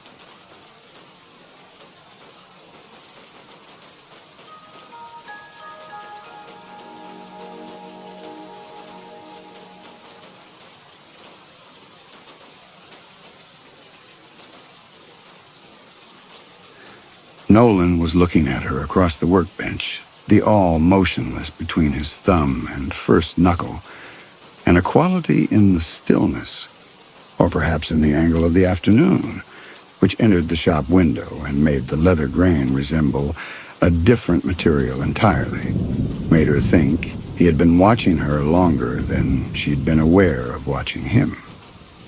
"You've been sitting there an hour," he said. He said it without accusation. That was one of the things about Nolan that Alma Larkin had not yet learned to distrust. He offered observations like gifts he wasn't sure you'd want. His voice pitched low enough that you had to lean in, which meant that by the time you'd heard what he said, you'd already moved closer to him than you intended. She hadn't meant to stay an hour. She'd come in to collect the hymnal she'd brought to be re-spined. The church on Parsons Ridge had given her a box of damaged books when she'd asked whether there was any work she could do, any way to be useful, and Nolan had offered to show her how the repairs were done. That had been 3 weeks ago. Now she came to the shop in the late afternoons when the sun through the front window turned the leather and paste and thread on his bench into a surface that looked almost alive, a terrain that Nolan's movements were tending. The bindery was a narrow room behind the hardware on Depot Street, accessible through an alley that smelled of oil and cardboard. Nolan had inherited the space from someone the town referred to only as the previous tenant, a phrase that seemed to carry more weight than it needed to. The walls held shelves of completed work, hymnals, ledgers, a set of county records that the courthouse had sent over in the spring. And above the bench, where another craftsman might have hung tools, Nolan had tacked a series of photographs. Not of his face, older photographs, some of them daguerreotype brown, showing fingers pressed against book spines in postures that echoed his own working grip. The photograph pairs were different sizes. Some were slender, long-fingered, clearly a woman's. Some were broad and thick-knuckled. But the posture, the angle of the wrist, the placement of the thumb, was identical in every image, as though the same intention had been expressed through a succession of different bodies. She had asked about them once, and he had said they were a family, which wasn't quite an answer, but was offered with a warmth that made pressing seem rude. Alma had been in Vesper since February. 5 months. She'd arrived with 2 suitcases and a station wagon that had developed a knock in the transmission on the road up from Lexington. And she'd taken a room above the post office because the woman there, who had the careful manners of someone who'd decided long ago that curiosity was a form of aggression, had not asked Alma why she'd come. No one in Vesper asked. She noticed this within the first week and found it soothing in a manner she examined only later.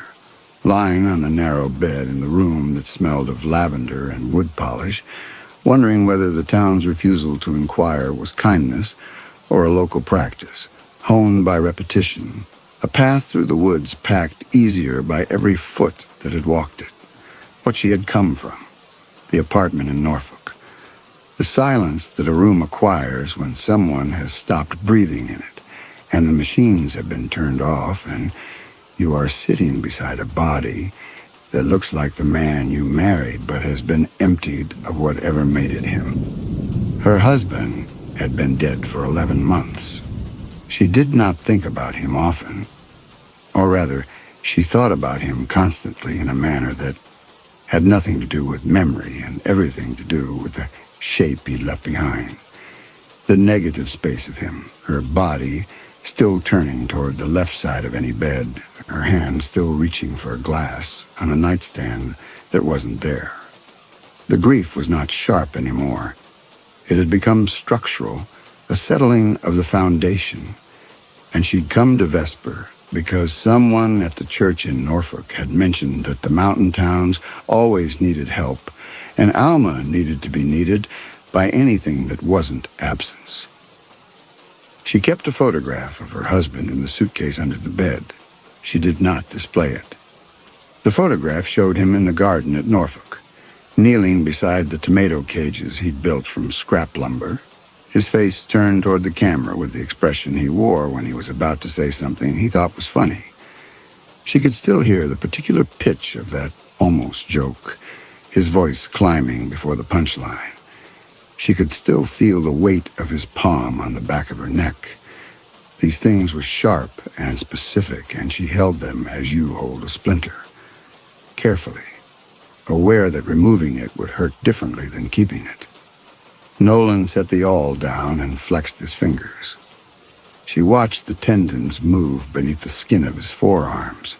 He had forearms that belonged to a man who worked with tools every day, ropey and faintly scarred from adhesive burns, and she thought, not for the first time, that his physical confidence suggested study rather than instinct, a competence assembled through deliberate repetition, except that it didn't seem performed, which was what made it convincing, or perhaps unsettling, if unsettling was the right word, which she wasn't sure it was.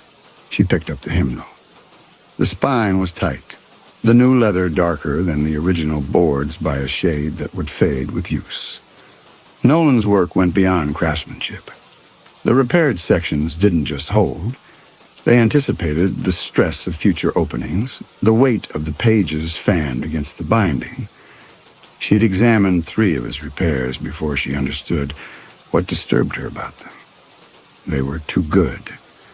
Not showy, the opposite. Work that disappeared into the object, leaving no trace of intervention. The book might never have been damaged at all. The bell above the alley door rang as she left. Nolan had already returned to his bench. She glanced back through the window and saw him bent over a folio, moving with that unhurried deliberateness, and for a moment, the glass certainly, which was old and rippled. His reflection in the window seemed to be looking at her while his body remained turned toward the work.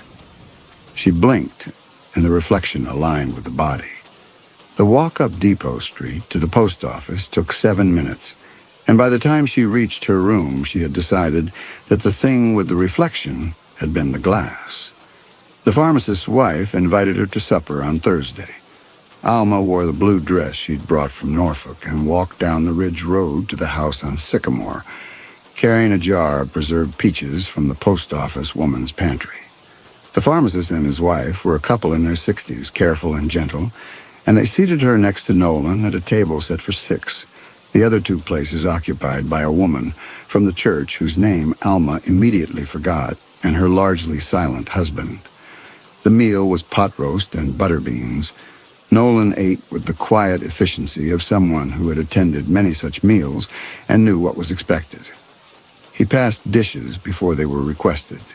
He laughed at the pharmacist's jokes at the right moments, and the laughter was warm enough, but Alma noticed, or thought she noticed, that it arrived a fraction too late, a half-second delay, the humor needing to pass through an additional layer of translation before the response could assemble. She dismissed this. She was suspicious of everything now.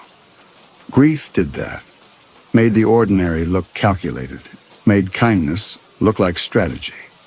She knew this about herself and tried to compensate by trusting more than she felt, which was its own form of performance, she supposed, though not a dishonest one.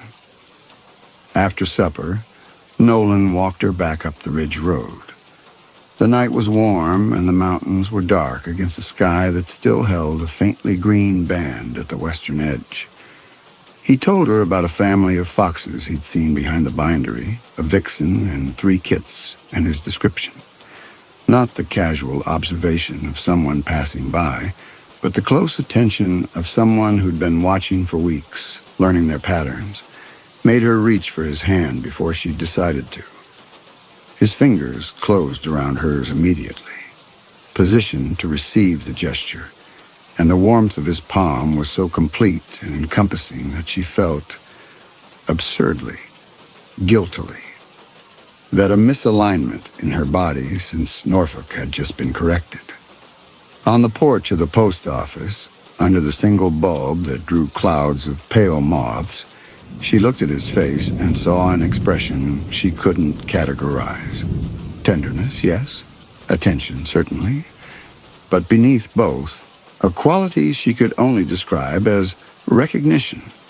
He was seeing not her present face, but some other version of her, some future or past Alma that only he could perceive. He left without trying to kiss her. She went upstairs and sat on the bed in the dark for a long time, holding her own hand in the position his had occupied, trying to recall whether his grip had felt like anyone else ever known, or whether it had been wholly its own. She reached under the bed for the suitcase and took out her husband's photograph. His face was exactly as she remembered it. The almost joke, the tomato cages, the pitch of his voice. She held the photograph against her chest, and the splinter turned, and she was grateful for the turning, because it meant the splinter was still there. The post office woman, whose name was Trudy, brought tea in the morning and set it on the bureau without knocking. Alma heard the cup and saucer and the door closing. When she picked up the tea, she found a folded note beneath the saucer, written in an unfamiliar script. "Be careful with that one. He's older than he looks." She took the note downstairs, but Trudy was already at the counter sorting parcels and did not look up. Alma put the note in the hymnal she'd collected from Nolan's shop and forgot about it, or tried to, which amounted to the same thing. She visited the bindery every afternoon that week. She learned to fold signatures and apply paste to the spine with a flat brush and trim the edges of a text block with the plow. Nolan was patient and unhurried, and his corrections, when she made errors, came through touch rather than instruction. He would reposition her grip on the tool, adjusting the angle and pressure, and the warmth of his skin on hers made the lesson indistinguishable from intimacy. She was aware that she was allowing this to happen. She was aware, too, that the boundary between learning a craft and learning the craftsman was dissolving faster than she could track, and that this dissolution felt not dangerous but correct. The structural ache, the negative space, was being filled by Nolan's proximity the way water fills a hollow in stone, naturally without force because the shape was already there. By the end of the second week, she was kissing him in the alley behind the hardware store, tasting paste and old paper, and the taste was so specifically his that she thought she would recognize it anywhere. The town observed and said nothing. Alma waited for the comments, the church women, the pharmacy gossip, but they never came. The silence was absolute, and it should have been comforting, but instead, at certain angles, it resembled a different quality entirely. Not disapproval. More like the silence of people watching a process they've witnessed before, whose outcome they already know. The courtship proceeded with a slowness that felt at first like respect. Nolan brought her books from the shop. Collections of letters, mostly, leather-bound and hand-stitched. The intimate correspondence that people no longer wrote, because the telephone had replaced the need. He'd chosen them, he explained, because letters were a method of knowing someone. You could hear a voice in a shaped sentence, its pauses, its repetitions, the words it reached for and the ones it avoided. He told Alma that he once believed you could reconstruct an entire person from their correspondence, rebuild them letter by letter until the gaps filled in, and the reconstruction was indistinguishable from the original. She found this idea beautiful and vaguely frightening, and the combination of beauty and fright was so calibrated to her emotional state. The widow who'd lost a man and wanted him back would have given anything for one more letter, one more recorded thought, that she should have been suspicious. Instead, she was moved. Instead, she let Nolan talk about letters and reconstruction while they sat on the back porch of his house, a cottage at the base of the ridge where the poplars grew so thick the sun came through green and dappled, and she felt the ache of being understood by someone who shouldn't, by any reasonable measure, understand her this well. Nolan's cottage was small and immaculate. 2 rooms downstairs, a front room with a fireplace and a kitchen with an iron stove, and a staircase to the single bedroom above. The walls were lined with shelves, and the shelves held journals, dozens of them, perhaps hundreds. leather-bound, cloth-bound, some in paper wrappers, all numbered on the spine in a small, neat hand. They filled every available surface that wasn't occupied by the tools of binding, the awls and needles and presses and stitching frames that were Nolan's livelihood. And she was beginning to understand his only livelihood. The only thing he had ever done, as far as the town could recall. She asked about them. He told her they were a family practice. Every Fenton kept a record. His father, his grandfather, his great-grandfather. All the way back to the first Fenton in the valley, he said, though he didn't specify when that had been, and Alma, who was developing a habit of not pressing Nolan on details he left deliberately vague, did not ask.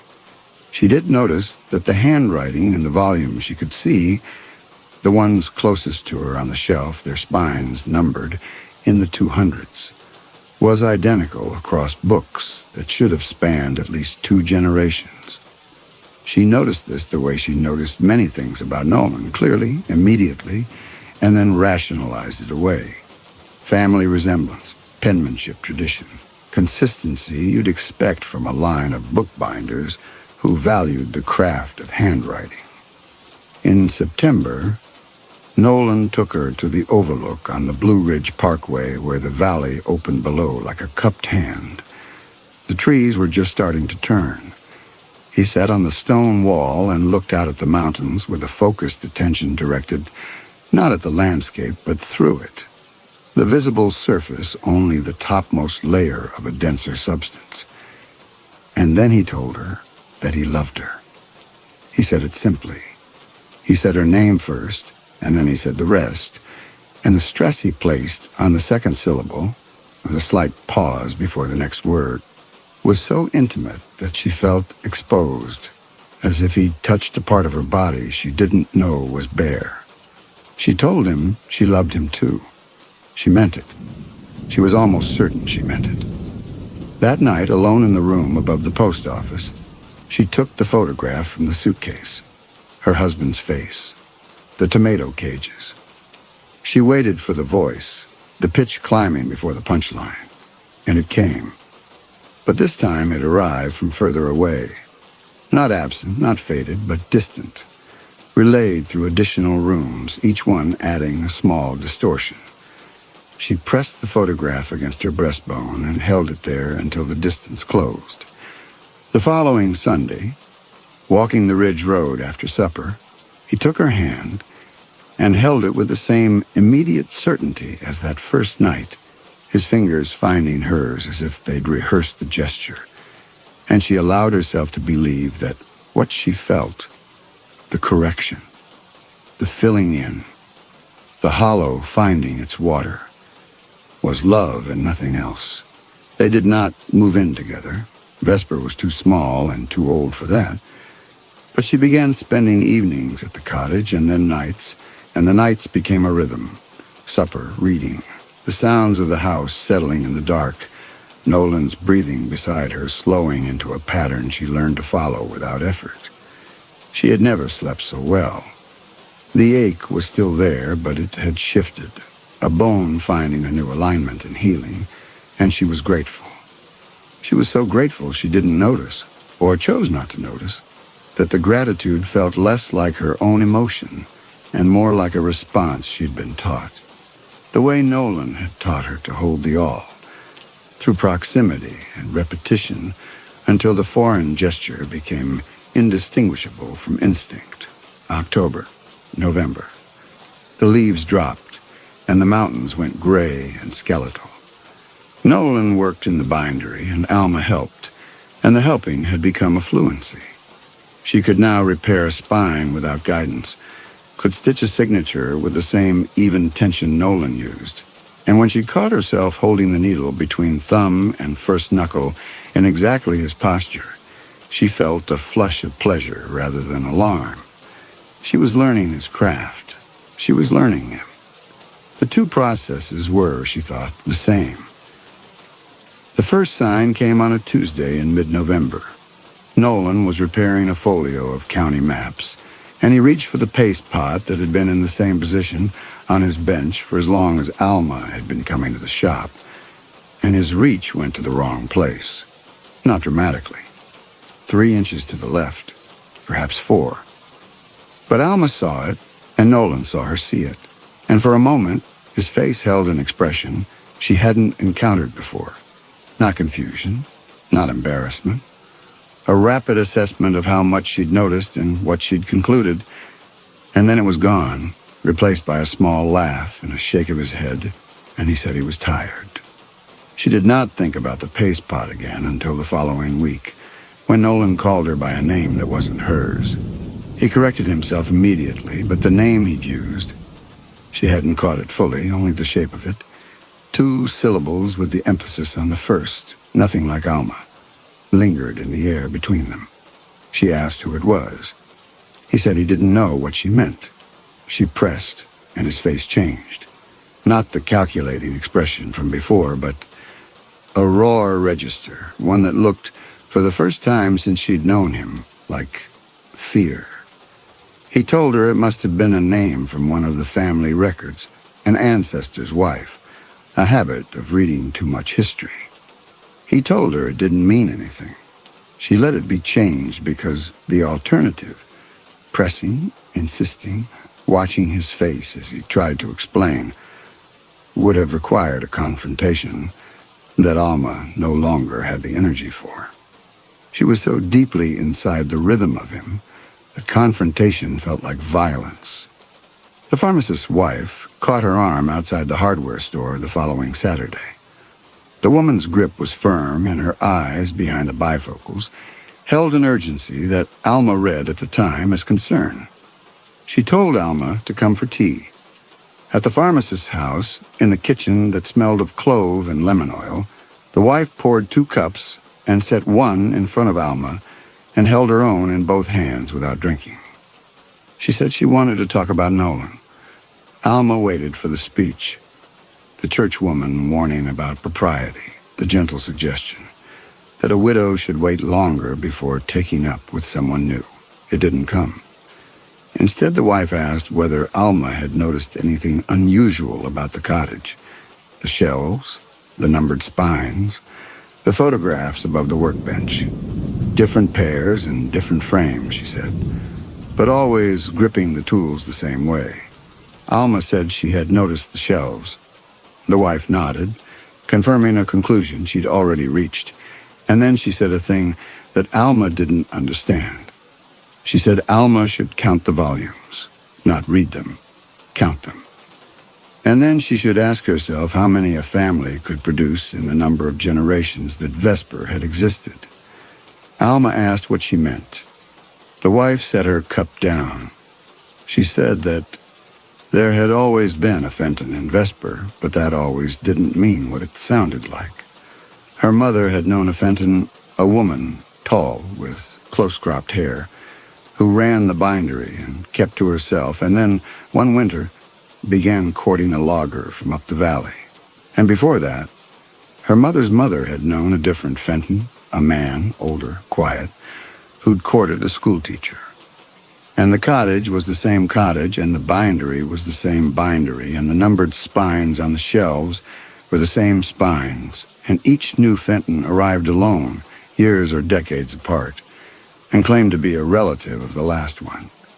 And the town accepted this because the town had always accepted this, and what else could you do with a thing that had been happening longer than anyone could remember? Alma asked what happened to the people they courted. The wife looked at her, not yet in the water, still able to turn around. And then her expression shuddered, a door closing. She said she'd already said too much. She said Alma should pay attention. She said very quietly that the logger who'd been courted by the woman Fenton had left Vesper the following spring. And a few years after that, a new Fenton had arrived at the cottage. A man, younger, no resemblance to the woman at all, and opened the bindery and begun again. She said the person who left was always different afterward, changed. The staying had rearranged a fundamental element. Alma asked if the wife had ever met one of these people after they left. The wife said no. She said nobody in Vesper ever had.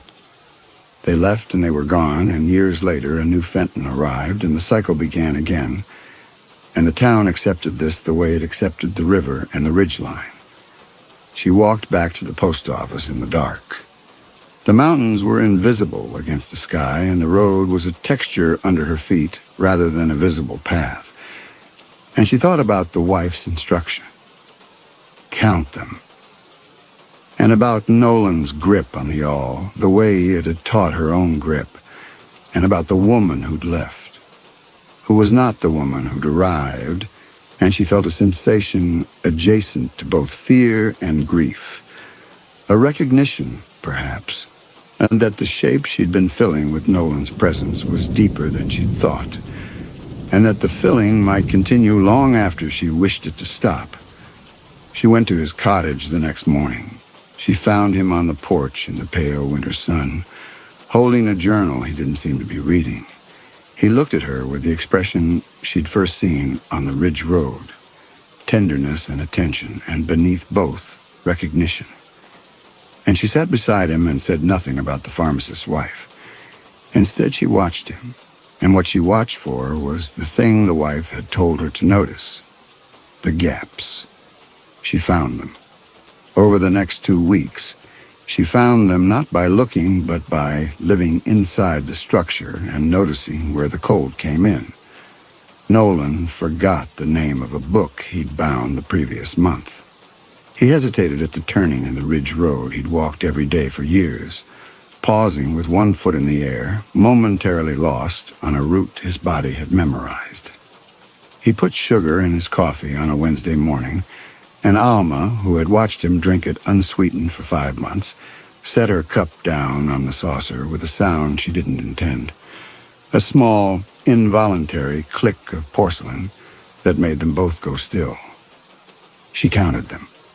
She waited until Nolan was in the bindery, and she went through the cottage room by room, counting spines, 243. She stood in the front room with the number in her head and tried to calculate. If a man kept one per year, these would span 2.5 centuries. If a family, each member keeping records, a father, a son, a grandson, the timeline compressed, but the handwriting was the same hand, across 243 volumes. She'd been rationalizing this for months. She stopped rationalizing it now. She didn't confront Nolan. She was afraid that confronting him would trigger the same expression she'd seen after the paste pot, the assessment, the recalibration. And she was more afraid of the recalibration than of the gaps. Instead, she pulled volume 1 from the bottom shelf and opened it in the post office room after Trudy had gone to bed. The first page was dated 1743. The handwriting was Nolan's. She read 20 pages. The voice was his, too. The same cadence, the same habit of holding an observation at arm's length before committing, the same devoted attention to sensation. The writer described the valley with the eyes of a new arrival, which was wrong, because the writer also described the cottage with the familiarity of decades, which was also wrong, and the two wrongnesses. New arrival and long residence existing simultaneously produced a dissonance that Alma felt in her teeth. She closed the volume and put it back. She took her husband's photograph from the suitcase, his face, the tomato cages, the punchline. She waited for the voice to arrive, and it arrived, but this time she had to reach for it. Not just through distance, but through interference, another signal occupying the same frequency. She held the photograph until her fingers ached and told herself aloud in the empty room his name, her married name, the name of the street in Norfolk, the name of the hospital. She spoke these things into the dark as though planting stakes in ground she could feel shifting. She went to sleep holding the photograph and dreamed of Nolan's hands. In January, she moved into the cottage. She told herself it was practical. Nolan needed someone close. His forgettings were accelerating. And the practical explanation was true as far as it went, which was not far enough. Nolan had begun to lose larger pieces. He lost the name of the leather he'd used for 30 years. He lost the sequence of steps in a spine repair he'd performed thousands of times. He stood in the bindery one afternoon and looked at his bench without recognition, and Alma took him by the wrists and guided him through the motions. All here, thread here, paste here. From knowledge she'd absorbed in months of watching, and the guiding felt like creation. She was making him, assembling him from fragments he was losing. The fragments were inside her now. She could give them back. His face, when she repositioned his grip, held an expression she couldn't read. Gratitude, perhaps, or wonder, or a satisfaction so deep it resembled hunger, living beneath both. She began reading the numbered volumes in earnest. Not the first one. She put that away after the date on the opening page, but the recent ones, the 200s, where the voice was most recognizably Nolan's. He had suggested she start there, and the suggestion had come with a warmth she wanted to trust. These were his memories, he said, and he was going to lose them, and if she would hold them for him, really hold them, learn them, take them inside her as she'd taken in his craft, then some essential part of him would continue even after his body let the rest go. She wanted to believe this was preservation. She wanted to believe that reading his records was an act of love, the widow's version of embalming, keeping the dead alive through devotion. The prose was beautiful. It was not memoir or diary, but a catalog of sensory experience so granular it approached instruction. What the sun did at certain hours, how the leather smelled when it was wet, the weight of a tool in the grip, the resonance of a floor, its boards singing differently under ball versus heel. It was, she realized, after the first 50 pages, a manual for being Nolan Fenton. She did not think of it in those terms. She thought of it as intimacy, the ultimate intimacy, being granted access to the interior of someone's experience with such precision that you could, if you closed your eyes, feel what they felt. And she wanted to feel what Nolan felt. She wanted it so badly that the wanting itself should have been a warning, but it wasn't, because the wanting felt like love, and love, she had learned from her husband's death, was the one thing you were supposed to surrender to without reservation. The cassette tapes arrived in her life the same week. Nolan had a reel-to-reel machine in the cottage, a woolen sack, heavy and gray, with dials that turned with an oiled smoothness that reminded her of his working rhythm. And beside it, a wooden crate of tapes, each labeled in the same small script. The labels carried numbers that matched the spines on the shelves. The voice on the tapes was Nolan's voice, and it was not Nolan's voice. It was younger on the earlier tapes, the vowels rounder, the consonants less worn, but the cadence was identical across every recording, a sentence beginning with confidence and ending with departure, the last word falling away before the thought was finished. She played them while she read, Nolan's voice in her ears, his handwriting under her eyes, his smell in the walls of the cottage. The immersion was total. She began to lose the boundary between reading and remembering. Her fingers twitched when the prose described stitching. Her wrist rotated when it described turning pages. Her breathing synchronized with passages about sleeping and waking until she was, in some functional sense, inhabiting the text rather than studying it. She caught herself one afternoon staring at her own hands with a perplexity she couldn't explain. They were her hands. She recognized them. But the recognition felt second-hand, identification from a description rather than from ownership. She flexed her fingers and watched the tendons move and thought, with a startling conviction, that the tendons were thinner than they should be, the knuckles less prominent, the skin smoother. She was comparing them to Nolan's. She was finding her own insufficient. She read the passages aloud. She found that speaking them, giving them her voice, feeling the rhythms in her throat and mouth, changed the experience. The descriptions became less like observations and more like instructions. Her voice found patterns in the prose that her eyes had missed. Repetitions, cadences, emphases that seemed designed to lodge in the reader's body rather than their mind. By the end of volume 214, she was reading Nolan's records as a musician reads a score, not for content but for embodiment. And then, 3 weeks into the reading, the first theft.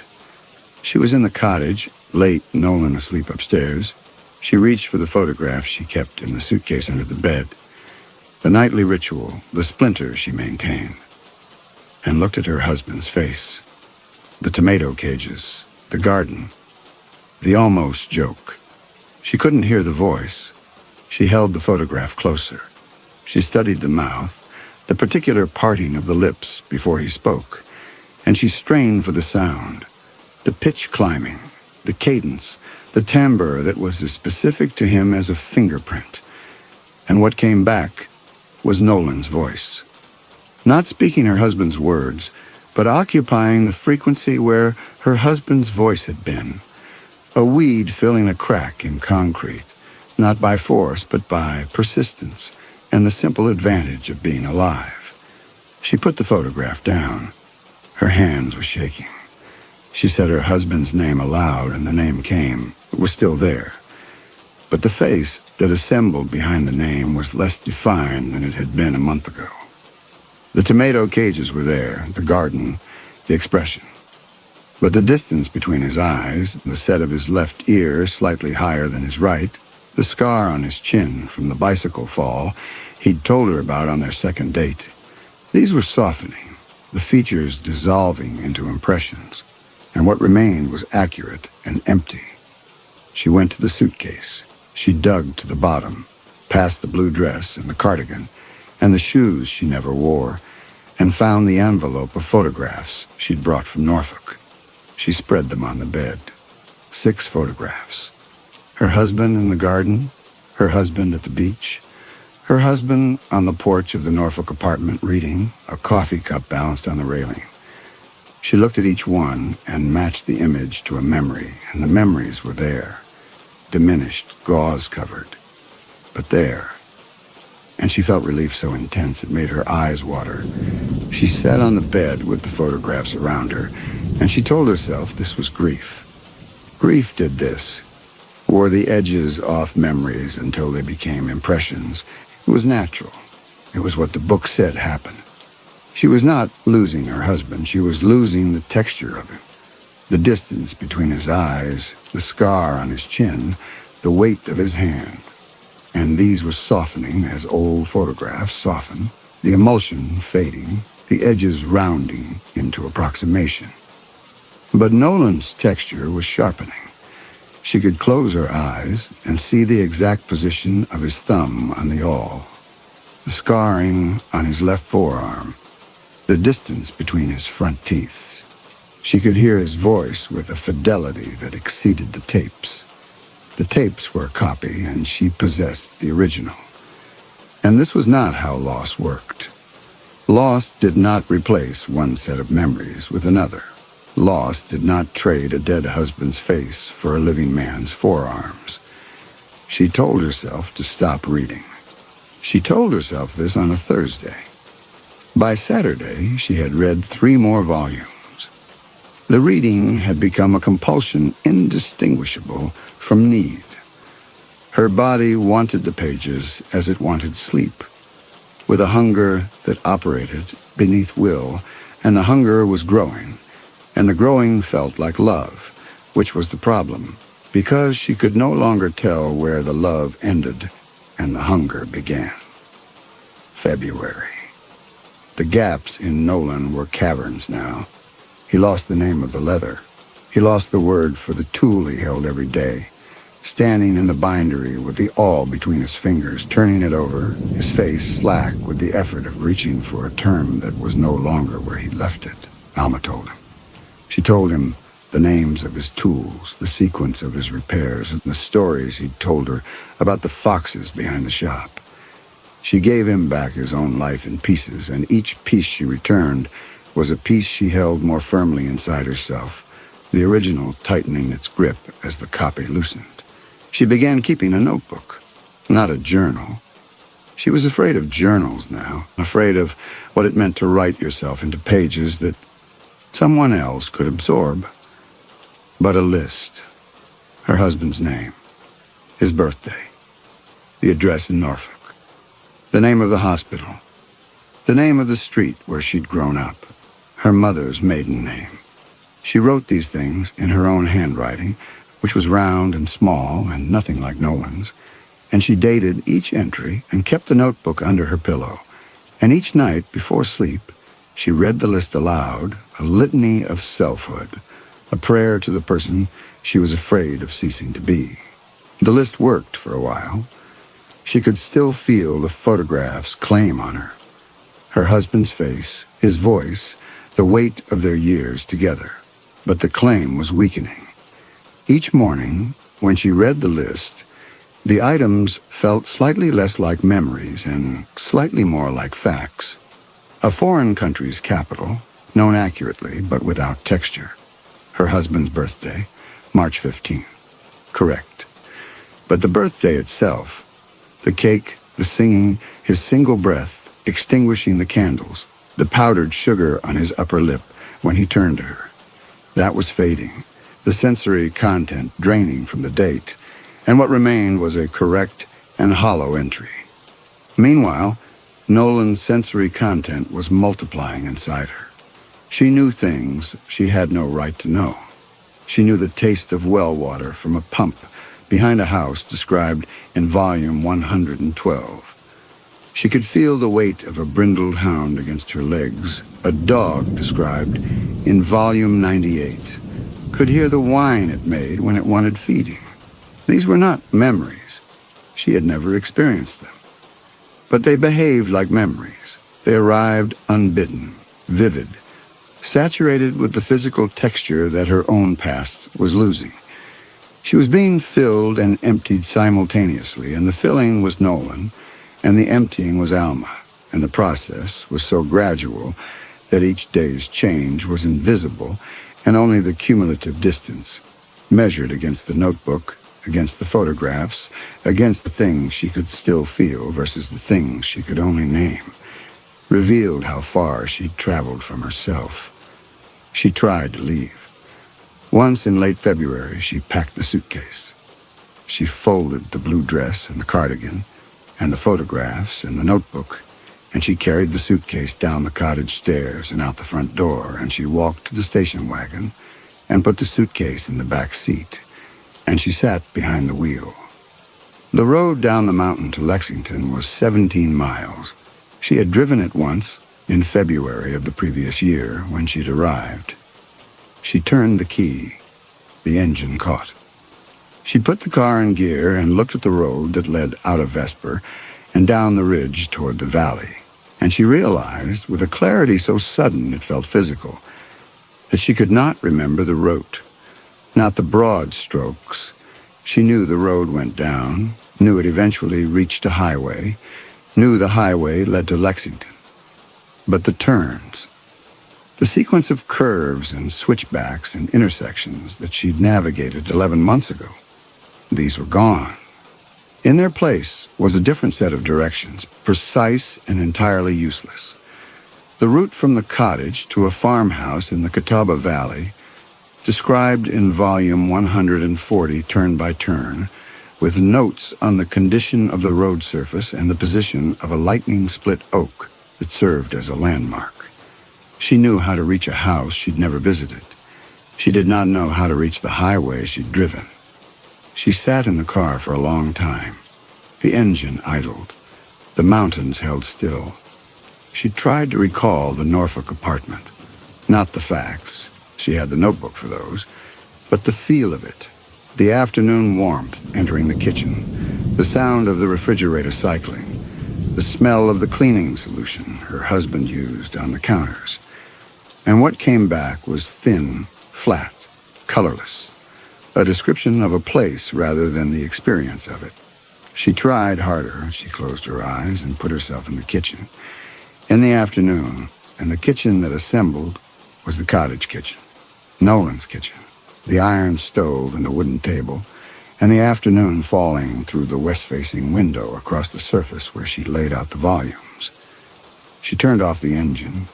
She took the suitcase out of the back seat. She went inside. The town watched. The pharmacist's wife stopped inviting her to supper. At the post office, Trudy no longer set out a morning cup. When Alma came in to collect the bindery's mail, Trudy placed the letters on the counter without looking up, her silence as heavy and deliberate as the notes she had once left beneath the saucer. When Alma walked through town to the bindery, which she now opened and ran herself, Nolan no longer capable of the work. The faces she passed wore the expression she'd first seen on the pharmacist's wife. Pity layered over a weariness older than pity, the resignation of witnesses. She worked in the bindery. Her movements carried Nolan's economy. She held the awl between thumb and first knuckle exactly as he had. And the customers who brought repairs did not seem to notice any difference. One of them, an older man whose face she recognized, but whose name she could not produce, watched her work for several minutes and then said a word she didn't catch, a word that included back. And when she asked him to repeat it, he shook his head and left. There were moments of clarity that came and went. One morning she walked into the bindery and caught sight of herself in the shop window, and for a fraction of a second did not recognize the reflection. Not disfigured, not altered, just seen from the wrong angle. Everything in the right place, but approached through the wrong door. She stood in the alley and looked at herself and felt the vertigo of being a stranger to her own image, and then the feeling passed and she was Alma again, opening the shop, pulling on the apron, reaching for the awl. These episodes came more often as winter wore on.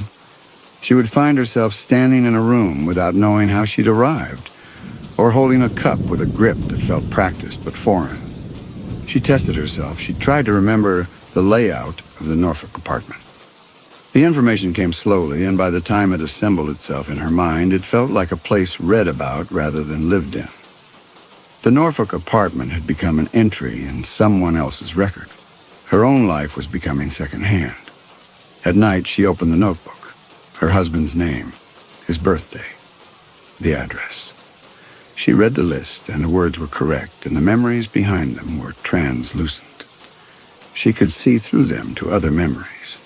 Nolan's memories, the well water and the hound and the farmhouse route. And those were opaque and solid and real in a manner her own were not. She added items to the list. The color of her childhood bedroom, the name of her first pet, the song her mother sang at bedtime.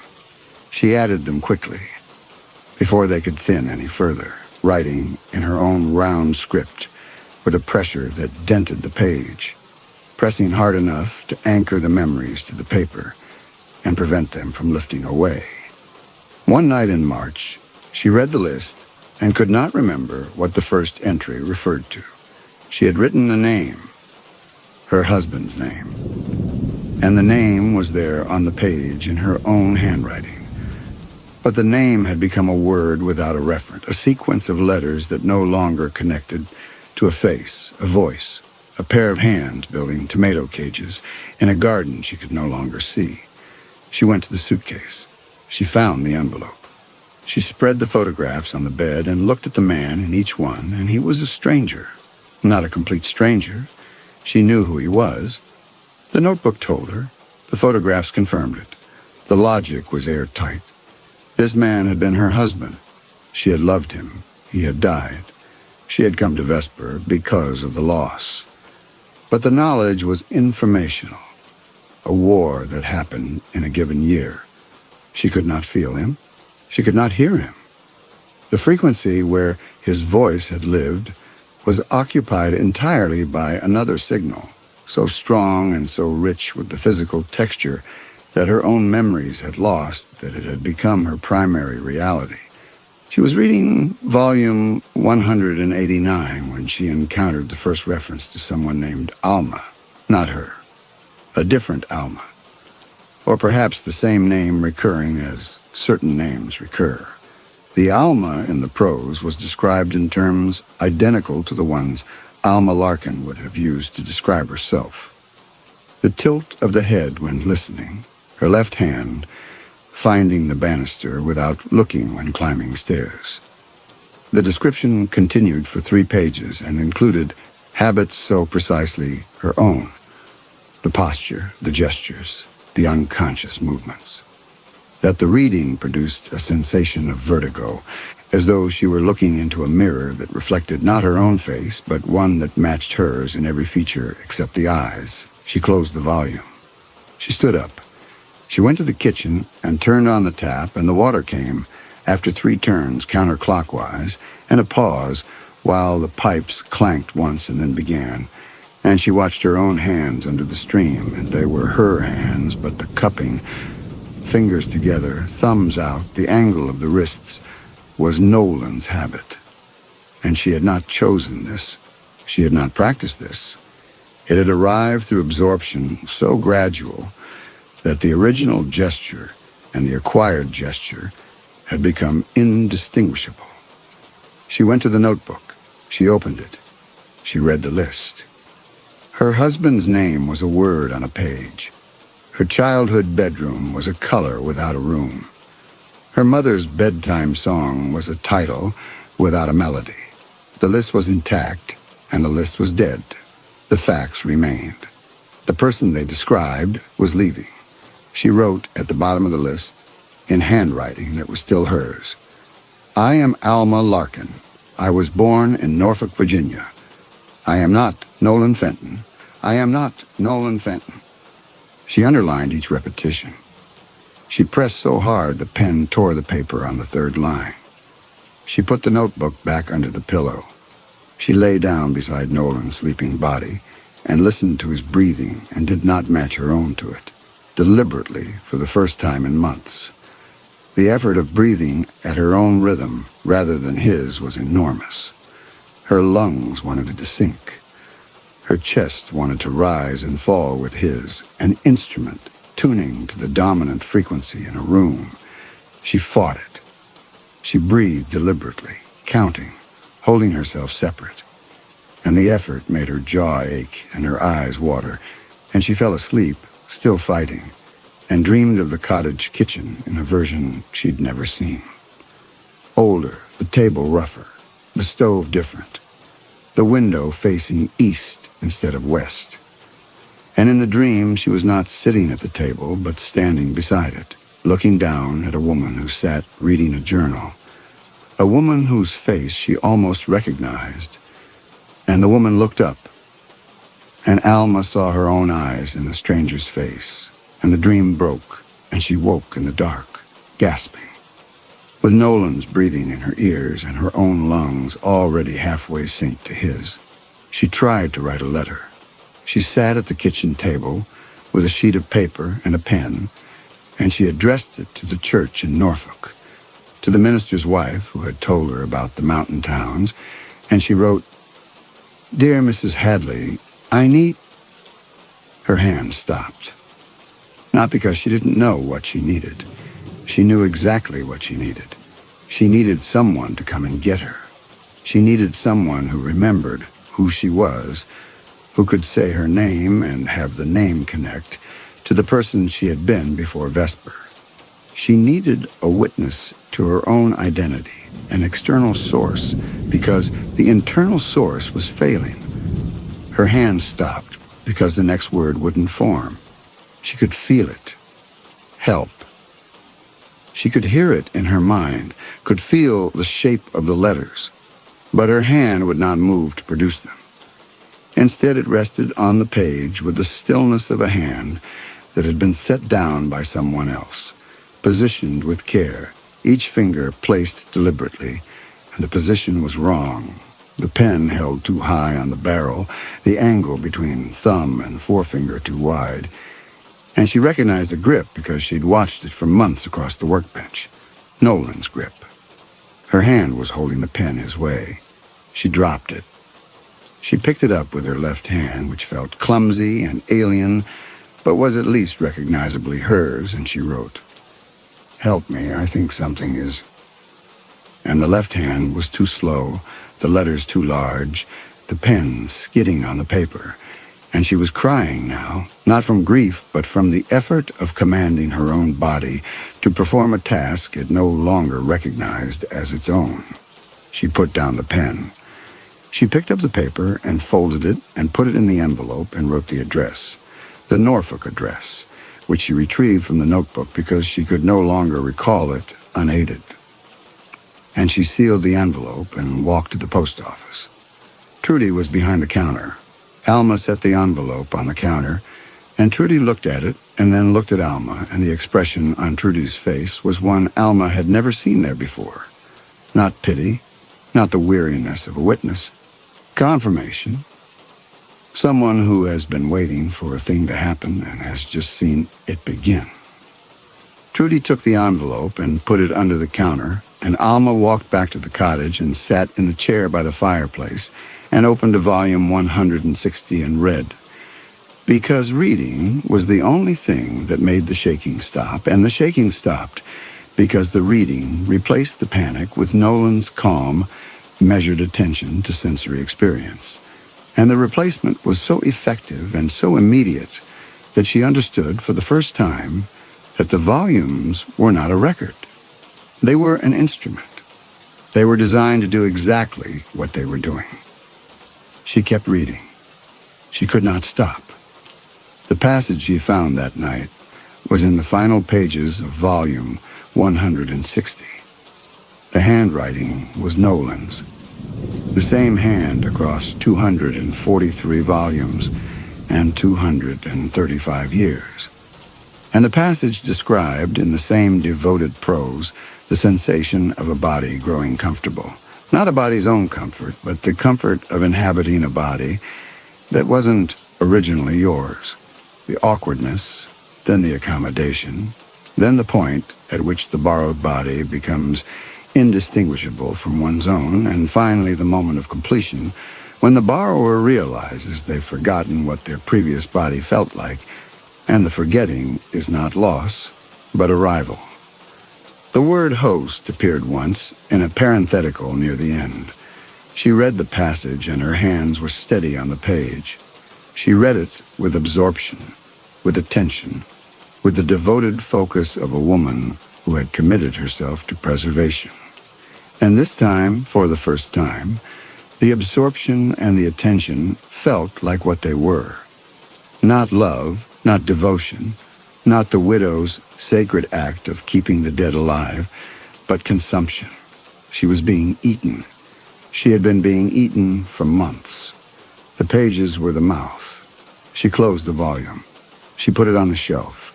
She went to the notebook under the pillow. I am Alma Larkin. The words were there in her own round handwriting, and she read them, and they were true, and they were becoming less true. And she could feel the lessening like a tide going out, each reading pulling the truth further from the shore. She looked at the photographs of her husband. She looked hard.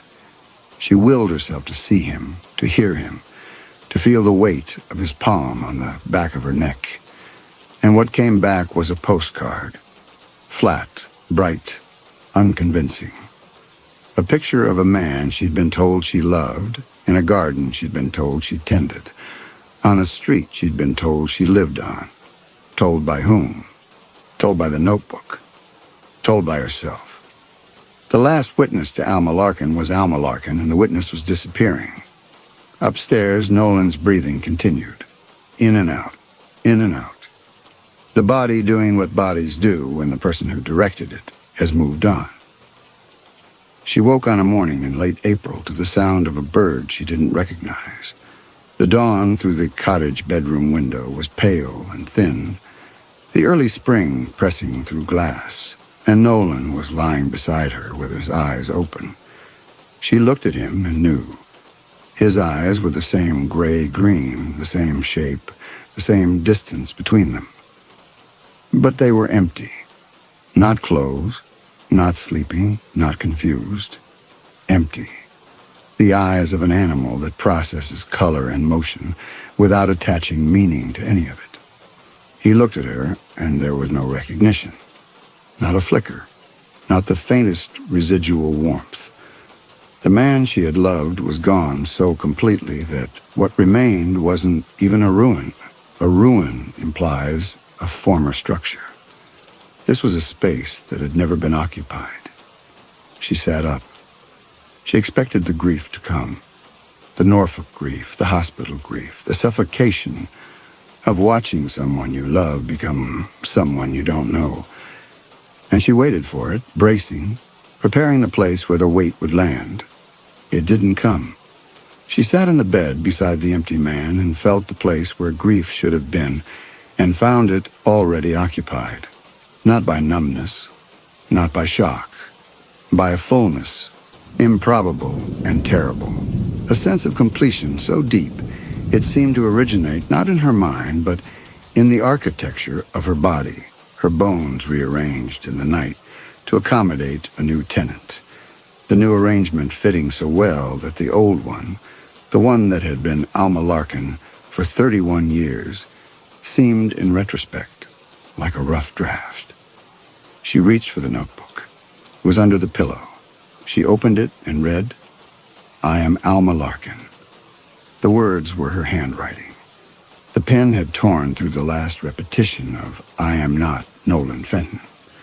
She read this, and the words meant nothing. They were marks on a page. They described a person she could not locate inside herself, a person whose memories had thinned to nothing, and whose name had become a label on an empty container. She reached for the photograph of her husband. She found it in the suitcase under the bed. She looked at the man in the garden and felt nothing. Not grief, not love, not the splinter she'd maintained for 2 years. The man in the photograph was a stranger in a garden, and the feeling of looking at him was the feeling of looking at a photograph in a second-hand shop. Mild interest. Nothing more. She put the photograph back. She went to the bathroom. She turned on the tap. 3 turns counterclockwise, a pause, the pipes clanking once.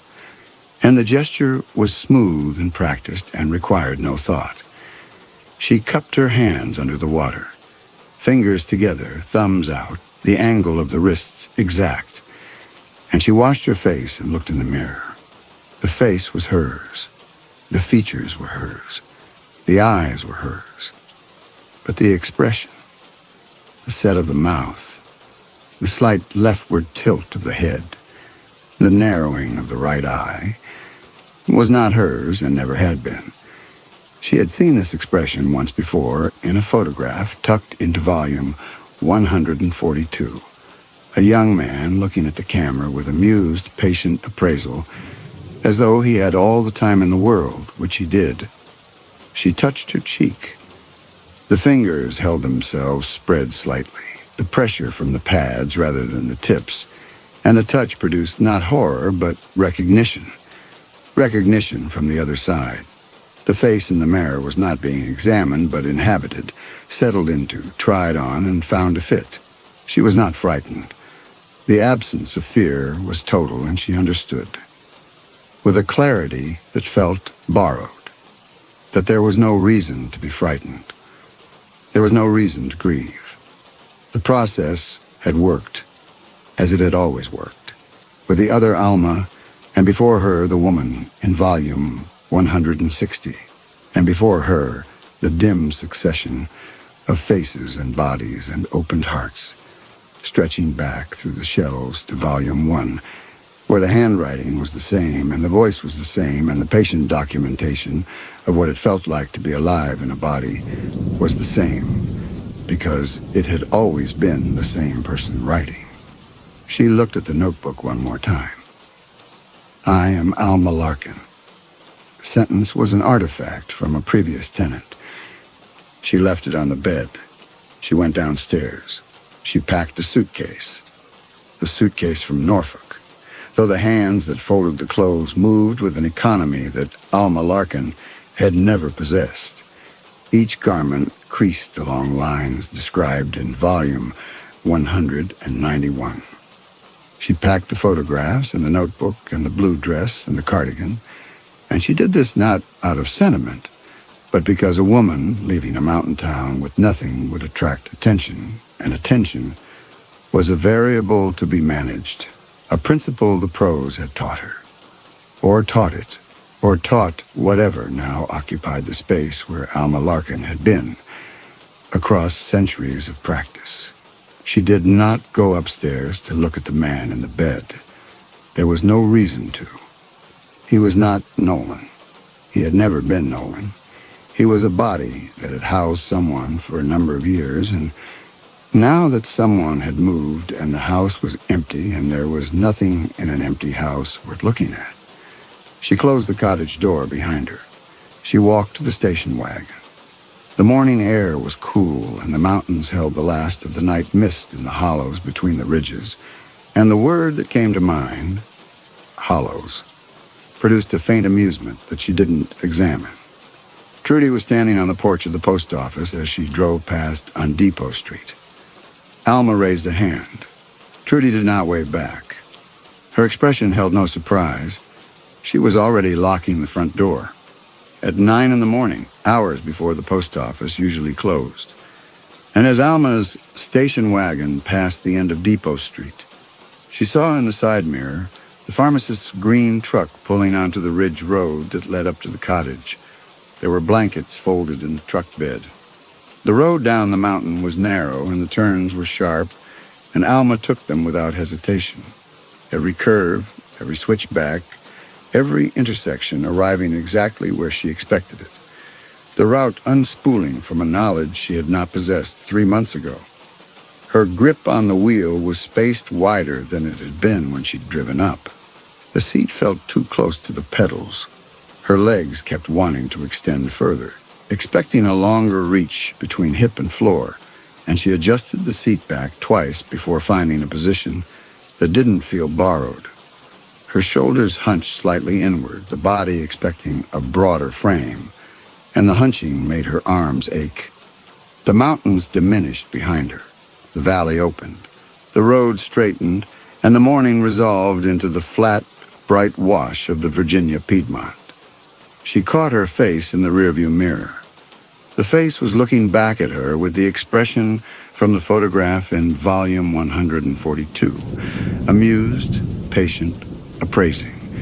It had been waiting for her to notice it and was in no hurry, having waited before, having always waited, having learned across the slow accumulation of residencies that the moment of recognition comes when it comes, and that the moment after, when the new tenant stops checking and simply lives, is the moment the house becomes a home. The face settled into itself. The tilt of the head, leftward slight, a posture she had never adopted in 31 years of being Alma Larkin, held. She drove on. The taste in her mouth was of old paper and binding paste, and it was the most familiar taste in the world.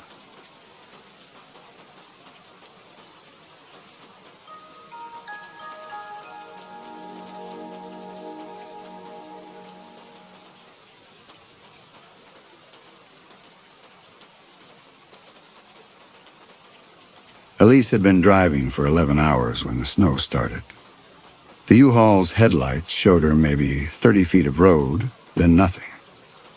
She checked the phone. 1 bar fading. The last gas station was 40 miles behind her, and the next town was 50 miles ahead, and she was alone on Interstate 80 through the Elk Mountain Pass in the dark. The radio said the road was open. She believed the radio because she had to.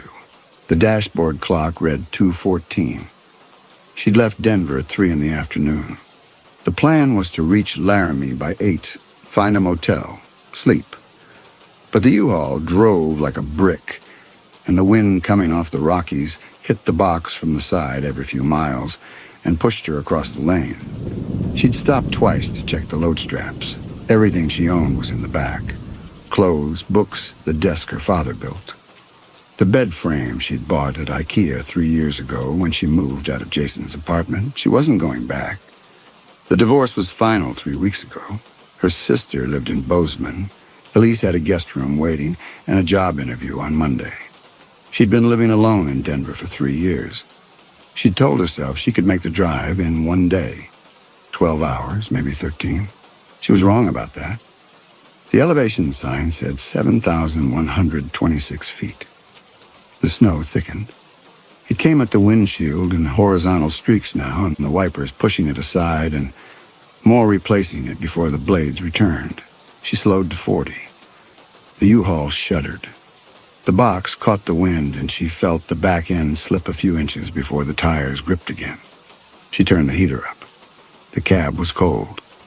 The vents blew tepid air that smelled like diesel and old rubber. She wore a fleece pullover, and her hands were stiff on the wheel.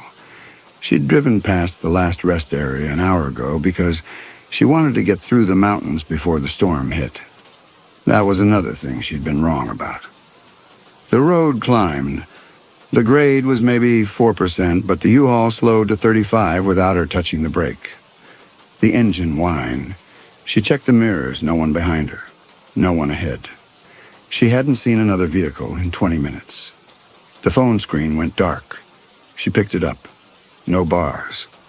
She thumbed the power button, and the screen lit and showed the battery at 62% and the cellular signal at 0. The service had dropped. She set the phone in the cup holder and watched the road. Reflective white posts marked the shoulder every 50 feet. Beyond them was darkness. The canyon was out there. She'd seen it during daylight on a trip through here 2 years ago with Jason. The summer before things went bad. The drop was 1,000 feet in some places. The guardrail was a single cable strung between posts. It looked decorative, not structural. She didn't think it would stop a vehicle. She kept the U-Haul between the center line and the shoulder posts. The snow piled on the hood faster than the wipers could clear it. She leaned forward, close to the windshield, trying to see the road surface. It was hard to tell where the asphalt ended and the shoulder began. Everything was white. The steering wheel vibrated under her palms. She could feel the road texture through it. Smooth patches where the ice had formed over the asphalt, rough patches where the snow was still loose. She adjusted her grip. Her knuckles ached. She'd been holding the wheel too tight for too long. The mile marker sign appeared in the headlights and vanished. 268. She did the math. 51 miles to Rawlins. Walcott Junction was somewhere between here and there. Maybe 25 miles. There was a truck stop at Walcott. She could pull off, wait for the plows, except the radio said the road was open. If the road was open, the plows weren't running. She listened to the engine. It sounded wrong, higher pitched than it should be. The U-Haul was working hard to hold 35 up this grade. She tried to remember if the rental guy said anything about mountain driving. He talked about load capacity and insurance and where to drop it off. He hadn't said anything about Wyoming. The temperature gauge sat just below the halfway mark. Normal. The fuel gauge showed a quarter tank, enough to reach Rawlins. The oil pressure light wasn't on. Nothing was failing. The U-Haul was doing what it was built to do. It just wasn't built to do it fast. The grade leveled out. The road ran flat for maybe a mile, then started to descend. She eased off the accelerator. The U-Haul picked up speed. 38, 40, 42. She touched the brake. The pedal felt soft. The truck slowed, but she felt the back end slide left before it caught. She let off the brake and let the engine slow her instead. The phone buzzed once in the cup holder. She glanced at it. 1 bar, then none. The service was trying to connect. She picked it up and saw the time. 2:23. 9 minutes since she'd last checked. It felt longer. The last thing Jason had said to her when she loaded the U-Haul was that she'd never make it through the mountains alone. He'd said it like he was concerned, like he cared. He hadn't cared in 2 years. She'd stopped expecting him to. The road descended. The speedometer crept to 45. The snow came harder. She could barely see the shoulder post now. The headlights lit up a white wall 3 feet in front of the bumper and nothing beyond. She was driving into a blank screen. She checked the mirrors again. Still empty.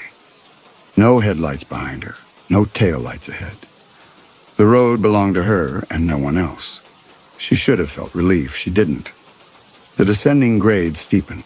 The U-Haul accelerated 48, 50.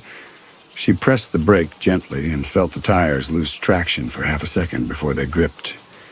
She let off and used the engine again. The U-Haul slowed to 45. The box swayed. The wind was worse on the downgrade. It came from the left and hit the broad side of the truck and pushed her toward the shoulder. She corrected. The wheel was heavy in her hands. The mile marker appeared. 265. 3 miles in 11 minutes. At this rate, Rollins was 2 hours away.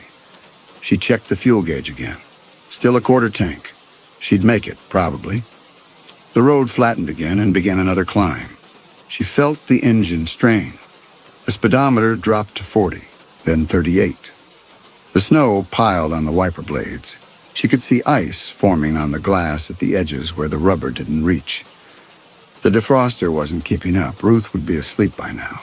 Elise had texted her from the last gas station in Laramie. On the road. Should be there by noon tomorrow. Ruth had replied, "Drive safe." Elise hadn't told her about the storm. She'd checked the weather and assumed Elise had stopped for the night. She wouldn't expect a call at this hour. The man from the parking lot came back to her. 7 a.m. that morning, already there when she pulled up to her apartment building. She'd noticed a blue Ford parked across the street 3 times that week. Maybe 4. Always the same spot. Always gone before she came back down. The man had been standing by the loading dock. Said he was visiting a friend in the building. Noticed she was struggling with the desk. Asked if she needed help. He'd seemed friendly. Normal. He'd helped her carry the desk and the bed frame. Knew exactly how to angle them through the doorway. She'd thanked him. He'd smiled. Said he hoped the move went well. The phone buzzed twice. 2 bars. She grabbed it and looked at the screen.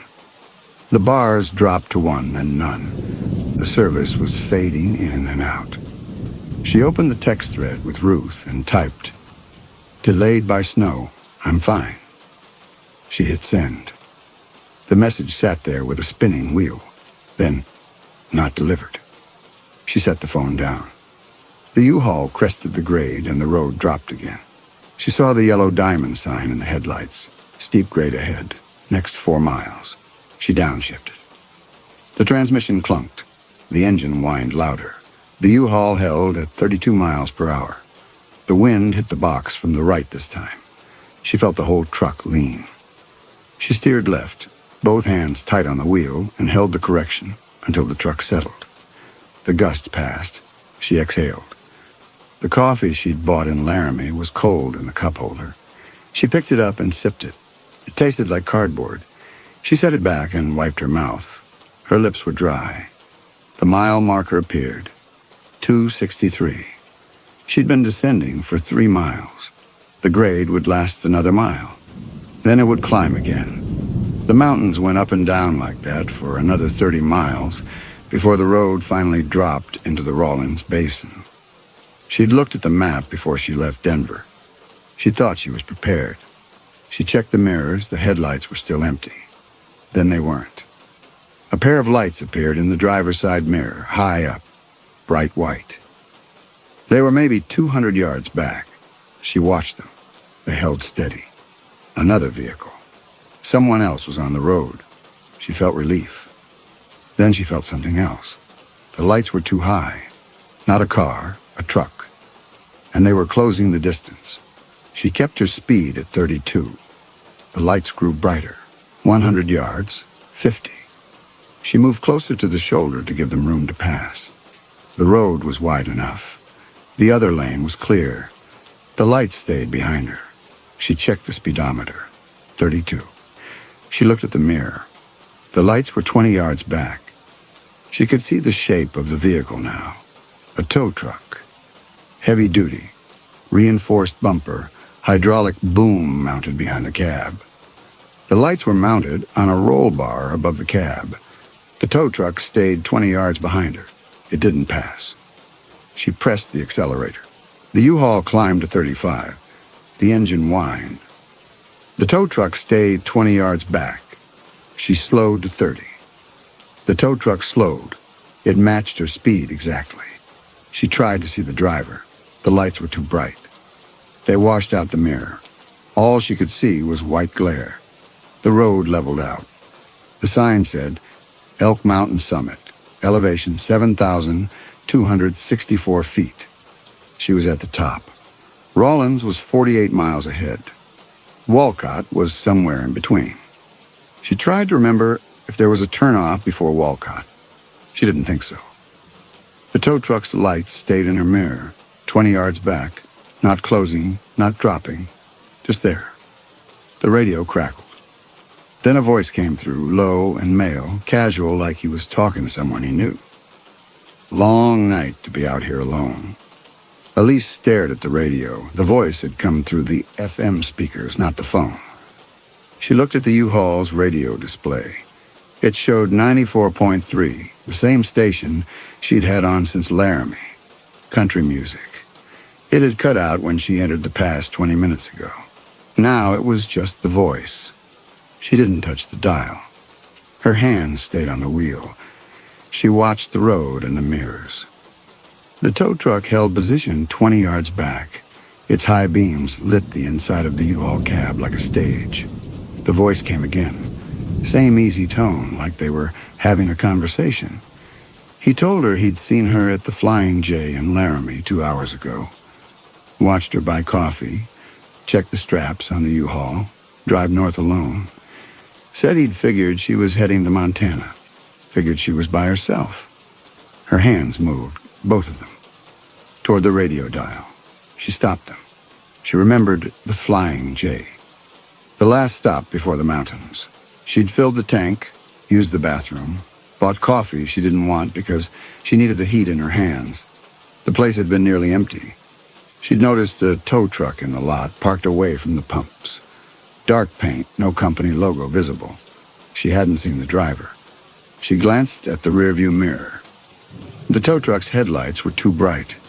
She couldn't see anything behind them. No face, no cab, just white glare. The road descended. Elise kept her speed at 30. The tow truck stayed with her. She tried the phone, still no bars. She set it down and checked the mirrors again. The truck was still there. It hadn't moved closer. That was something. She looked at the radio. The display still showed 94.3. FM didn't work like this. You couldn't just talk through someone's radio unless you were the station broadcasting. But CB radio could. High-powered CB transmitters could bleed into FM frequencies if they were close enough and strong enough.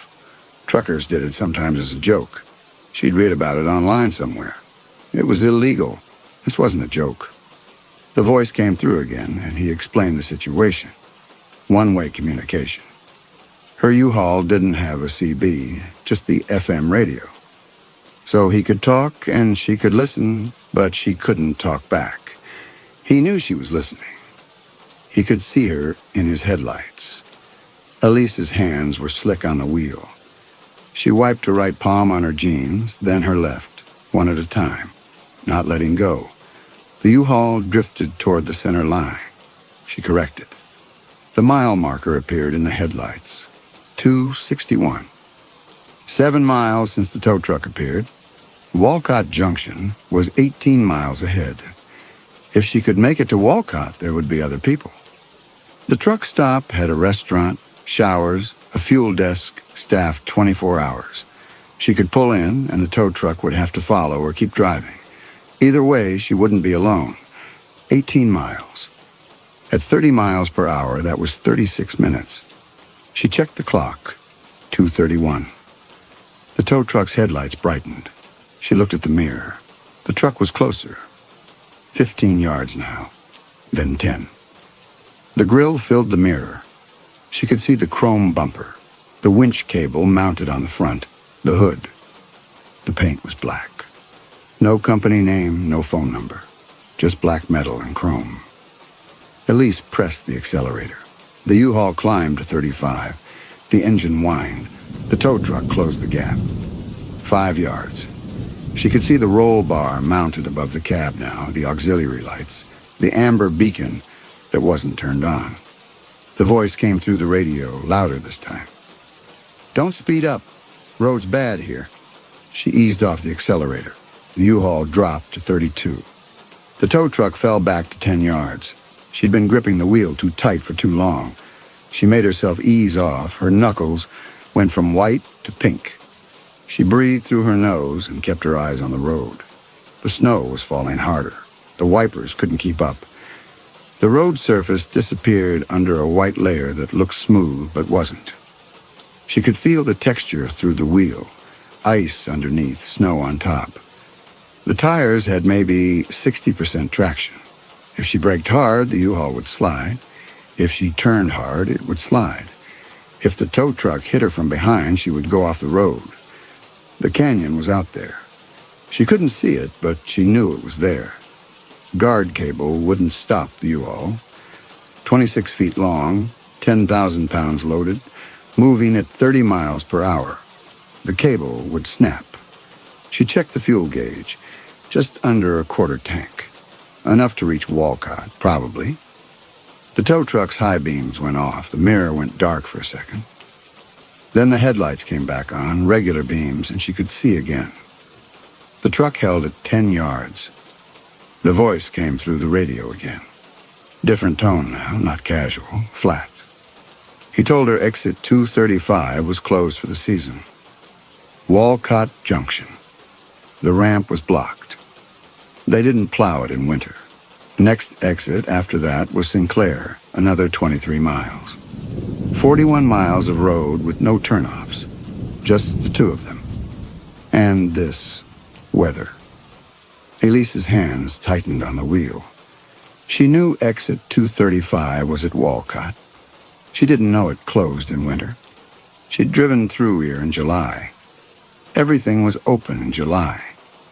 She checked the mirrors. The tow truck was still there, 10 yards back.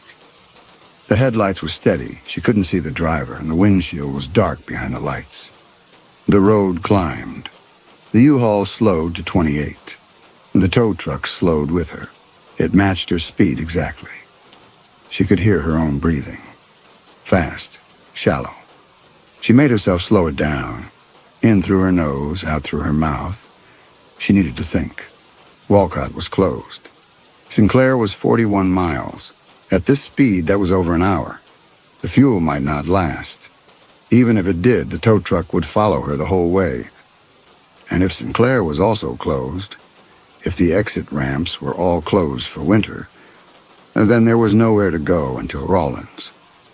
The phone buzzed in the cup holder. She grabbed it. One bar, then none. The service was trying. It wasn't enough.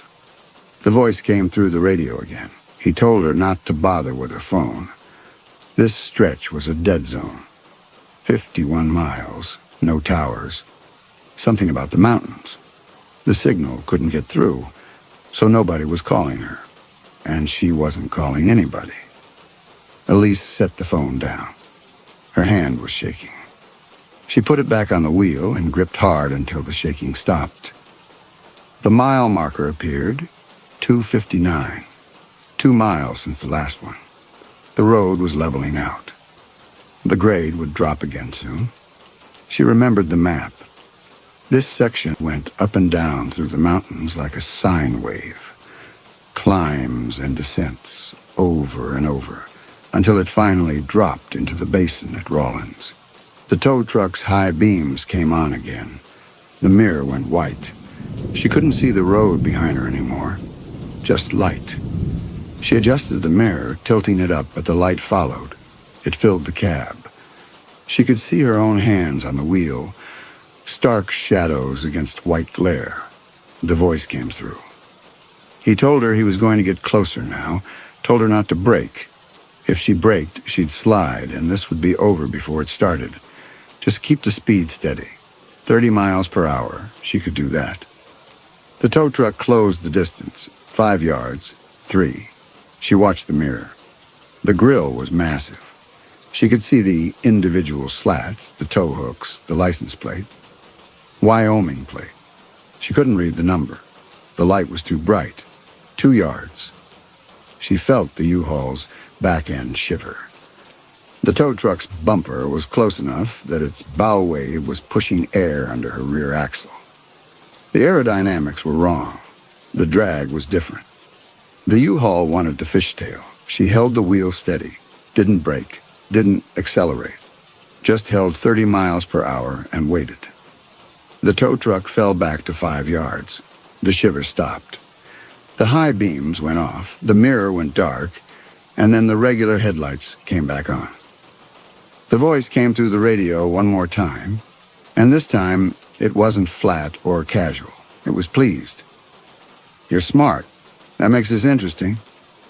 The road dropped into another descent. The grade was steeper this time. The yellow sign said 6%, at least downshifted. The transmission clunked. The U-Haul held at 30 miles per hour, but she could feel the weight of the load pushing from behind. Everything she owned was in that box. It wanted to go faster than the cab. The tow truck stayed 5 yards back. Its headlights were steady. She could see the whole front end now in her mirror.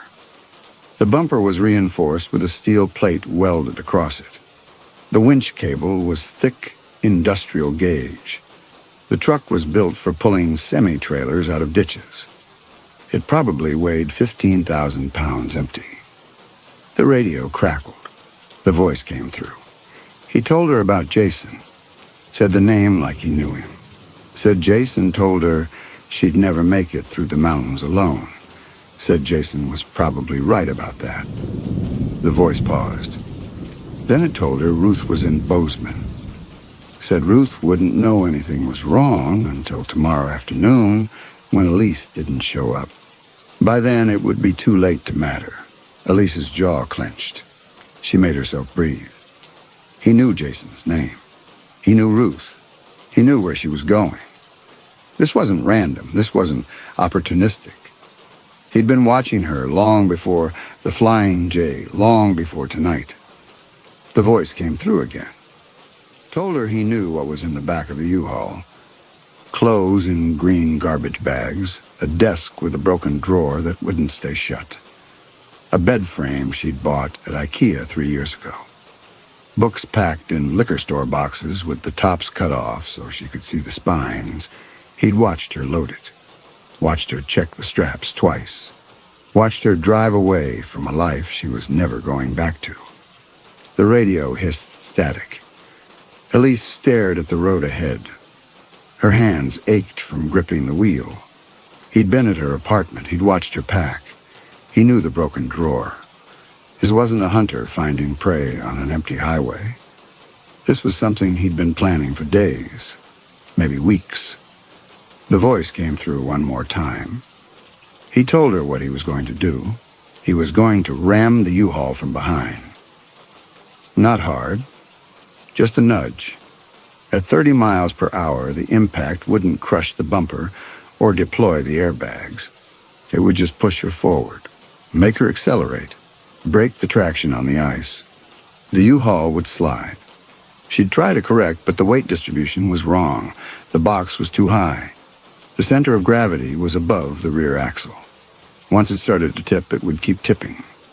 The guard cable would snap. The U-Haul would go over the edge. The canyon was deep here, 1,000 feet in some places. The U-Haul would tumble. It would hit rocks and trees on the way down. By then, it would be unrecognizable. The snow would cover it by morning. The State Highway Patrol would find it eventually. They'd call it Black ice. Single vehicle accident. Tragic. No witnesses. The voice stopped. The radio hissed to static. Elise's hands ached. She was gripping the wheel so hard her knuckles were white. She made herself ease off, flexed her fingers. The blood came back. They tingled. She checked the speedometer. 29. The descent was steep enough that even in low gear, the U-Haul wanted to accelerate. She touched the brake. The pedal felt soft. She pressed harder. The U-Haul slowed to 27, and the back end slipped left. She let off the brake. The truck straightened. She let the speed climb back to 29. The tow truck matched her. 5 yards back. Close enough that she could see the driver now, barely, a shape behind the windshield. He was wearing something dark, jacket or coveralls. She couldn't see his face. The headlights from behind him made a silhouette, broad shoulders. Head tilted forward like he was watching the road ahead through her U-Haul. The mile marker appeared. 2:57. 2 miles since the last check. Walcott was 16 miles ahead. Sinclair was 39. Rollins was 46. All of them might as well be in another state. She tried the accelerator. The U-Haul climbed to 32. The engine whined. She held it there. The tow truck closed the gap. 4 yards. 3. She pressed harder. 34. The back end started to shimmy. The tires were losing grip. She eased off. The U-Haul dropped to 30. The shimmy stopped. The tow truck fell back to 5 yards. The radio crackled. But this time no voice came through. Just the hiss of dead air. Then a sound. Faint. Rhythmic. It took her 3 seconds to recognize it. Breathing. He was holding the microphone open. She was listening to him breathe. The sound stopped. The radio went silent. Then the voice came back, quieter this time. It told her she couldn't outrun him. The U-Haul topped out at 65 on flat ground in good weather. This wasn't flat, and this wasn't good weather. Best she could do right now was maybe 35 before she lost control. He could do 70. Elise looked at the canyon. She couldn't see it, but she could feel it. The road hugged the mountain on the left. On the right, there was a narrow shoulder, maybe 3 feet. Then the guard cable, then nothing. She'd seen pictures of this section of I-80 during the day. The drop was sheer in some places. In others, the slope was steep enough that a vehicle would tumble, picking up speed, hitting outcropping. Either way, the result was the same. The descent leveled out. The road ran flat for a quarter mile. Elise kept her speed at 30. The tow truck held position. She could see it clearly now.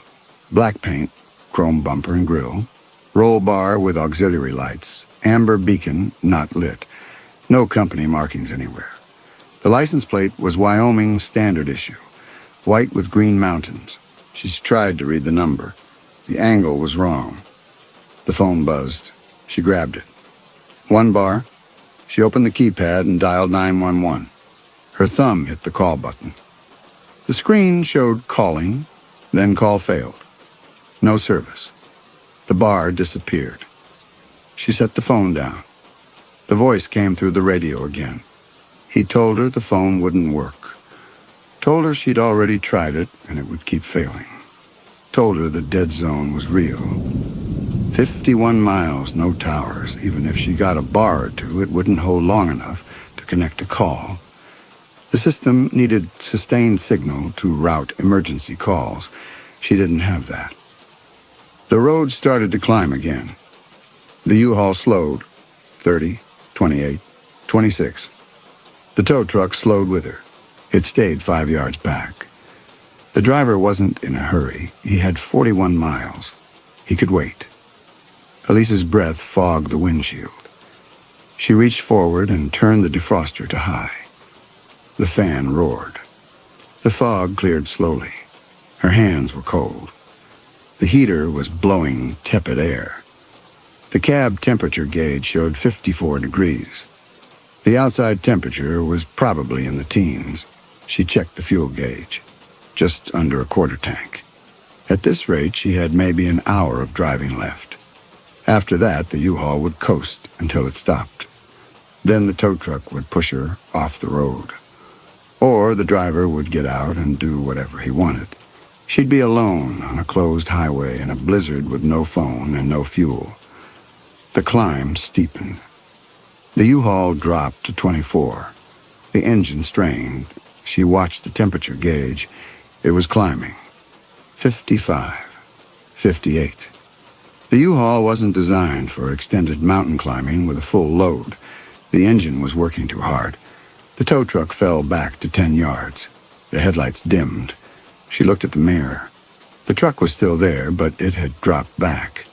Maybe the grade was too steep for it to maintain close distance.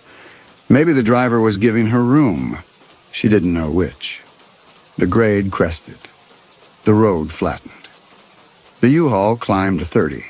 The tow truck closed to 5 yards. The headlights brightened. She'd had 10 seconds of space. Now it was gone. The mile marker appeared. 2:55.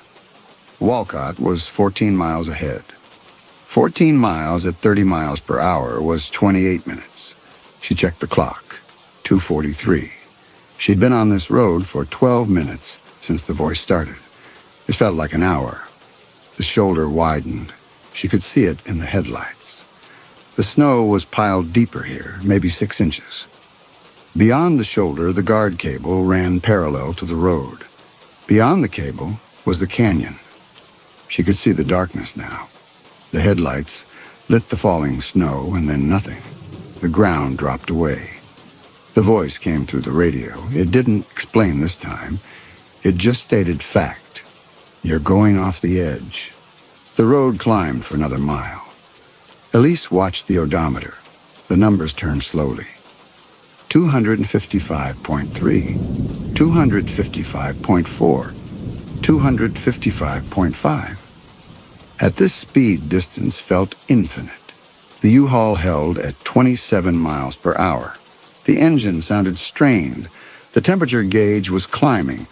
60 degrees, 62. The tow truck stayed 5 yards back. The driver wasn't pushing yet. He was letting her understand, letting her calculate. She had 14 miles to Walcott, and the exit was closed. She had 39 miles to Sinclair, and that exit might be closed too. She had no phone, no speed, no turnoffs. He'd boxed her in with geography and weather and time. And he'd been watching her long enough to know where she was going and what she was running from. She tried to think of options. She could stop, pull over to the shoulder and wait. But then what? The tow truck would stop behind her. The driver would get out. She could lock the doors, but U-Haul locks weren't secure. The windows were single-pane glass. He had tools. He'd smash a window and drag her out. Or he'd just push the U-Haul over the edge while she sat in it. Either way, she'd lose. She could accelerate. Push the U-Haul to 40, 45, try to gain distance. But she'd already tried that. At 34, the back end started to shimmy. At 35, it would slide. The road was too icy, and the U-Haul's weight distribution was wrong. The box was too high. It would tip. She could brake hard, force the tow truck to swerve or hit her. But if he hit her, the impact would push her forward, and she'd slide. If he swerved around her, he'd just get ahead and block the road. Then he could reverse into her at speed. That would be worse than getting pushed from behind. There were no options. He'd thought of everything. He'd been thinking about it longer than she had. The grade leveled. The road ran flat for half a mile. Elise kept her speed at 30. The tow truck matched her. She could see it clearly in the mirror. Black paint, chrome grille, reinforced bumper. The driver's silhouette was visible now. He was leaning forward slightly, watching the road through her U-Haul. His posture was relaxed. He had time, and she had none. The road started to descend. Elise downshifted. The U-Haul slowed to 28. The tow truck closed to 4 yards. She could see the winch cable now, coiled on the front bumper. Industrial steel cable, thick as her wrist. Built for pulling 30-ton loads out of ditches, the descent steepened. The U-Haul wanted to accelerate. She held the brake lightly, keeping the speed at 28. The back end slipped. She let off. The U-Haul climbed to 30. The tow truck was 3 yards back. The high beams came on. The mirror went white. Elise flipped the mirror to night position. The glare dimmed, but didn't stop. The light filled the cab. She could see her own hands on the wheel, shadows stark against the dash. She could see the windshield wipers moving, see the snow streaking past. Everything was overexposed. The tow truck closed to 2 yards. She felt the air pressure change. The draft from the tow truck's bumper pushed under her rear axle. The U-Haul's back end shivered. She gripped the wheel tighter and held her line. 1 yard. She could see the tow truck's hood in the mirror now. The whole front end filled the glass. The grille was massive. Chrome slats, heavy-gauge steel, built to take impacts. The bumper had a rubber guard bolted across it, but behind the rubber was solid metal. If he hit her at 30 miles per hour, the impact would total the U-Haul's rear end. The bumper would crumple, the hitch would snap, the frame would bend, the box would jackknife. She'd lose control. The tow truck's engine roared. She heard it through the U-Haul's cab, a diesel engine, big block, maybe 8 cylinders. The sound was deep and steady. The driver was accelerating. Elise pressed the gas pedal. The U-Haul climbed to 32. The back end shimmied. She held it. 33. The shimmy got worse. She could feel the tires slipping, catching, slipping. 34. The U-Haul started to fishtail. The back end swung right. She steered into it. The truck straightened, but the tires weren't gripping. She was sliding. She let off the gas. The U-Haul slowed. 32, 30, 28. The tires caught. The fishtail stopped. The tow truck was 1 yard back. The high beams went off. The mirror darkened. The regular headlights came back on.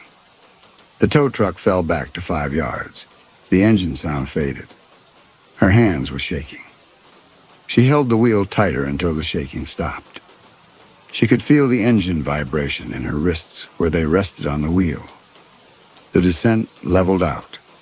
The road climbed again. The U-Haul slowed to 26. The tow truck slowed with her. The driver had made his point. He could close the distance whenever he wanted. He could push her to the edge of control. And when she tried to escape, he'd just wait for her to lose traction and slide.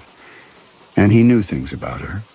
About Jason, about Ruth, about the desk with the broken drawer. That meant he'd been watching long enough to plan every detail. She looked at the road ahead. The snow was falling harder. The visibility was maybe 20 feet. The headlights showed a white wall and nothing beyond. The shoulder posts appeared and vanished. The center line was buried. She was navigating by feel, by the texture of the road through the steering wheel. The phone buzzed. She grabbed it without looking away from the road. 1 bar. She hit the call button. 911. The screen showed calling. She waited. 3 seconds, 4. The screen went black. Call failed. The bar was gone. She set the phone down and checked the fuel gauge. The needle touched the red line. The low fuel light came on, orange, bright against the dark dash. She had maybe 15 miles left. Walcott was 12 miles ahead. Even if the exit was open, she wouldn't make it past Walcott. The U-Haul would run out of fuel somewhere between here and there. The mile marker appeared, 2:53. 12 miles to Walcott. She checked the clock. 2:51. 2 minutes since the last marker. She was barely covering distance. At this rate, Walcott was 24 minutes away. The fuel wouldn't last. The road descended again. The U-Haul held at 30. The tow truck stayed 5 yards back. The snow fell. The canyon waited on the right side of the road. And somewhere ahead, the fuel would run out. Elise remembered the emergency radio. It was in the plastic storage bin behind the passenger seat. She'd bought it at a truck stop in Colorado 3 years ago. battery-powered weather radio with AM/FM bands. She'd thrown it in the bin with the jumper cables and the first aid kit, and forgotten about it. She kept her left hand on the wheel and reached behind the passenger seat with her right. Her fingers found the bin's lid. She popped it open. The smell of old rubber and dust. She felt inside. Jumper cables. The metal was cold.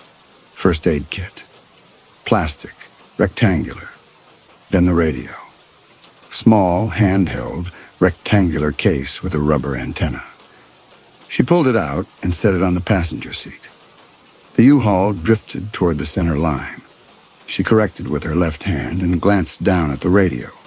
Red plastic casing, power switch on the side, band selector on top. She flipped the power switch. Nothing. She tried again. The battery was dead. She opened the bin again and felt around. Her hand found the loose batteries she'd bought with the radio. 4 AA still in the package. She grabbed them and brought them into her lap. The U-Haul drifted again. She steered with her left hand and tore the battery package open with her teeth. The batteries spilled into her lap. She picked up the radio, opened the battery compartment with her thumb, and loaded the batteries one-handed. It took 15 seconds. The U-Haul stayed between the lines. She flipped the power switch. The radio crackled to life. Static. She turned the volume down and checked the band selector. She turned it to CB. More static, but different. Lower frequency. The sound filled the cab. The tow truck was still 5 yards back. She checked the mirror. The driver hadn't changed position. He couldn't see what she was doing. The radio was small. She held it below the dash line. She turned the CB frequency dial. The radio scanned through channels, static on every one. Then she found channel 19, the standard trucker frequency. The static was cleaner here. She held the radio close to her chest and pressed the talk button. It clicked. She released it and listened. Nothing, just static. She pressed the button again and brought the radio to her mouth. She'd been at the Flying J 2 hours ago. While the fuel pumped, she'd noticed the tow truck in the lot, watched it through the convenience store window. Something about it felt wrong. No logo. Driver sitting in the cab, not getting out. Watching her. She'd used the restroom. When she came out, she'd walked to the U-Haul and taken out her phone. Opened the camera, stood by the driver's door pretending to check something, and angled the camera toward the tow truck. Took 3 pictures. Got in the U-Haul and pulled up the photos. The resolution was good. She'd zoomed in on the hood. The overhead lights had hit the paint at an angle. Under the black paint, she could see the ghost of an old logo. White letters. She'd done a reverse image search, but found nothing. She'd tried searching Wyoming tow companies, commercial vehicle registrations, scrolled through until she found a match. Peterbilt, late 90s model, black paint, registered to an operator in Rawlins. She'd screenshotted the DOT registration number. That was all, just the registration. She hadn't looked up an address or family information. She'd been about to leave when she'd seen him watching her in the rearview mirror. That's when she'd saved the screenshot and driven north, watching her mirrors. She pressed the talk button. DOT registration WY74193. Her voice sounded strange through the speaker, thin and compressed. She released the button and listened. The static hissed. Then the voice came through, but not through the emergency radio, through the U-Haul's FM radio, the speakers in the dash. What did you say? She could hear surprise in his voice. Just a trace of it. Enough. She pressed the talk button again. Doyle Ransom, Rawlins, Wyoming. She released the button. The static filled the emergency radio, then silence. The FM radio was quiet. She waited. 5 seconds. 10. The tow truck held its position, 5 yards back. The headlights were steady. She checked the road. The mile marker appeared, 252. 11 miles to Walcott. The fuel gauge was below the red line. The low fuel light glowed orange. The FM radio crackled. The voice came through. It was different now, cautious. He asked how she knew that. Elise didn't answer. She set the emergency radio on the passenger seat and put both hands back on the wheel. She wanted him to think about it, wanted him to work through the implications. She'd known his name before he started talking. That meant she'd identified him. That meant she might have told someone. The voice came through again, harder this time. He said knowing his name didn't help her. She was still here, still alone. And knowing who he was didn't change what was about to happen. She had no proof, just a name and a dot number. That wasn't enough. The tow truck's headlights stayed steady, 5 yards back. But something had changed. She could feel it. He was calculating now, working through whether the name mattered, whether anyone else knew it. She picked up the emergency radio. She pressed the talk button. She told him she took pictures at the Flying J. 3 of them. His truck, the hood, the faded logo under the paint. She looked up the DOT registration while she still had service. She had his name and his business registration saved to her phone. And she'd been about to text it to her sister before the signal dropped. She released the button. That last part was a lie. She hadn't sent anything to Ruth. But he didn't know that. The static filled the emergency radio. Then the FM radio came alive. The voice was angry now. He said she was lying. She'd lost service at mile marker 268. She couldn't have sent anything. Elise pressed the talk button again. She told him he was right. She hadn't sent it. But her phone still had the screenshots, the pictures, the DOT registration with his name. When the police found her phone, they'd find his name attached to photos she took at the gas station hours before she died. They'd ask questions. She released the button and set the radio down. Her hands were shaking. She gripped the wheel and the shaking stopped. The tow truck had fallen back to 10 yards, then 15. The headlights were dim in her mirror. The driver was thinking, processing. She just told him she had evidence that linked him to her last known location. If she disappeared now and he made it look like an accident, the police would find her phone eventually. They'd find his name. They'd ask him questions. The FM radio stayed silent. The tow truck held at 15 yards. The driver hadn't committed yet. He was calculating whether the name mattered, whether the screenshots were enough to create a trail. The mile marker appeared, 251, 10 miles to Walcott. The U-Haul's engine coughed. The fuel was almost gone. The tow truck stayed 20 yards back for half a mile. Elise watched the mirrors. The headlights were steady but not closing. The driver was still there, still following. But the distance had changed. He was thinking now, working through the problem she'd created. The U-Haul's engine coughed again. She felt it through the gas pedal. A momentary loss of power, then it caught and ran smooth. The fuel gauge needle sat on E. The tank was nearly empty. She had maybe 3 miles left, maybe less. The road descended. The grade was shallow, maybe 2%.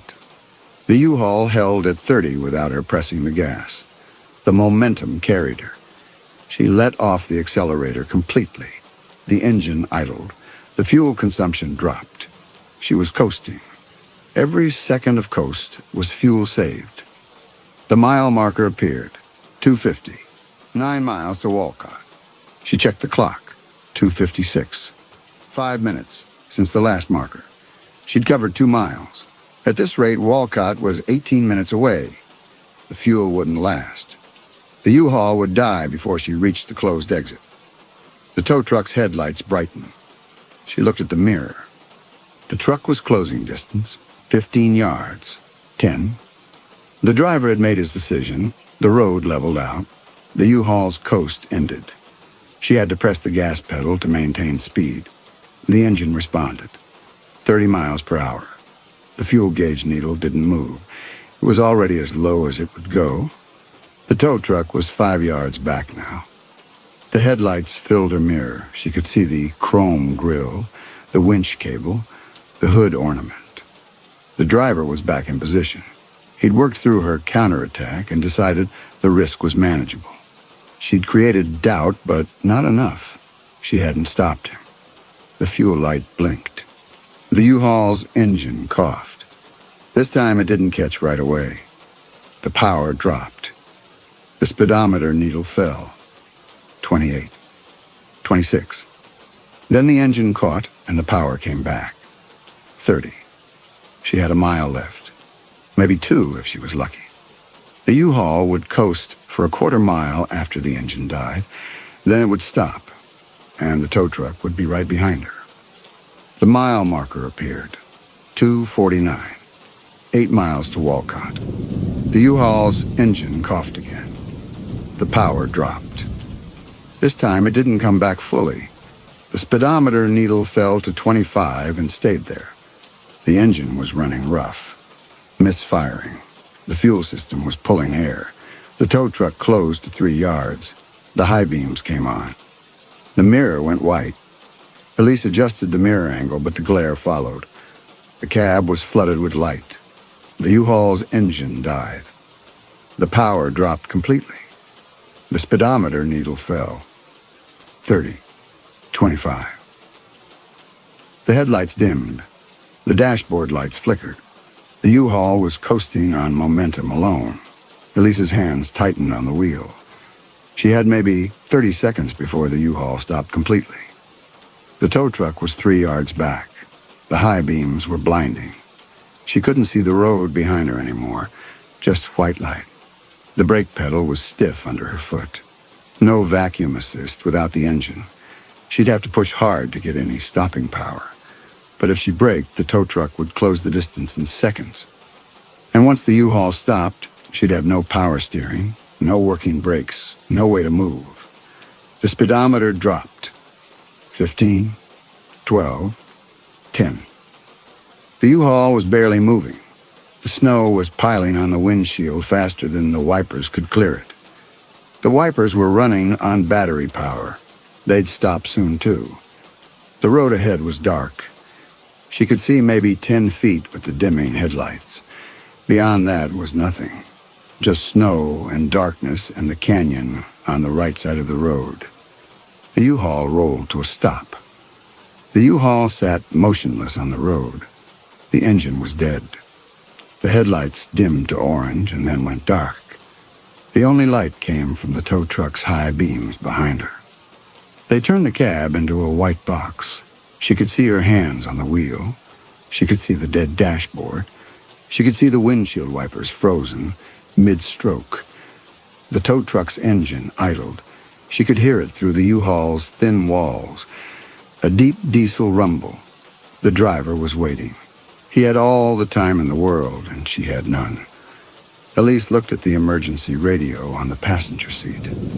The power light was still on, and the battery was good. She set the radio down and reached for her seatbelt. She unbuckled it. The click was loud in the silent cab. She leaned forward and reached under the dashboard with her right hand. Her fingers found the plastic housing. It was mounted low behind the steering column, just above the pedals. She'd found it earlier in the drive, back when she still had 1 bar of service, before the tow truck appeared. Jason used to track her location. U-Hauls were commercial fleet vehicles. That might mean something. She'd pulled up the rental agreement on her phone, scrolled through the fine print, found a section on fleet management. All vehicles equipped with telematics for asset tracking and theft prevention. Then more text about satellite positioning and monitoring. She didn't know if it was true or just legal boilerplate, but it was something. She'd reached behind the passenger seat, found the tire iron in the storage bin, 3-pound steel bar with a lug wrench on one end and a pry bar on the other. She'd leaned forward, wedged the pry bar under the housing and pulled. The plastic cracked. She'd pulled harder. The housing broke away. Behind it was a small black box, 6 inches by 4 inches, wiring harness, antenna cable. She'd gripped the tire iron like a hammer and swung. The first hit cracked the box. The second hit broke it open. Circuit boards and components inside. She'd hit it 3 more times until the box was in pieces, and the wiring harness was torn loose. The antenna cable hung free. She didn't know if destroying it would trigger any kind of alert. She didn't know if fleet companies monitored these systems in real time or just pulled data later, but it was the only thing she could think of that might bring help to a dead zone. That was at 2:23, right after she lost service. The tow truck had appeared 8 minutes later. The voice had come through 2 minutes after that. And now the U-Haul was dead, and she was sitting in the dark with the tow truck 3 yards behind her. She picked up the emergency radio. She pressed the talk button. I smashed the telematics box. She released the button. The static filled the radio, then silence. The FM radio stayed quiet. She counted. 5 seconds. 10. 15. The FM radio crackled. The voice came through. It was careful now, slow. He asked what she was talking about. Elise pressed the talk button again. She told him U-Hauls had GPS tracking. Fleet management. She'd destroyed the unit under the dashboard. She didn't know what would happen when she did it. But commercial vehicles had safety systems. If the tracking went offline, maybe someone would notice. Maybe they'd call the highway patrol. Maybe they wouldn't. She'd taken a gamble. She released the button. She looked at her phone.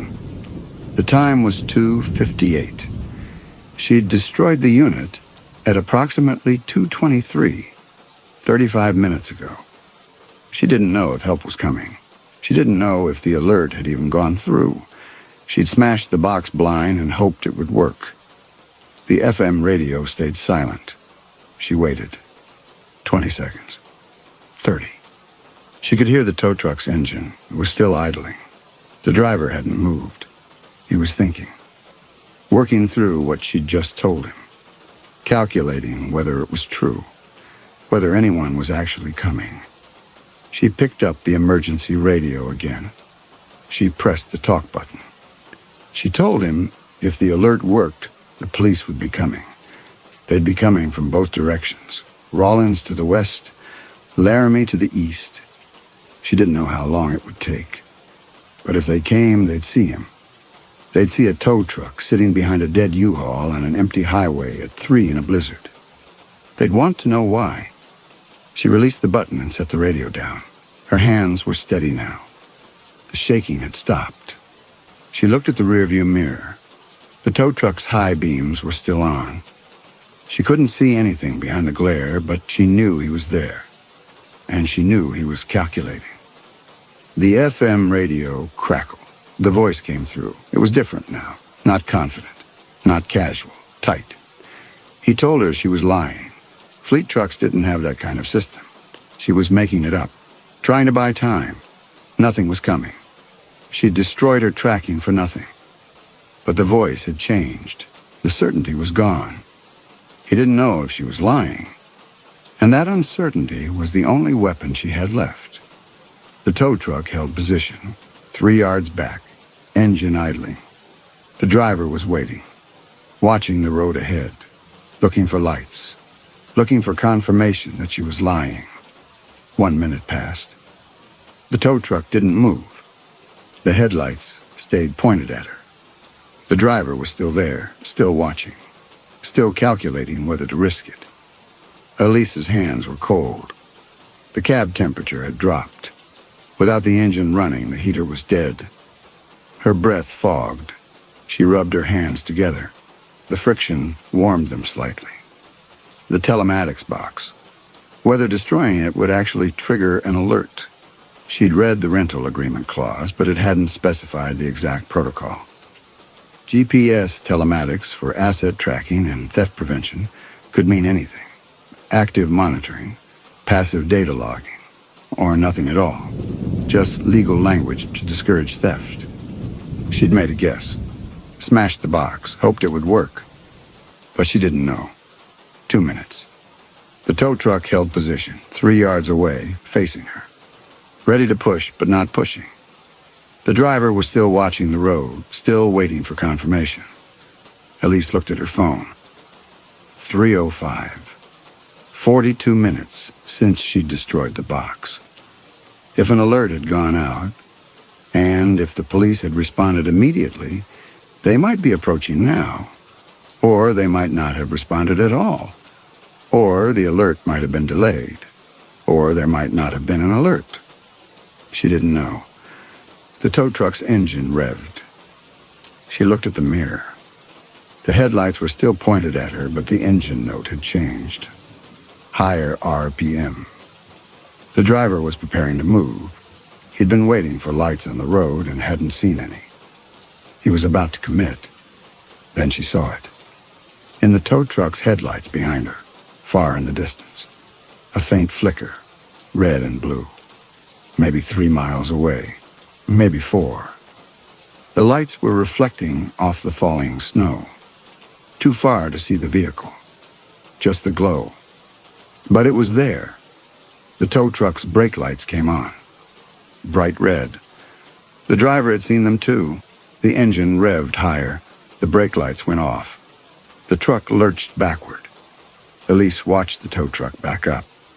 10 yards, 20, 30. The headlights got smaller in her mirror. Then the backup lights went off and the truck stopped. 50 yards away now, facing her. But the driver hadn't turned around. He was still watching, still calculating. The lights in the distance might be police, or they might be snowplows, or they might be something else. The red and blue flicker grew slightly brighter, closer. The tow truck sat motionless, engine idling. The driver was making his decision. 30 more seconds passed. Then the tow truck's headlights turned. The big vehicle pivoted on the narrow road, turning around. The headlights swept across the canyon edge, across the mountain face, back toward the road. The truck completed the turn. Now it was facing west, back toward Rawlins. The tow truck sat there, facing west, engine running. The driver was positioned to run, but he still hadn't committed. He was waiting for confirmation, waiting to see if the lights were real. Elise looked at the road ahead through the U-Haul's side mirror. The lights were brighter now, definitely red and blue, strobing. Multiple vehicles, maybe, coming from the west. The pattern was clear now. Police lights. The tow truck's engine roared. The headlights lurched forward. The truck accelerated west, away from the U-Haul, away from her, toward the approaching lights. She watched the taillights recede into the snow. The red lights got smaller, dimmer. Then they were gone. The truck had disappeared into the darkness. The driver was running. She turned and looked ahead through the side mirror. The police lights were closer now, maybe a mile away, red and blue strobes, cutting through the falling snow. She could see the pattern clearly. Light bars, multiple vehicles, coming fast. She picked up the emergency radio. She turned it off. The static stopped. The cab was silent except for the wind outside and the sound of her own breathing.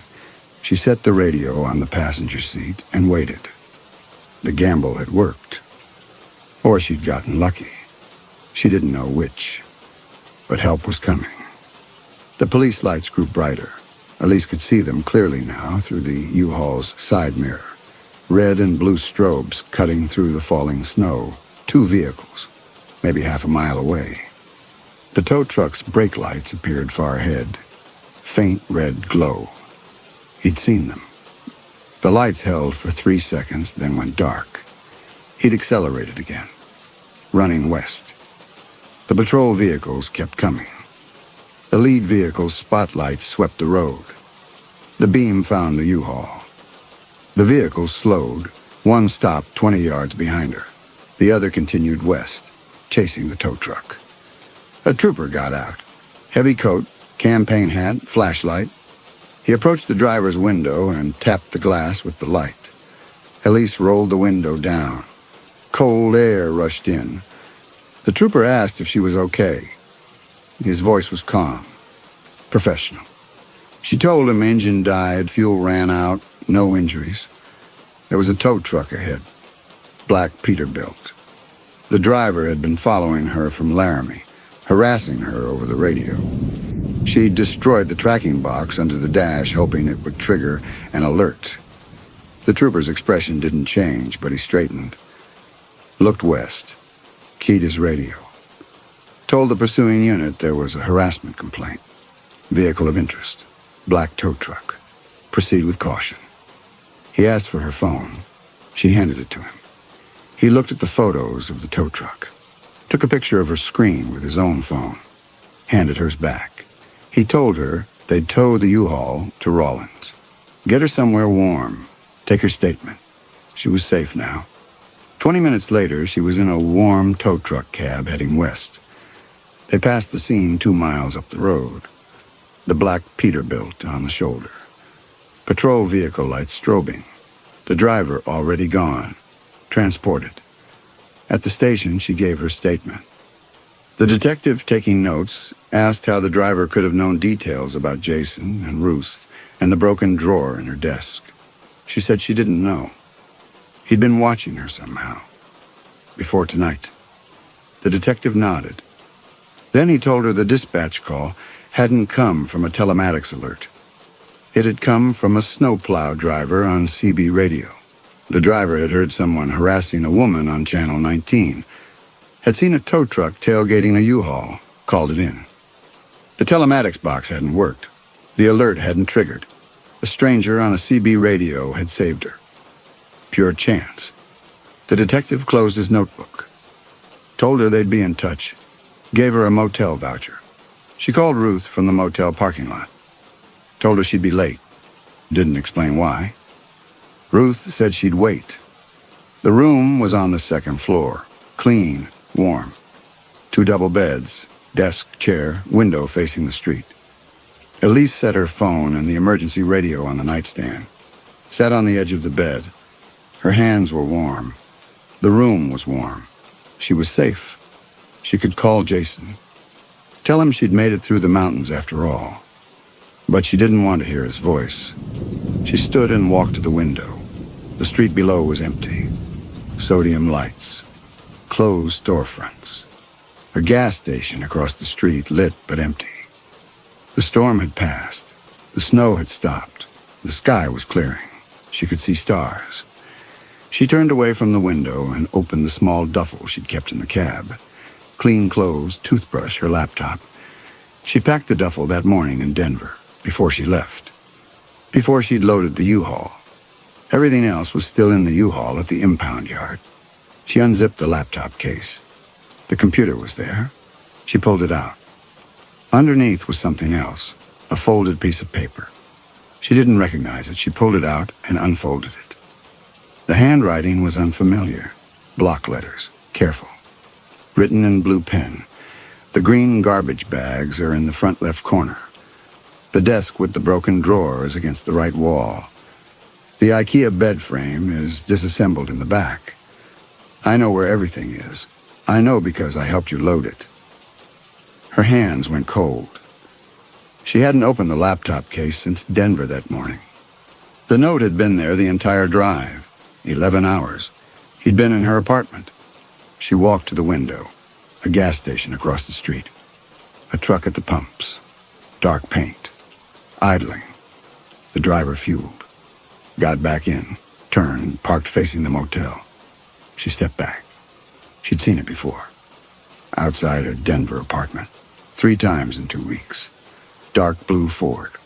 The headlights went dark, engine running. She picked up her phone. Doyle Ransom was in custody. But Doyle hadn't been in her apartment. Doyle hadn't helped her load. Doyle had been reading from a script. The blue Ford had given him the details. She set the phone down. The truck sat across the street, headlights dark, engine idling, exhaust rising, facing her window. The room was warm, but she couldn't stop shivering.